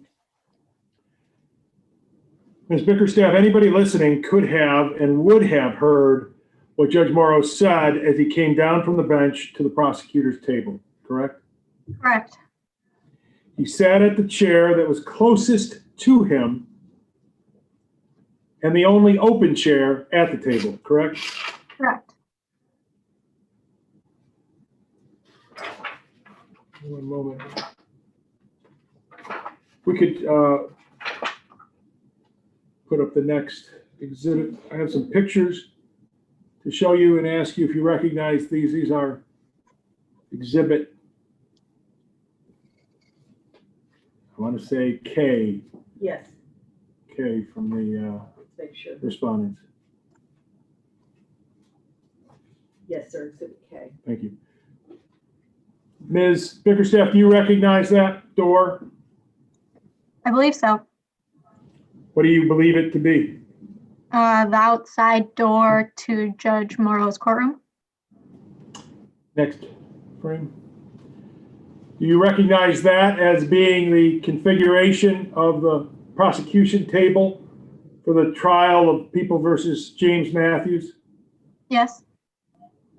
So you would have had, as we're looking at the screen here on the far right, that's where Detective Griffin would have been seated, correct? Sergeant Griffin, yes. Thank you. You would have been in the middle chair, correct? Correct. And Ashley Chaffone, during the trial, when the jury was present, would have been in the chair on the left-hand side, correct? Correct. Is this approximately the way the chairs were configured, but with you and Sergeant Griffin in your respective chairs during the break prior to the testimony of James Matthews? Approximately, yes. What do you remember being different? I mean, Sergeant Griffin might have been over an inch. I don't remember anything specifically different. This was about how they were positioned. Next frame, please. This is a picture of the same table and chairs from the view of the jury box, correct? I believe so. It again shows approximately the state of those chairs on the date in question, although there are no bodies in these chairs, correct? I believe so, yes. There is a bench behind. Do you see that? Yes. And do you remember that? Yes. Next picture. This is a view from behind. Now, of course, you recognize this is a post-COVID setup of the courtroom, correct? Correct. Pre-COVID, none of the plastic that you see would have been there, correct? Correct. And from behind, this is set up where the chairs are nearly touching, but not on the arms, correct? Correct. And there's that inch or so space that you talked about that might have existed between you and Sergeant Griffin's chair, correct? Correct. Next picture. And this is a picture of the same table with the chair that is closest to the jury box. So this would be Ashley Chaffone's chair, would be where Judge Morrow sat. being slightly askew from your chair and Sergeant Griffin's chair, correct? Correct. Next picture. Do you recognize that from Judge Morrow's courtroom?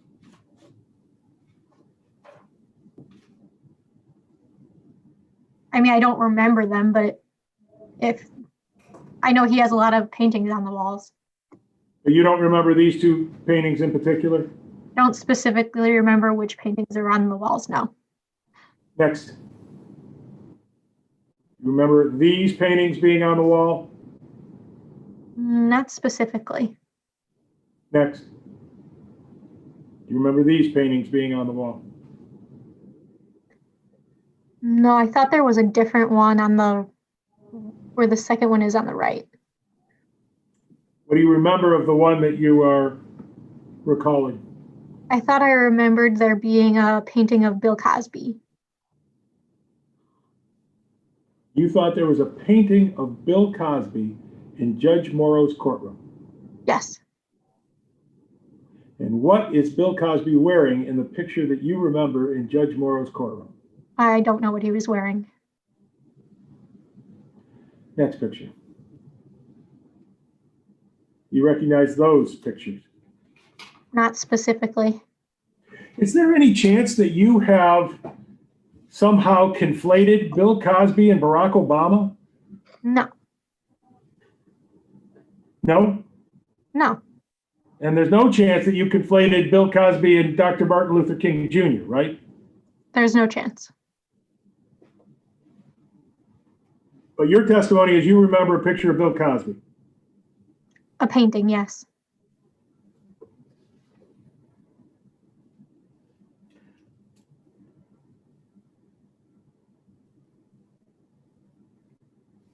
Did Joseph Curley tell you that Judge Morrow regularly came down from the bench and sat at either the defense table or the prosecution table, depending on who he was talking to? Objection, hearsay. Not meant to prove the matter asserted, but for her frame of mind and state of mind. Any continuing objection, Ms. Weingarten? Yes, The same as hearsay? yes, hearsay. Nothing further, Mr. Campbell, before I rule? Well, again, it's not offered for the truth of the matter asserted, which is what it have to be for hearsay. It goes to her state of mind and whether or not, again, she is inviting Judge Morrow to sit there and whether she's surprised or not.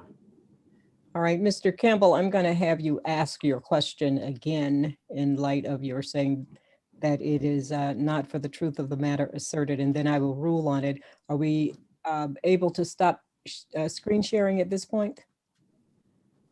I believe that we are. All right, thank you. So go ahead and ask that question again. And don't answer the question yet. I'm going to rule on it. Could I have it reread just to make sure I get it right? Certainly. One moment, please. Oops.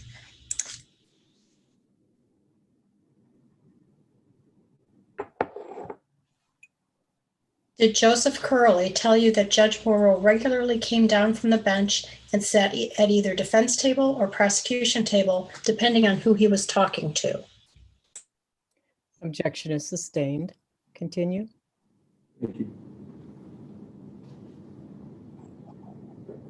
In your June 14th memo, you said that you were not sure whether Sergeant Griffin could hear the conversation taking place right next to him between you and Judge Morrow. Do you remember that?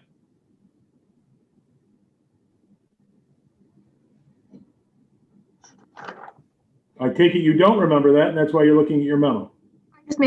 I'm just making sure it's in here like you said. Well, that would mean you don't remember it. I can show you. We put up page 1, lines 15 and 17.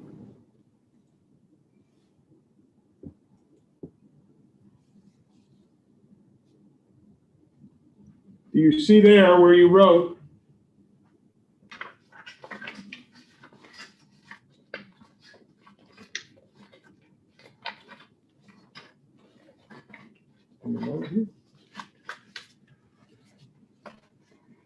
I see it. Thank you. You said, I'm not sure if he heard the conversation, correct? Correct. So this was on June 14th.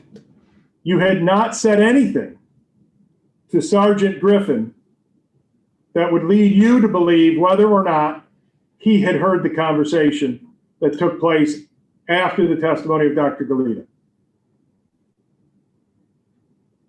Correct.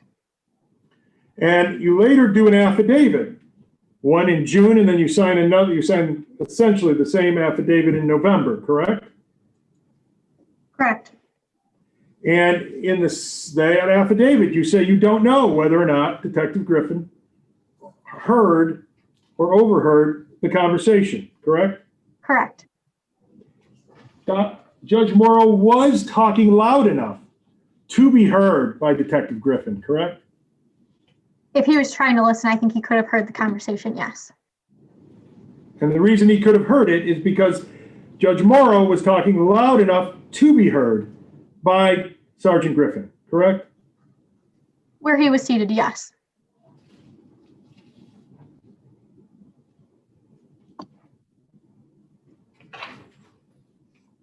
There were others in the courtroom from time to time.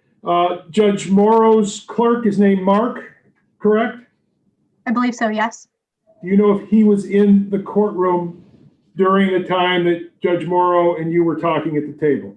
I believe so, yes. His court recorder, Allen, Mr. Allen, was there, correct? Yes. His, Joe Curley, you mentioned previously, was there for the conversation took place, correct? Yes. Who's Kurt Koenig, K-O-N-I-G? He's another prosecutor. Was he in the courtroom? I thought maybe he was. There were a group of a couple guys that are all friends. I couldn't remember exactly which couple of them it was. Do you remember Mike Tinney being one of them, T-I-N-N-E-Y? I couldn't remember exactly who it was, but I thought it was him or some people in that friend group, yes. Was it unusual to have such a crowd to be watching a case? I don't know that they were watching the case or they had a matter up, but it's not unusual for people to kind of be waiting in the courtroom like that. It's fair to say you did not leave your seat at any time during the conversation with Judge Morrow. Correct. You did not nudge or ask Sergeant Griffin to get off his phone or do whatever while you were engaged in the conversation with Judge Morrow. I did not.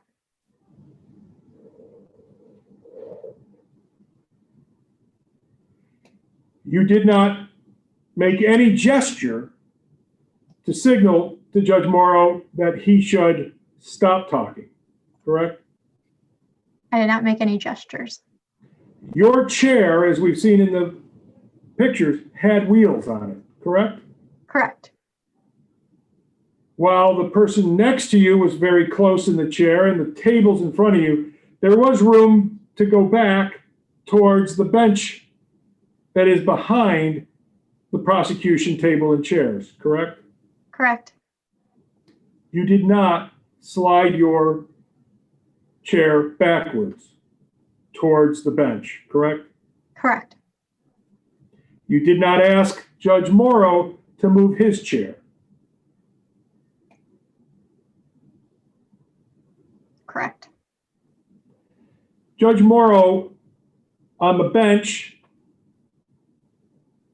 even seated, is a good 6 feet higher than you than when you sit at the prosecution table.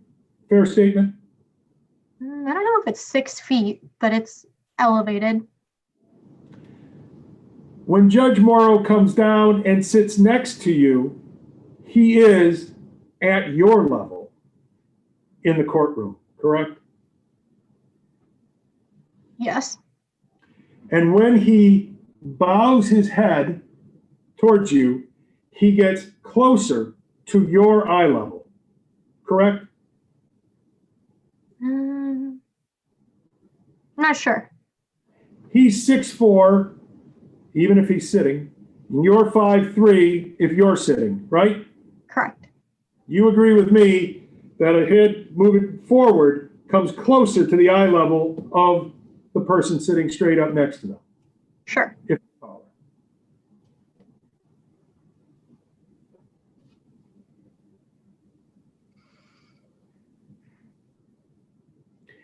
Even when Judge Morrow told you that, in your words, that you were going to blush, you did not stop him from coming forward.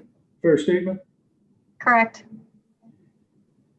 Is it fair to say, in retrospect, that he alerted you to the fact that he was going to speak to you in a manner that might make you blush?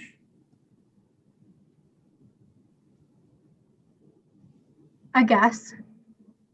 Yes.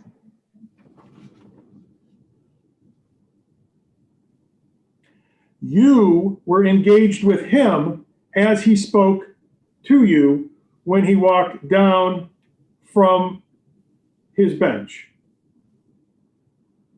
Correct? I was engaged with him. You held your eyes to his eyes as he was coming towards you, speaking to you. I don't recall if I did that. You think you were looking somewhere else? I'm not sure where I was looking when he was walking down from the bench. It's very Probably possible. at him. I mean, probably at him, but I can't say I did, look away and look around for a minute. You have no memory of doing anything other than seeing him come towards you. Is that a fair statement? Yes. And if you're seeing him come towards you, your eyes are pointed in his direction. That's a fair statement, right? Sure. I also remember looking at the court reporter and the clerk also, that they were sitting there when he was coming down.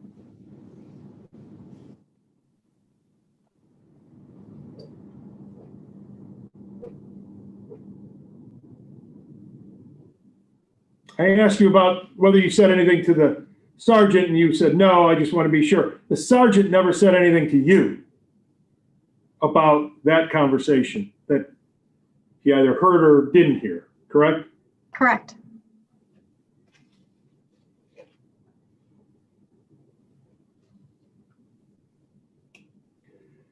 When Judge Morrow reaches the table, he does have a series of statements that he makes and that you hear plainly, correct? He makes statements and I hear them, yes.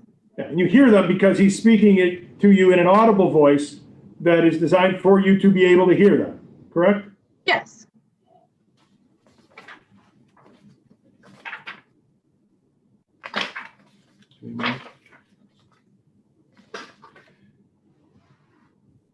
In your statement, you provide, this is the memo of June 14th. And again, so we're clear, this is the earliest writing that you make of the conversation that occurs at the table, correct?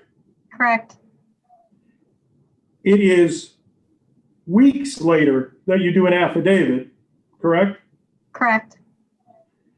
You are interviewed by Detective Kinney between the affidavit and the memo, correct? Correct. But she's given the memo before she interviews you, right? I'm not sure. And then you do an affidavit in November of 2019, correct? I got it notarized the second time in November of 2019, but I wrote it earlier in June. You did change a word also, right? Pardon? You changed a word in the affidavit between June and November. Do you remember that, the before and after? When I wrote after on it, I wrote that on it like a week ago. It was not notarized with my handwriting on it there. I apologize. Thank you for that clarification. So when you wrote this memo, you took care to make the conversation at the table look like a transcript, correct? Correct. And you know, as a lawyer, how important transcripts are, correct? Correct. And you did so because you were trying to be as accurate as possible about who said what and in what order, correct? Are you saying I formatted it this way to make it the most accurate version? I'm saying you formatted it that way because you believed it was the most accurate version. I formatted it this way just so you could see it was a conversation. But you can see conversations in a number of different ways, like quotation marks. You made an election here. You made it look like a transcript, Yes. correct? Yes. Who did you think was going to be reading your memo? I wasn't sure. That wasn't my question. Who did you think? You must have thought somebody was going to read your memo, right? Probably Pat Muscat or Athena Syringas, my supervisors. And when you're writing this memo, you're telling the story that you have already told to about 7 or 8 other prosecutors, correct? Yeah.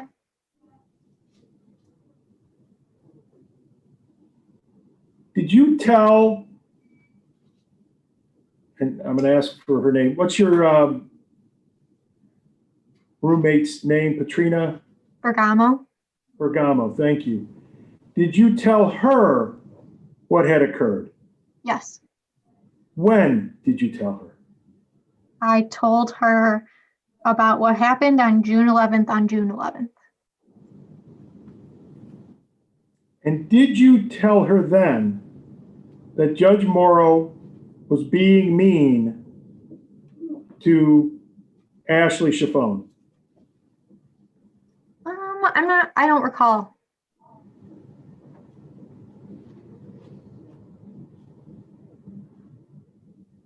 You know from the Bivens report, she says that you told her that, right? I don't recall exactly what was attributed to by Patrina in the James Bivens report. I don't recall. Refresh your memory on whether you told Patrina that Ashley Chiffone was being treated badly by Judge Morrow. If you saw that report. Maybe. Do you have a copy of that report with you? No. We'll come back to that then.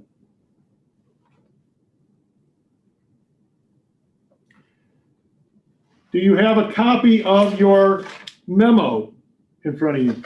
Yes.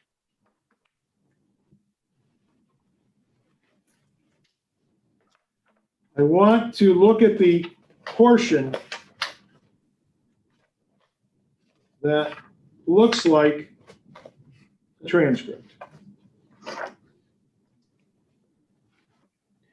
You begin it by saying Morrow, and by that you mean Judge Morrow, correct?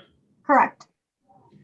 This is a conversation between you and Judge Morrow where you give a statement by him, a statement by you, statement by him, a question by him, actually, it's the second line, a question by you, and then you have what I'll call a monologue by Judge Morrow. Do you see that? I see that. And that's true that from the beginning of the yes on that line to the end of, or end with it, question mark, you did not say anything in between, correct? Where he said, would you want the foreplay before or after sex? I didn't say anything. He repeated that line, and then I said before, and then he said, you want the foreplay before sexual intercourse. It would make no sense, and then it continues. So although that didn't make this transcription that you made a day after the event, you recall that. Correct. And it's not much different than what you put here when you do finally have yourself saying something, start with it, question mark. You see that? Yes. You then added the parenthetical because this was my first medical examiner. I questioned, so I didn't know. You see that? Yes. And so the reason you put the parenthetical in there was to explain to whoever was going to read this memo why you answered the way you did, right? Yes. And you did say that you would start the medical examiner's testimony with the cause and manner of death, correct? I thought that was what the foreplay reference was trying to illuminate. You do foreplay before sex. I misunderstood that reference with foreplay. When did you realize that you had misunderstood the reference? When he said no. In fact, that's another what I'll call monologue, where there are a series of questions or statements, and there is no response from you to any of those, correct? That's correct. It ends with a question to you. Does that make sense? Do you see that? Yes. Did it make sense? I guess. Well, you're going to take other medical examiners' testimony between now and the end of your career, right? There's some speculation there. I'll do that for Laura. I hope so. Yes. Probably gonna happen, right? Yes. You're going to actually most likely take the medical examiner's testimony in the next James Matthews murder trial, correct? I'm not sure. Okay. Probably. I mean, When Sorry, there was a little over speaking. sorry. I'm ready when I can proceed.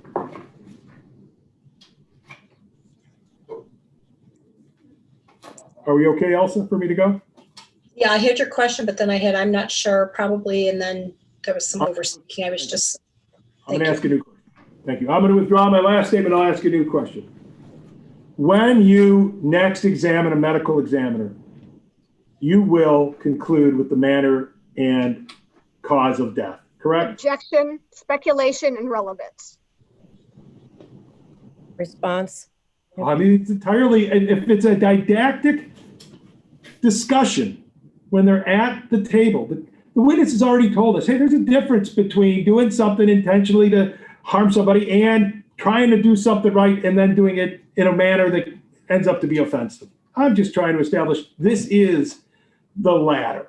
And this is the witness to do that. And that's the question that gets us to that. The objection to speculative or speculation is sustained. If you'd like to make a separate record, we can. I would on this, please. All right, thank you. Ms. Jorgensen, let us know when you're ready, please. I will, Your Honor, just a moment.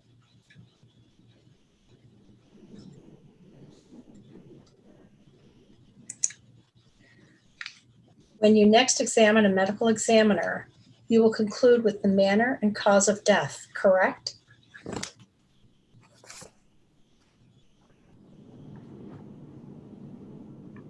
You may answer the question. yes. Thank you. I would like to go back on the record, please. Thank you. Let us know when you're ready, Ms. Jorgensen. I'm ready, Your Honor. Continue. Have you ever heard of a lawyer named Brian Garner? I'm not sure. No problem.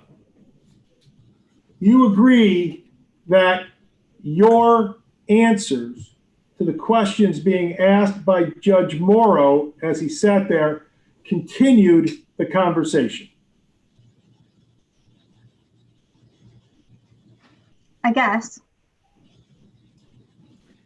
His closeness was a product of the chairs and the table, right? He had room to move if he could have backed up closer to the jury box. He did not touch you, correct? Correct.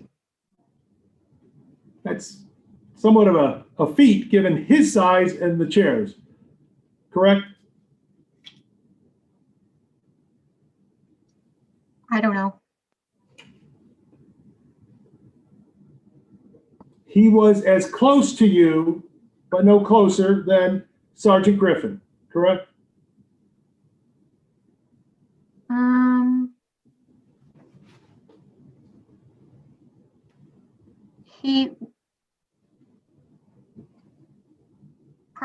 He was facing me though, and Sergeant Griffin had turned his back on me, or his kind of chair was turned.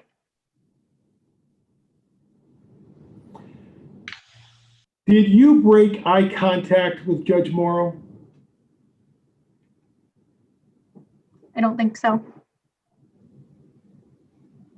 Well, you would agree with me. Had you broken eye contact with him, you couldn't testify that he never broke eye contact with you. Sure. You have testified that he did not break eye contact with you, right? Yes. So you did not break eye contact with him, correct? Correct. Do you remember that Ms. Chiffone was there sitting on the bench behind the table and chairs at the very end of the conversation? I do not recall that.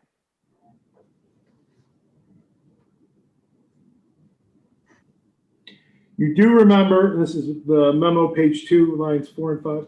You do remember that you did have time and did in fact tell Ms. Chiffone before the case began again that the judge had given you advice on how to question the medical examiner. I did have time to tell her that, yes. And those are your words that you chose to describe the conversation that you had had with Judge Morrow during this 5-minute break, correct? Correct.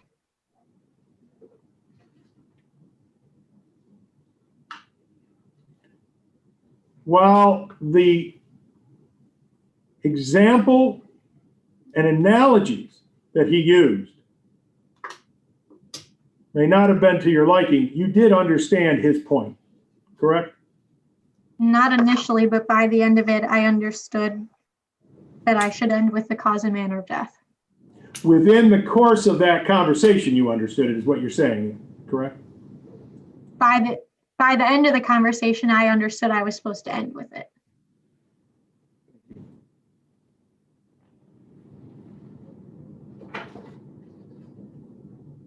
The advice to avoid and was good advice, correct? Yes. You did not follow that advice, correct? Unintentionally, yes. The advice to avoid and was direct in the way it was delivered, correct? Correct. There were no analogies. That's Correct. a fair statement. Fair. You understood his advice about the ands, but it's fair to say it was not learned, correct? Yes. You did learn that the cause and manner of death should be the crescendo of the medical examiner's testimony in your conversation with Judge Morrow at the prosecutor's table, correct? I learned it should be the last thing.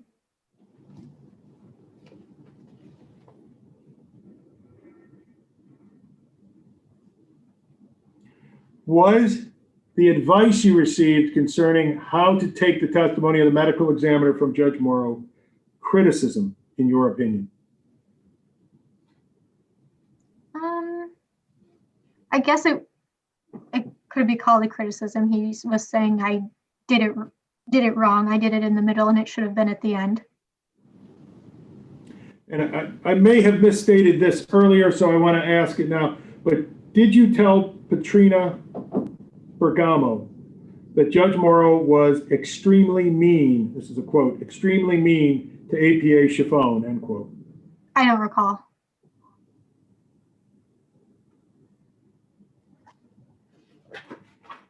Did you ever tell anyone that Judge Morrow was hitting on you during that conversation? No. At any time, did you ever allege to anybody that Judge Morrow was hitting on you? Never. You do know what that means when I use the word hitting, correct? Yes, I understand. And what is your understanding? Like flirting or coming on to someone. And that did not happen, correct? Correct. There is, however, a report that says it attributes to you having said that, correct? Correct. And that report has existed since at least July of 2019, correct? I believe so, yes. When is the first time you saw that full report? When James Vivens called us into his office and he had us to read the report. I'm not sure when it was exactly. Fair to say that that's July of 2019. I'm not sure. Is it before or after the report was forwarded to Prosecutor Kim Worthy? It was before it was forwarded to Prosecutor Worthy.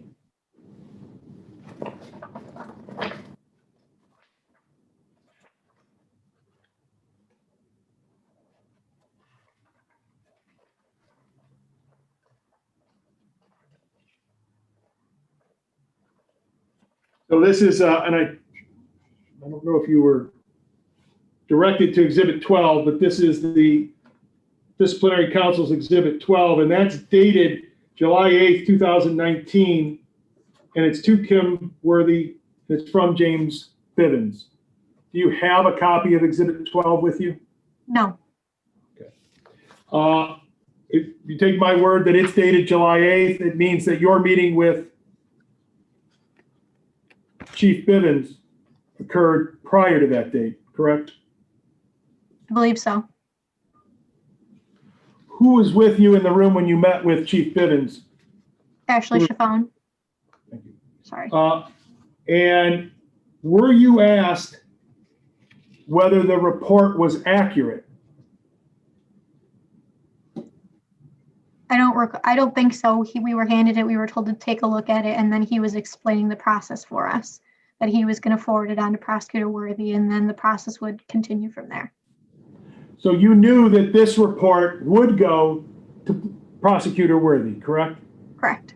And you knew that Prosecutor Worthy would rely upon the information in the report. Most likely, yes. And you knew that others were likely to rely on the report going forward. Maybe. I'm not sure what was supposed to be done with that report for the purpose of it beyond Prosecutor Worthy. Did you think Prosecutor Worthy would do nothing in response to this report? No, I just didn't know who else would be looking at or relying on that report. Did you know that the Judicial Tenure Commission and its staff relied upon this report? No. You did learn at some point that there was reliance, and you made a clarification to the JTC staff, correct? I don't know if I knew they relied on it. I know Ms. Weingarten asked me about that paragraph, and I told her I did not say that. And that interview took place after the form of complaint had been filed, correct? I believe so, yes. Did you know then that the JTC had relied on that paragraph? I guess I'm like, can you explain what you mean when you say they relied on it?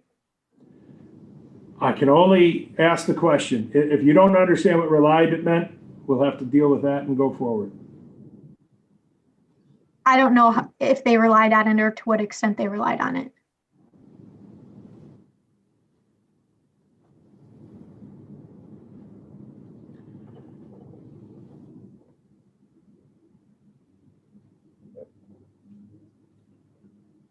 You said something to Ashley Chiffon when you left Chief Bivens' office, correct? Correct. And you said that there was information that was incorrect in the memo that you had just read with her next to you, correct? Correct. You told her exactly what was incorrect about it, correct? Correct. You told Ashley Chiffon that the report improperly contained information that Judge Morrow had hit upon you while at prosecutor table during this conversation that we've been talking about, right? I told her that I did not say that. Yes. It was your testimony on direct examination that Ms. Chiffon had no advice for you in response. Is that accurate? I don't remember what she said to me in response, if anything. Other than Ms. Chiffon, who did you tell that the information in the report was false? Ms. Weingarten. and it's fair to say that more than a year elapses between the conversation with Ms. Chaffone and the conversation with Ms. Weingart. Yes.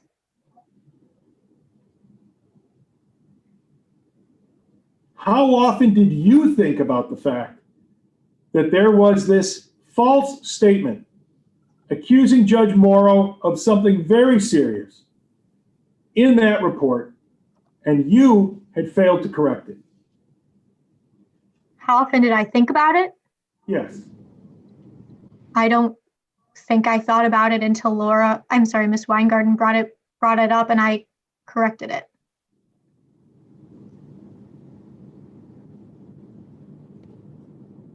If a lawyer knows of a material false statement, is the lawyer allowed to simply turn a blind eye to it and do nothing? I don't believe so, no. There are ethics rules, including 8.4b, that would require a lawyer to act proactively when they learn of a false statement or an omission that creates a materially false statement. You know that, right? I'm not familiar at this time with the contents of that rule offhand. When is the last time you reviewed the Michigan Rules of Professional Conduct? Probably before I took the MPRE. That'd be 2017 or before, correct? 2017, I believe.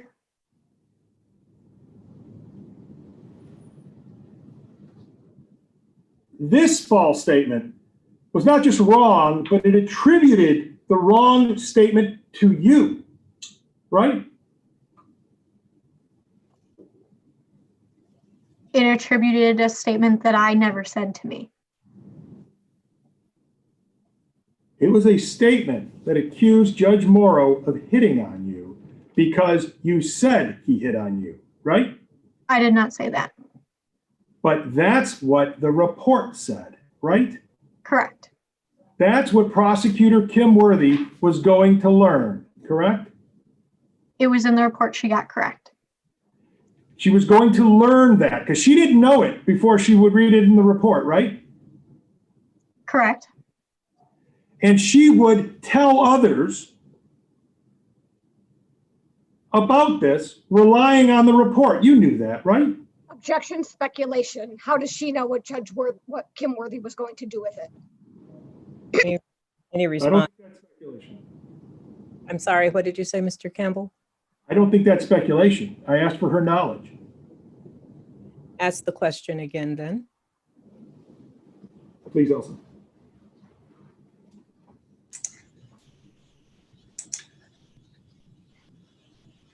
And she would tell others about this, relying on the report. You knew that, right? Objection is sustained. I'll ask another question if I may. Thank you.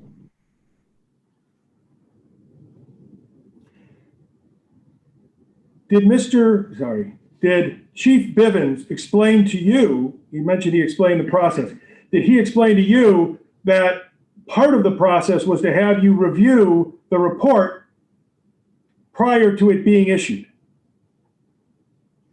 I don't recall if he specifically said that that was part of the process.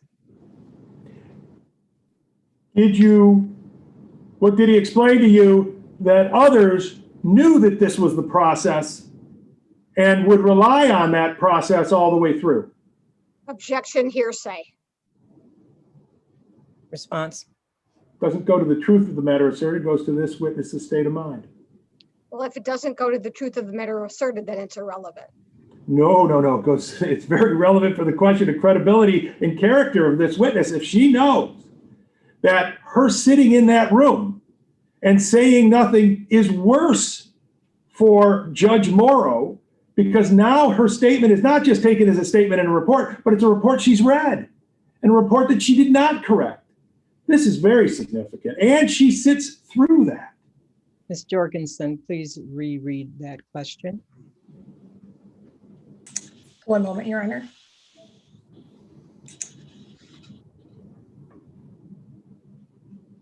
Did he explain to you that others knew that this was the process and would rely on that process all the way through? The objection is sustained. If you'd like to make a separate record, we can do that now. I would on this question, please. Ms. Jorgensen, let us know when you're ready. I'm ready. Would you like me to read the question again, or? Mr. Campbell, do you need the question again? I do not. Ms. Bickerstaff, did you hear the question? Do you recall the question? Can I get the question one more time, please? Thank you. One moment.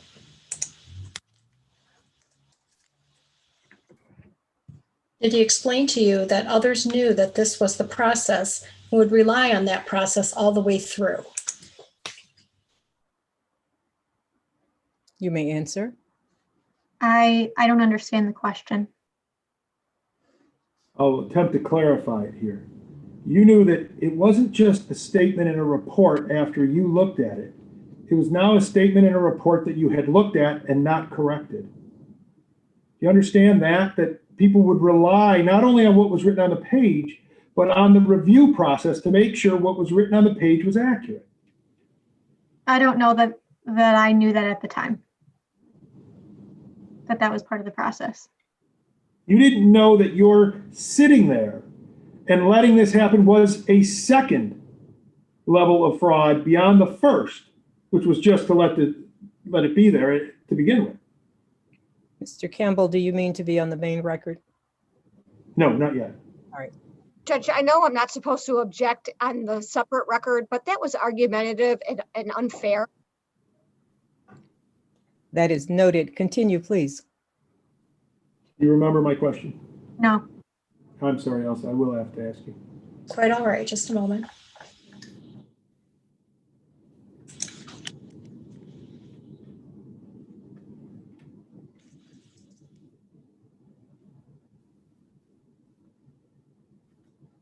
You didn't know that your sitting there and letting this happen was a second level of fraud beyond the first, which was just to let it be there to begin with. I wouldn't characterize it like that. I would like to go back on the record now, please. Thank you. Let us know. I'm when ready, you're- Your Honor. All Yes. right. Ready? Continue. Do you agree with me that allowing the false statement to remain in the report without correction is a fraud? No. Objection to the characterization of a fraud. She could be asked if she did it on purpose. Did she do it to frame anyone? But calling it a fraud, that's a crime for starters. Objection. First of all, for starters, who's to say it's not a crime? And second of all, I think the question is entirely proper cross-examination. And I think that's coaching of the witness through an objection. Objection is sustained. Would you like to make a separate record? Mr. Campbell. No, I'm going to continue on this one, please. Thank you. All right. Thank you. How would you characterize what you did in allowing that false statement to remain in the report? I don't know how I would characterize it. You're saying, as you sit here today on a Zoom screen in front of the person who you knew would be falsely accused going forward, that you have no way of explaining why you did nothing at that moment. Correct. You were asked on direct examination about whether or not my client ever gave you an apology. Do you remember that? Yes. You know that all of these events occur as within a month, less than a month of the trial. This memo is issued, correct? Which memo? Exhibit 12, dated July 8th, 2019. I mean, you can do the math. June 13th is when the jury came back with a hung jury, and this is July 8th. That's less than a month, right? Sure. And that's when the report is issued. All of the stuff is going on in between, because you talked to Chief Bivens before the report is issued, right? I'm not sure when he issued the report, but based on the date, I would believe so. You also spoke to Detective Kinney before you ever spoke to Chief Bivens, right? Correct. In fact, that interview takes place on June 17th with Detective Kinney, right? Correct. And Detective Kinney takes down information while she's talking to you, correct? I don't recall if she wrote anything down. Do you have a memory of her not writing anything down, or is it that you don't have a memory one way or the other? I don't have a memory one way or the other. Do you have a memory of whether you told her that Judge Morrow was hitting on you? I did not tell her that. So that information is false, correct? He did not hit on, I do not believe that he was hitting on me, and I did not tell anyone that I believed he was hitting on me. When you met with Detective Kinney, were you with Ashley Chiffone or were you alone with Detective Kinney? I was alone. There came a time where Detective Kinney showed you a paragraph and a statement that she had prepared as part of her investigation. Do you remember that? She did not show me anything. It's your testimony here today that Detective Kinney did not show you the paragraph and ask you to sign what she had written as your statement. Correct. So you never signed off on the information that Detective Kinney says as part of the report in the interview. Detective Kinney did not show me anything she had written, and I did not sign anything that she showed me she had written. If Detective Kinney testifies that she remembers you coming in, reading the report, paragraph related to you, and signing a piece of paper affirming that that was accurate, is she lying? Objection to the characterization that she's lying. She could be mistaken. There could be a lot of reasons why their testimony is contradictory. Well, and it's also possible that this witness will say that she's lying. Objections overruled. Continue. You remember the question? That did not happen. How sure are you that that didn't happen? I'm sure that Detective Kinney did not show me anything she had written. The first time I read it was in James Bivens' report. And you're sure you never signed off on that statement? Like, physically signed it? Yes. I don't recall if I physically signed James Bivens' report. So you're saying you may have signed that report that was inaccurate. More than just reading it, you may have signed it. I said I don't know. You remember James Bivens, Chief Bivens, asking you to sign it in order to know that the information was accurate.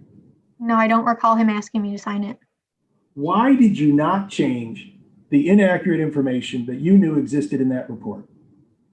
I didn't know what to do at the moment.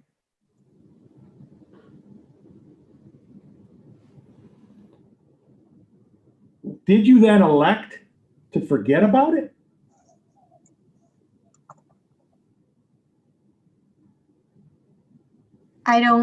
Did I elect to forget about it? Yeah. You said you didn't know at that moment. Well, a lot of moments passed between July of 2019 and today, or even before you met Ms. Weingarten in late September of 2020. A lot of moments there. And according to you, you didn't tell anybody other than Ms. Chiffone. So I'm asking, did you just elect to forget about it? I don't know if that's how I would characterize it. You knew that Ms. Chiffone, when asked about whether or not you had said to her that there was something wrong about the report, you knew she was going to answer that question honestly, right? Sure.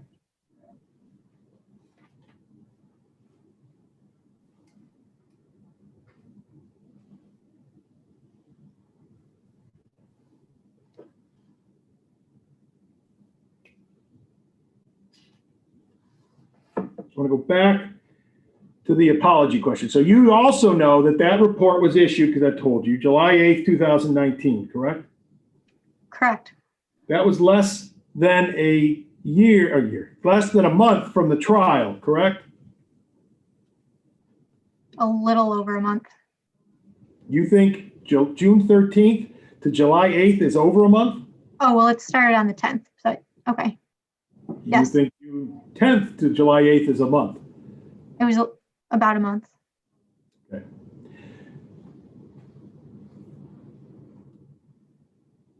You do know, as you sit here today, that the narrative has been since the report was issued, the narrative has been that Judge Morrow was hitting on you. You know that, right? I did not know that. That would explain, at least in part, why there has not been an apology to you by Judge Morrow, correct? Objection. How does she know what he's thinking and his reasons for not apologizing? I'll withdraw the question and I'll ask another. Thank you. When did you apologize to Judge Morrow? Objection. Objection. Relevance. I think that's objection too good a question. That's entirely, she's the one who brought up about apologies on her direct exam. We know now that she allowed false information of fraud to occur about my client. And she's here asking about apologies. Mr. Campbell, thank you. Objection is overruled. Continue, please. Do you remember the question? No.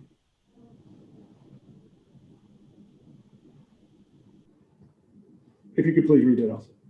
Yes, just a moment, please.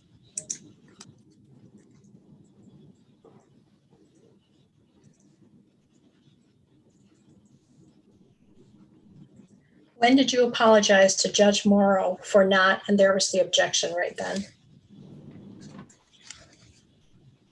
Mr. Campbell, would you continue your question? I think it was midway that the objection was made. Yes. When did you apologize to Judge Morrow for your conduct and your lack of action in light of the false information you knew to exist in the report? I have not apologized.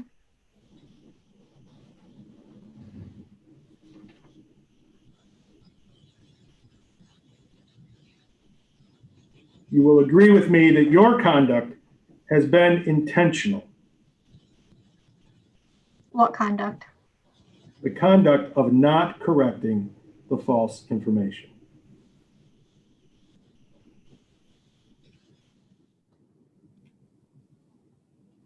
I did not tell James Bivens that that was incorrect.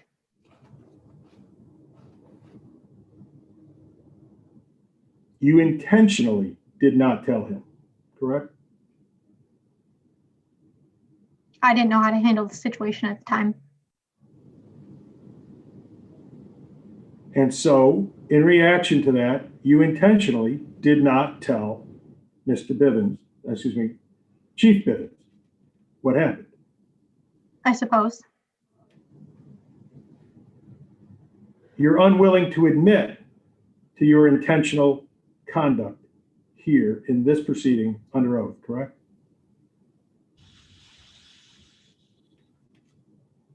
I don't know that I would use the word intentionally to describe me not correcting the error in the report.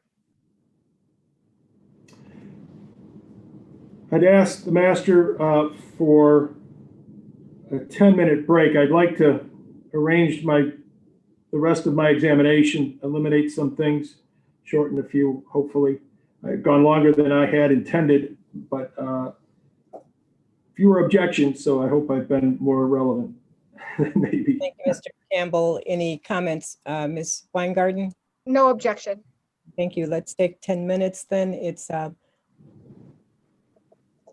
Let's come back at 4:05. Thank you.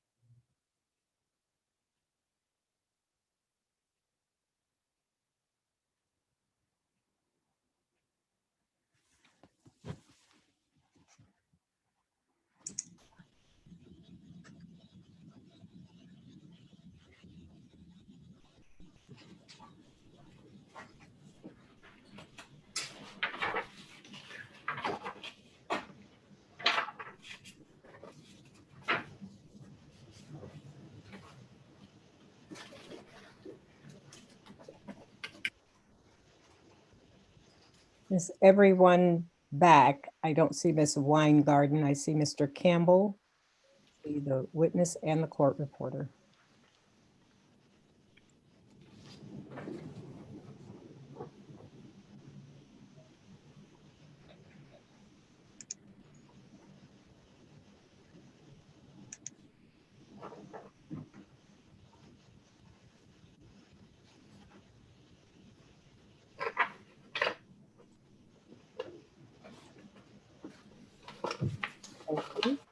Mr. Campbell, are you ready to continue? Yes, Your Honor, I believe that I am. Say one thing to Mr. Campbell. I realize I missed a call from you. Did you need to talk to me privately or? I was going to talk about witnesses for tomorrow, but I guess we can do that after we are done here today. Okay. Thank you. Thank you. Let's continue then, please.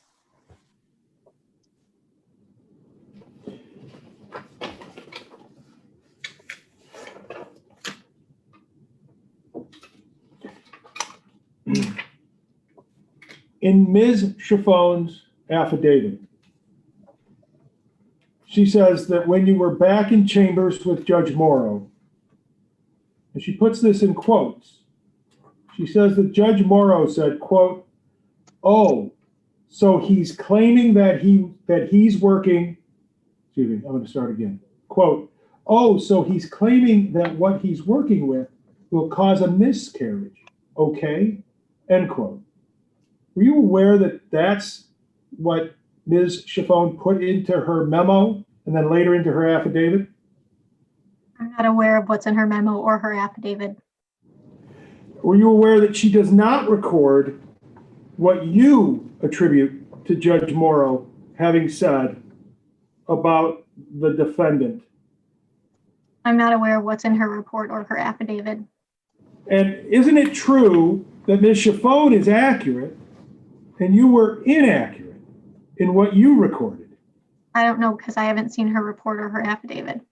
And isn't it true that Judge Morrow made his statements in connection with talking about arguments being made in the case, not referring to the defendant himself in a derogatory manner? He was speaking in relation to arguments in a way that was somewhat derogatory towards the defendant. That's your interpretation that it was derogatory towards the defendant, correct? Sure. But your statements, how big does this guy think he is? Guy must feel real good about himself. Those don't appear in Ms. Chiffon's recollections of the events. Were you aware of that? I don't know what's in her report or her affidavit. Who do you think is more credible? No, I'll withdraw that question.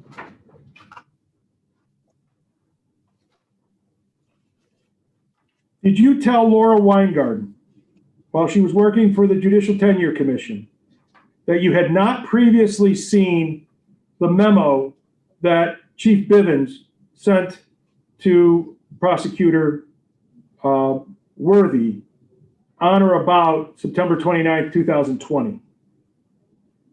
Did I tell her that I had not seen James Bivens' memo? Correct.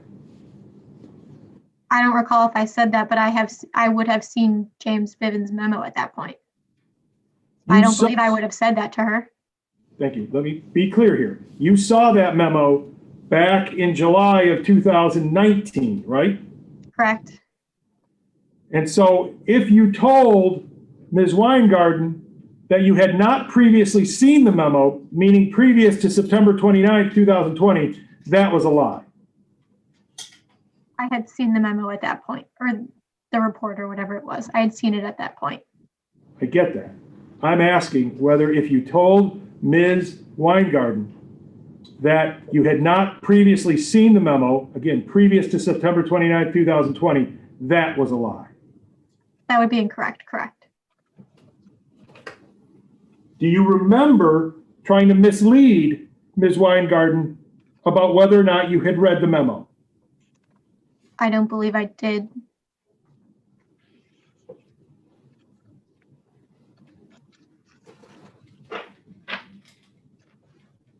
fair to say that you distilled 2 hours of conversation in chambers into about 20 or so words in your memo? I think it was probably more than that, but it's definitely distilled into some paragraphs, this 2-hour conversation in chambers. And you alone were the editor of what you wrote, correct? In my memo and in my affidavit, yes.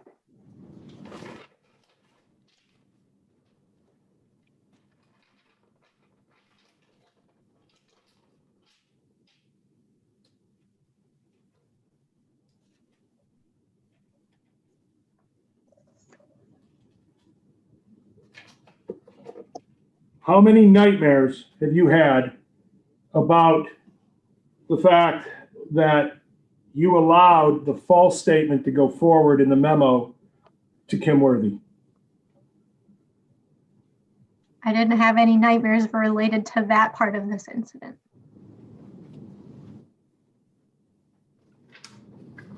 Have you considered how many nightmares Judge Morrow has had, having been falsely accused of hitting on you? Objection, relevance. Any response, Mr. Campbell? I think it's certainly as relevant as the direct examination of her about nightmares. Objection is sustained. I'll ask for the separate record on that, please. Yes. Ms. Jorgensen, let us know when you're ready, please. One moment, Your Honor.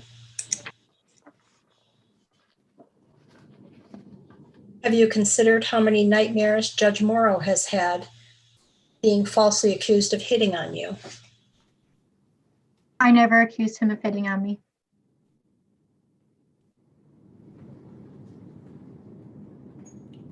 I'm going to ask that well, I think that's non-responsive, so I'd ask the master if the witness can be asked to answer the question asked. I think she did answer the question, Your Honor. I'm so confident that she didn't that I'll wait for a ruling. Yeah, I do believe that she answered the question. If you would like to have the question reread, we can have that happen, and then I'll take another listen. Ms. Jorgensen, can you reread the question from this separate record? Yes, Your Honor.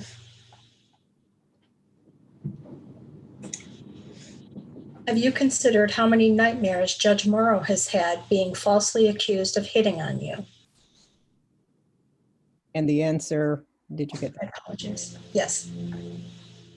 I never accused him of hitting on me. Mr. Campbell, you don't believe that your question was answered? Correct. Ms. Bickerstaff, you've heard the question, and I'm going to ask you to answer the question that Mr. Campbell asked. Would you like to hear that again? Yes, please. All right, One moment, Your Honor. certainly. Have you considered how many nightmares Judge Morrow has had being falsely accused of hitting on you? No. I'd like to go back on the record, if I may, please. Yes, back to the main record. Let us know when you're ready, Ms. Jorgensen. I am, Your Honor. Thank you. Go ahead, Mr. Campbell. Thank you. As I heard you on direct examination, you said that you were telling a story in the hallways of the prosecutor's office, and Bob Donaldson walked by and you got his attention. Is that your testimony? I was telling them what had happened to us in court. Yes, and then Bob Donaldson walked down the hallway and I got his attention. You're saying that Bob Donaldson did not get your attention because he heard you use the word sex while telling your story. Correct, that did not happen. You know that's what is in the Bivens report, right? I'm not sure. You've read the Bivens report, right? Once, yes. Well, only once, or did you read it again when Ms. Weingarten talked to you? When I talked to Miss Weingarten, she only sent me the one paragraph. I didn't get the whole report. Do you recall reading in that report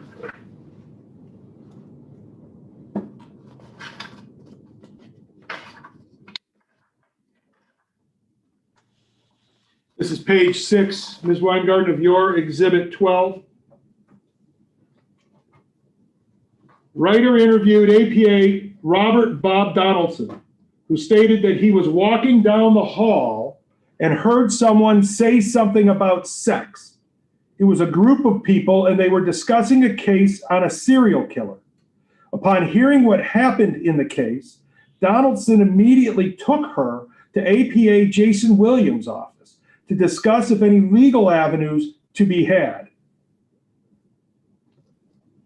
Do you recall reviewing that in the Bivens report? I don't specifically recall reading that, but if you say it's in there, I believe it's in there. You were the one talking about sex in the serial killer case that Bob Donaldson overheard, right? Either myself or Ashley Chiffone.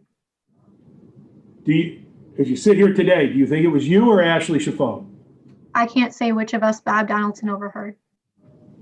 He took you to see the folks on the 12th floor, right? Jason Williams is on the 11th floor. Thank you. He took you to see Jason Williams, correct? Correct.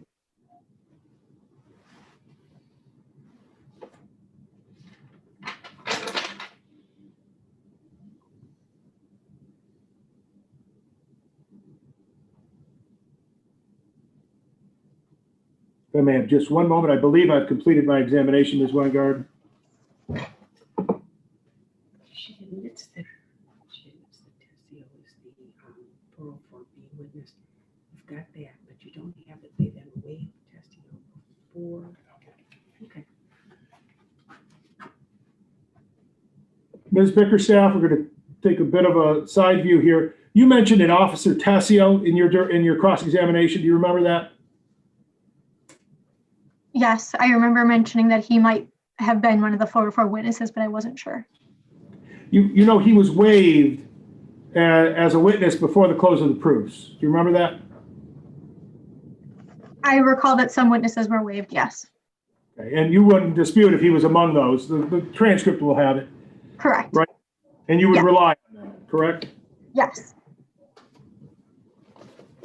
I have no further questions for this witness. Thank you. Thank you. Ms. Jorgensen, did you get the last question and answer? I think there was a little bit of talking over. There was a little bit of talking over, but I did catch it. Thank you, Judge. All right, thank you. Ms. Weingarten, are you ready for redirect of this witness? Yes, I am. All right, proceed. Ms. Bickerstaff, Mr. Campbell showed you some photographs of artwork on the walls of Judge Morrow's courtroom. Do you recall that? Yes. And he showed you pictures of two men. Did you recognize who those men were? Which pictures? I mean, if I could see the pictures again. Mr. Campbell, is there any way you could present those pictures again? Absolutely. Give me just a moment if you have other questions, and I'll give you a wave to tell you that we're ready with the pictures. Okay. Ms. Bickerstaff, was there some art on the wall of Judge Morrow's courtroom that were not pictured in the photos that Mr. Campbell showed you? I'm not sure. Mr. Campbell asked you about a photo or an art piece of art involving Bill Cosby. Is that right? I thought I remembered there being a painting of Bill Cosby on the wall by the box where the inmates sit. Who is Bill Cosby? He was an actor. Okay, so hold on. We'll put that on pause and we'll get to that one picture. Okay, that's the picture. Thank you, Mr. Campbell. Who is pictured on the left? Martin Luther King Jr. And who is pictured on the right? Barack Obama. Is there any chance you would have confused either of them with Bill Cosby? Absolutely not. I believe the painting with Bill Cosby had some text on it that said like, still my father or everyone's father or something like that. All right, so you've described a photo or an art, piece of art of Bill Cosby, and was there writing on the picture? It was like, it was painted on the canvas with the picture of Bill Cosby. Now, do you know what legal trouble Bill Cosby got into? Yes. Tell the judge briefly what you know. I believe that he had drugged women and sexually assaulted them. Do you know whether or not he was convicted? I believe he was. I'm not Do you sure. know do you know whether or not he went to prison? I'm not certain. Do you know whether Judge Morrow had a picture of Bill Cosby on his wall after Bill Cosby got convicted? I believe it was after that is when I saw the picture, yes. And did you think it was appropriate for a sitting judge who tries sexual assault cases to have a picture of Bill Cosby on his wall? No, that's why I remembered it.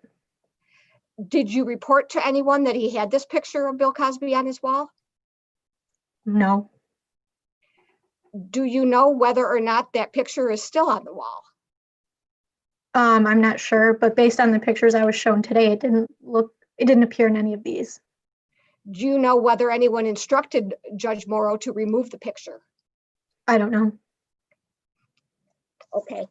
We'll move on to something else now. Earlier on today, you testified that Judge Morrow was concerned that Ashley couldn't take criticism. Is that what you testified to? That Judge Morrow was concerned, yes. Okay, so yeah, I was just going to ask to remove those pictures. Did you invite Judge Morrow to give a critique to Ashley Chiffone? No, Did she invite him to give her a critique? yes. Did you argue with Judge Morrow about whether or not Ashley could take the critique? I didn't argue with him. He just asked me if I thought she could handle it, and I said, yes, I did think she could handle it. Did you argue with Judge Morrow over anything during the entire trial? Not that I recall, no. You testified earlier that part of the testimony involved the term rape kit. Is that right? Yes. Have you ever heard anyone refer to a rape kit as anything other than a rape kit? Not that I don't deal a lot with rape kit cases. This was, I think, the only case I've ever had that dealt with it, and I've only heard it called a rape kit, or yeah, rape kit. Okay. After the incident that occurred between you and Judge Morrow at the prosecutor's table, you told us that you told Ashley part of what he said to you. Is that right? Correct. Did you tell Ashley to ask Judge Morrow for advice because he had given you advice twice? No. In your memo, Mr. Campbell pointed out or tried to point out that you made a causal connection between your getting advice from Judge Morrow twice and the fact that Ashley should ask for advice. Is that what you were trying to convey in your memo? That was just my opinion, that I thought that's why Ashley asked for advice, because I had just received advice. Did you tell her she should ask for advice because you got advice twice? No. What time did you start testifying today, approximately? Probably like a little after 9, between 9 and 9:15. And what time is it now, if you know? 4:23. So is it fair to say you've been on the witness stand for 6 or 7 hours at least? Yes, with some breaks. Have you blushed while you've been on the witness stand today? I don't think so. No. When Judge Morrow came to the table, did he say anything about your use of the word "and" before questioning? No, not while he was at the table. Did he only talk to you about sex in the climax of the testimony? Yes. Is there a reason you didn't try to stop him from approaching your table? I didn't think I needed to. I didn't think it would have been appropriate also. Did you have any idea what he was going to talk to you about as he approached your table? No. The way the chairs were set up, could Judge Morrow have moved his chair away from you? Objection. Calls for speculation. Any response? I can lay a foundation. All right. Were the chairs stuck to the ground? No. What is on the bottom of each chair? Wheels. And was there room to move a chair from next to you to the short end of the rectangular table? Yes. Was there room to move the chair to the opposite side of the rectangular table across from you? Yes. Did Judge Morrow make any effort to move the chair anywhere? No.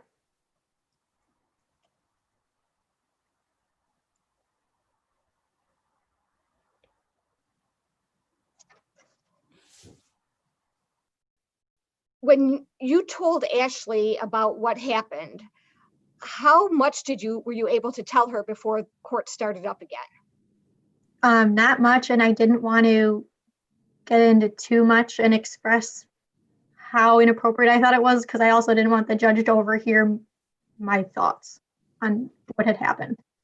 Did you tell her that the conversation was sexual? When we were at the table, Yes. no, I just told her that he had given me feedback on taking testimony from the medical examiner. Did you tell her you felt the feedback was inappropriately given? Not at that time. Is the judge a prosecutor's supervisor? Can you repeat that question? Is a judge a prosecutor's supervisor? No. Is it a judge's duty to train young prosecutors? No. Now, in Ms. Kinney's report, you said that she interviewed you and you don't know whether she wrote anything down because you've never seen what she wrote down. Is that fair to say? Correct. But somehow whatever she believed she knew about this case ended up in a typewritten report by James Bivens. Is that fair to say? Correct. Are you familiar with the rules of evidence? Yes. Would you consider James Bivens' report to be double hearsay? I'm going to object. Calls for a legal conclusion. Well, she is a lawyer. Objection is sustained. Do you know whether or not the Judicial Tenure Commission relied on James Bivens' report in filing charges? I don't know. I know you had told me that the JTC was going to do their own investigation. Do you know if anyone ever relied on that report to do anything? I don't know. After meeting with Mr. Bivens, did you, and telling Ashley that there was a mistake in the report, did you give it any more thought, the fact that there was a mistake in the report? No, not until you mentioned it. And that would have been over a year later? Yes. By not telling Mr. Bivens that there was an error in the report, were you trying to get Judge Morrow into bigger trouble that he was already in? No. Were you trying to purposely allow a false statement or an errored statement to remain in a report? No. Was that line in Mr. Bivens' report significant to you in light of all the other things that he wrote in his report? Was it significant to me? Okay, so let me rephrase the question. Was the one line where you allegedly said that Judge Morrow was hitting on you, was that significant to you in light of all the other information that was in this report that you had provided and others provided?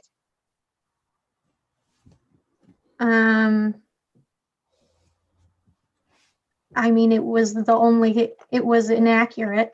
So it jumped out at me because I didn't say that. All right, was it a significant part of the communication you gave to either Joanne Kinney or Judge James Bivens about what had happened to you? No. May I check my notes real quick? And Judge, may I have a moment to contact Mr. Helland? Certainly. Is Mr. Helen still on this call? On this Zoom? It looks like he is. Let me just look at the participants. I can put you in a breakout room if you need that, but if you I just can make a quick phone call, that would probably be faster. I am still here, but we can just do a quick call. all right, Okay. thank you.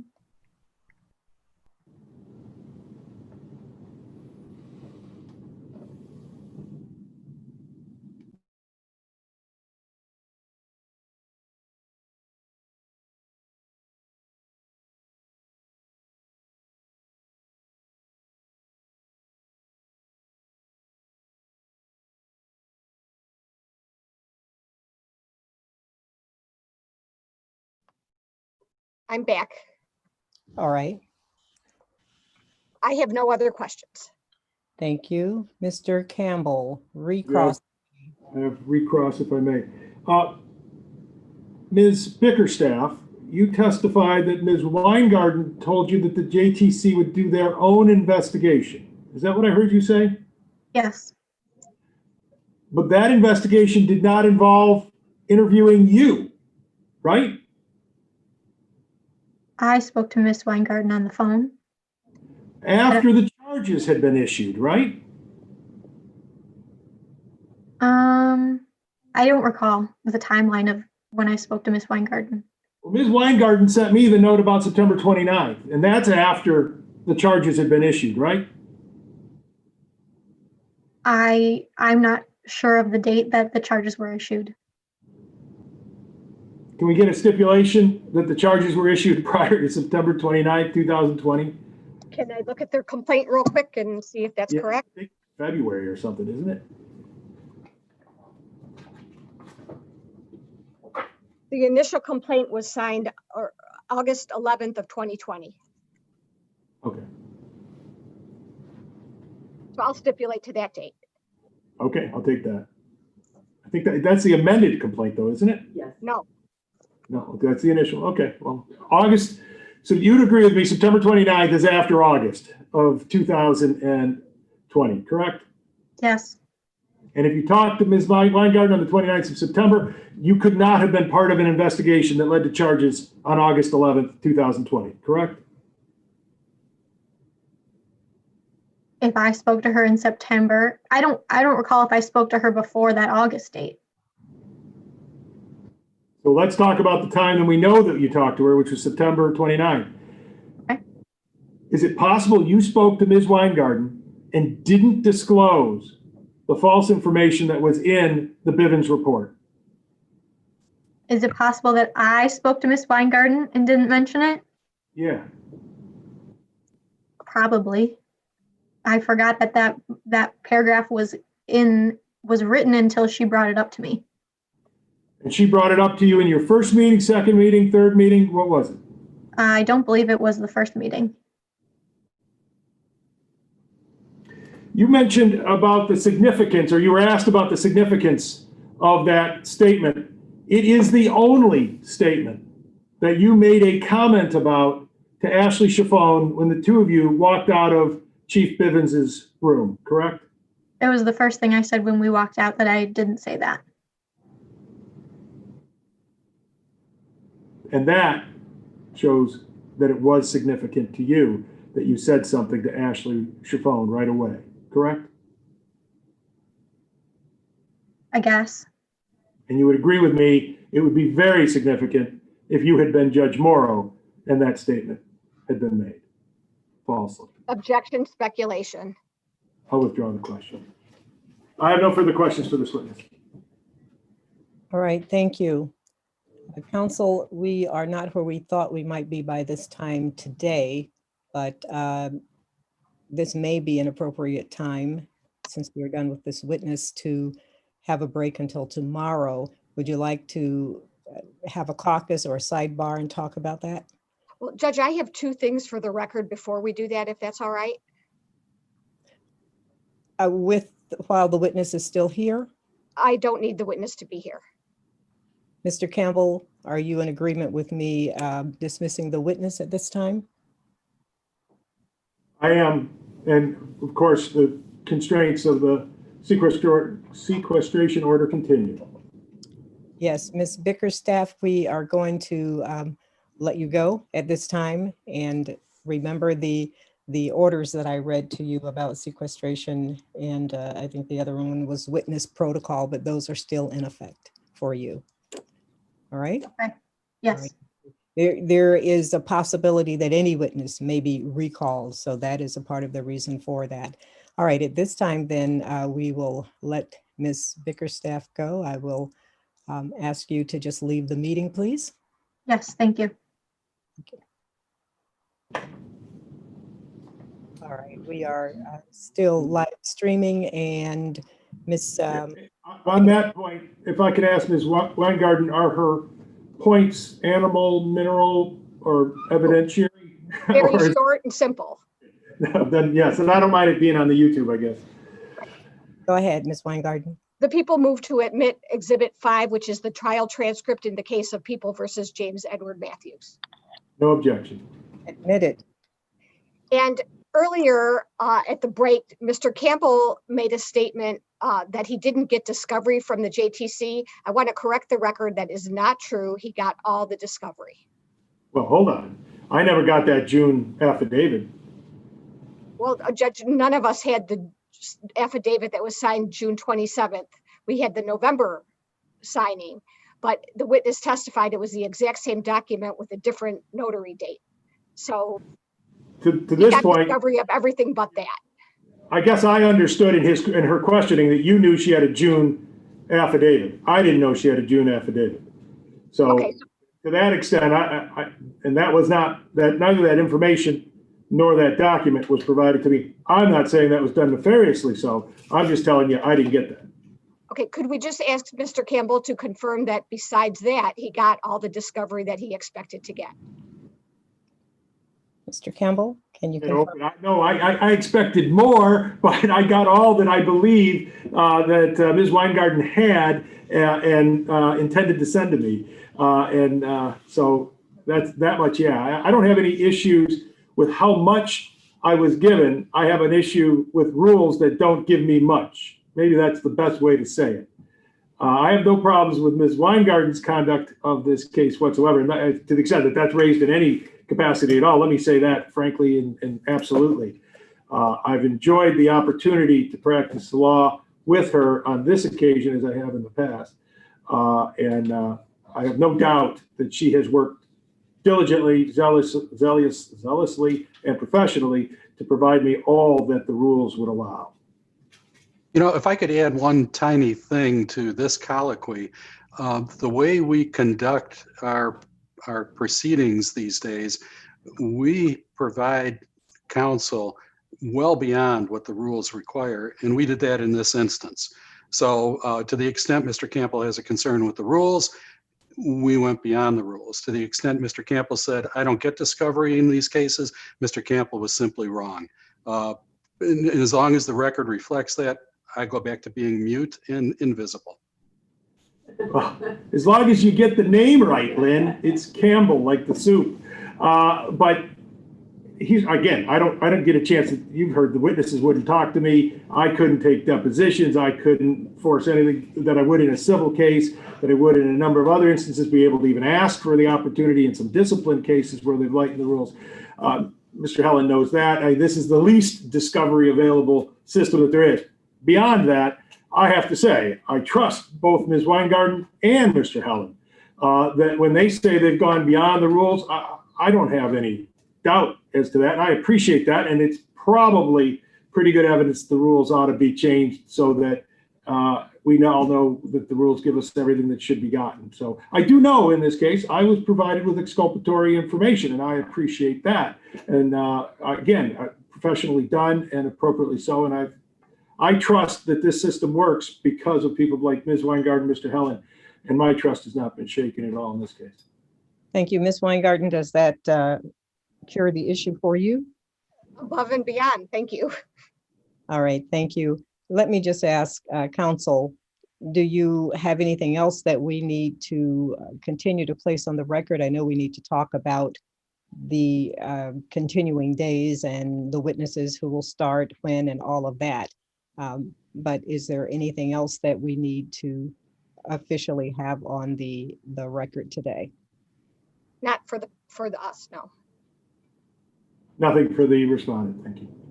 All right. So Ms. Jorgensen, you will continue, of course, with the transcript, but at this point, I will stop the YouTube because we're not streaming. We are not taking any additional testimony today, so I will stop the live stream. Is that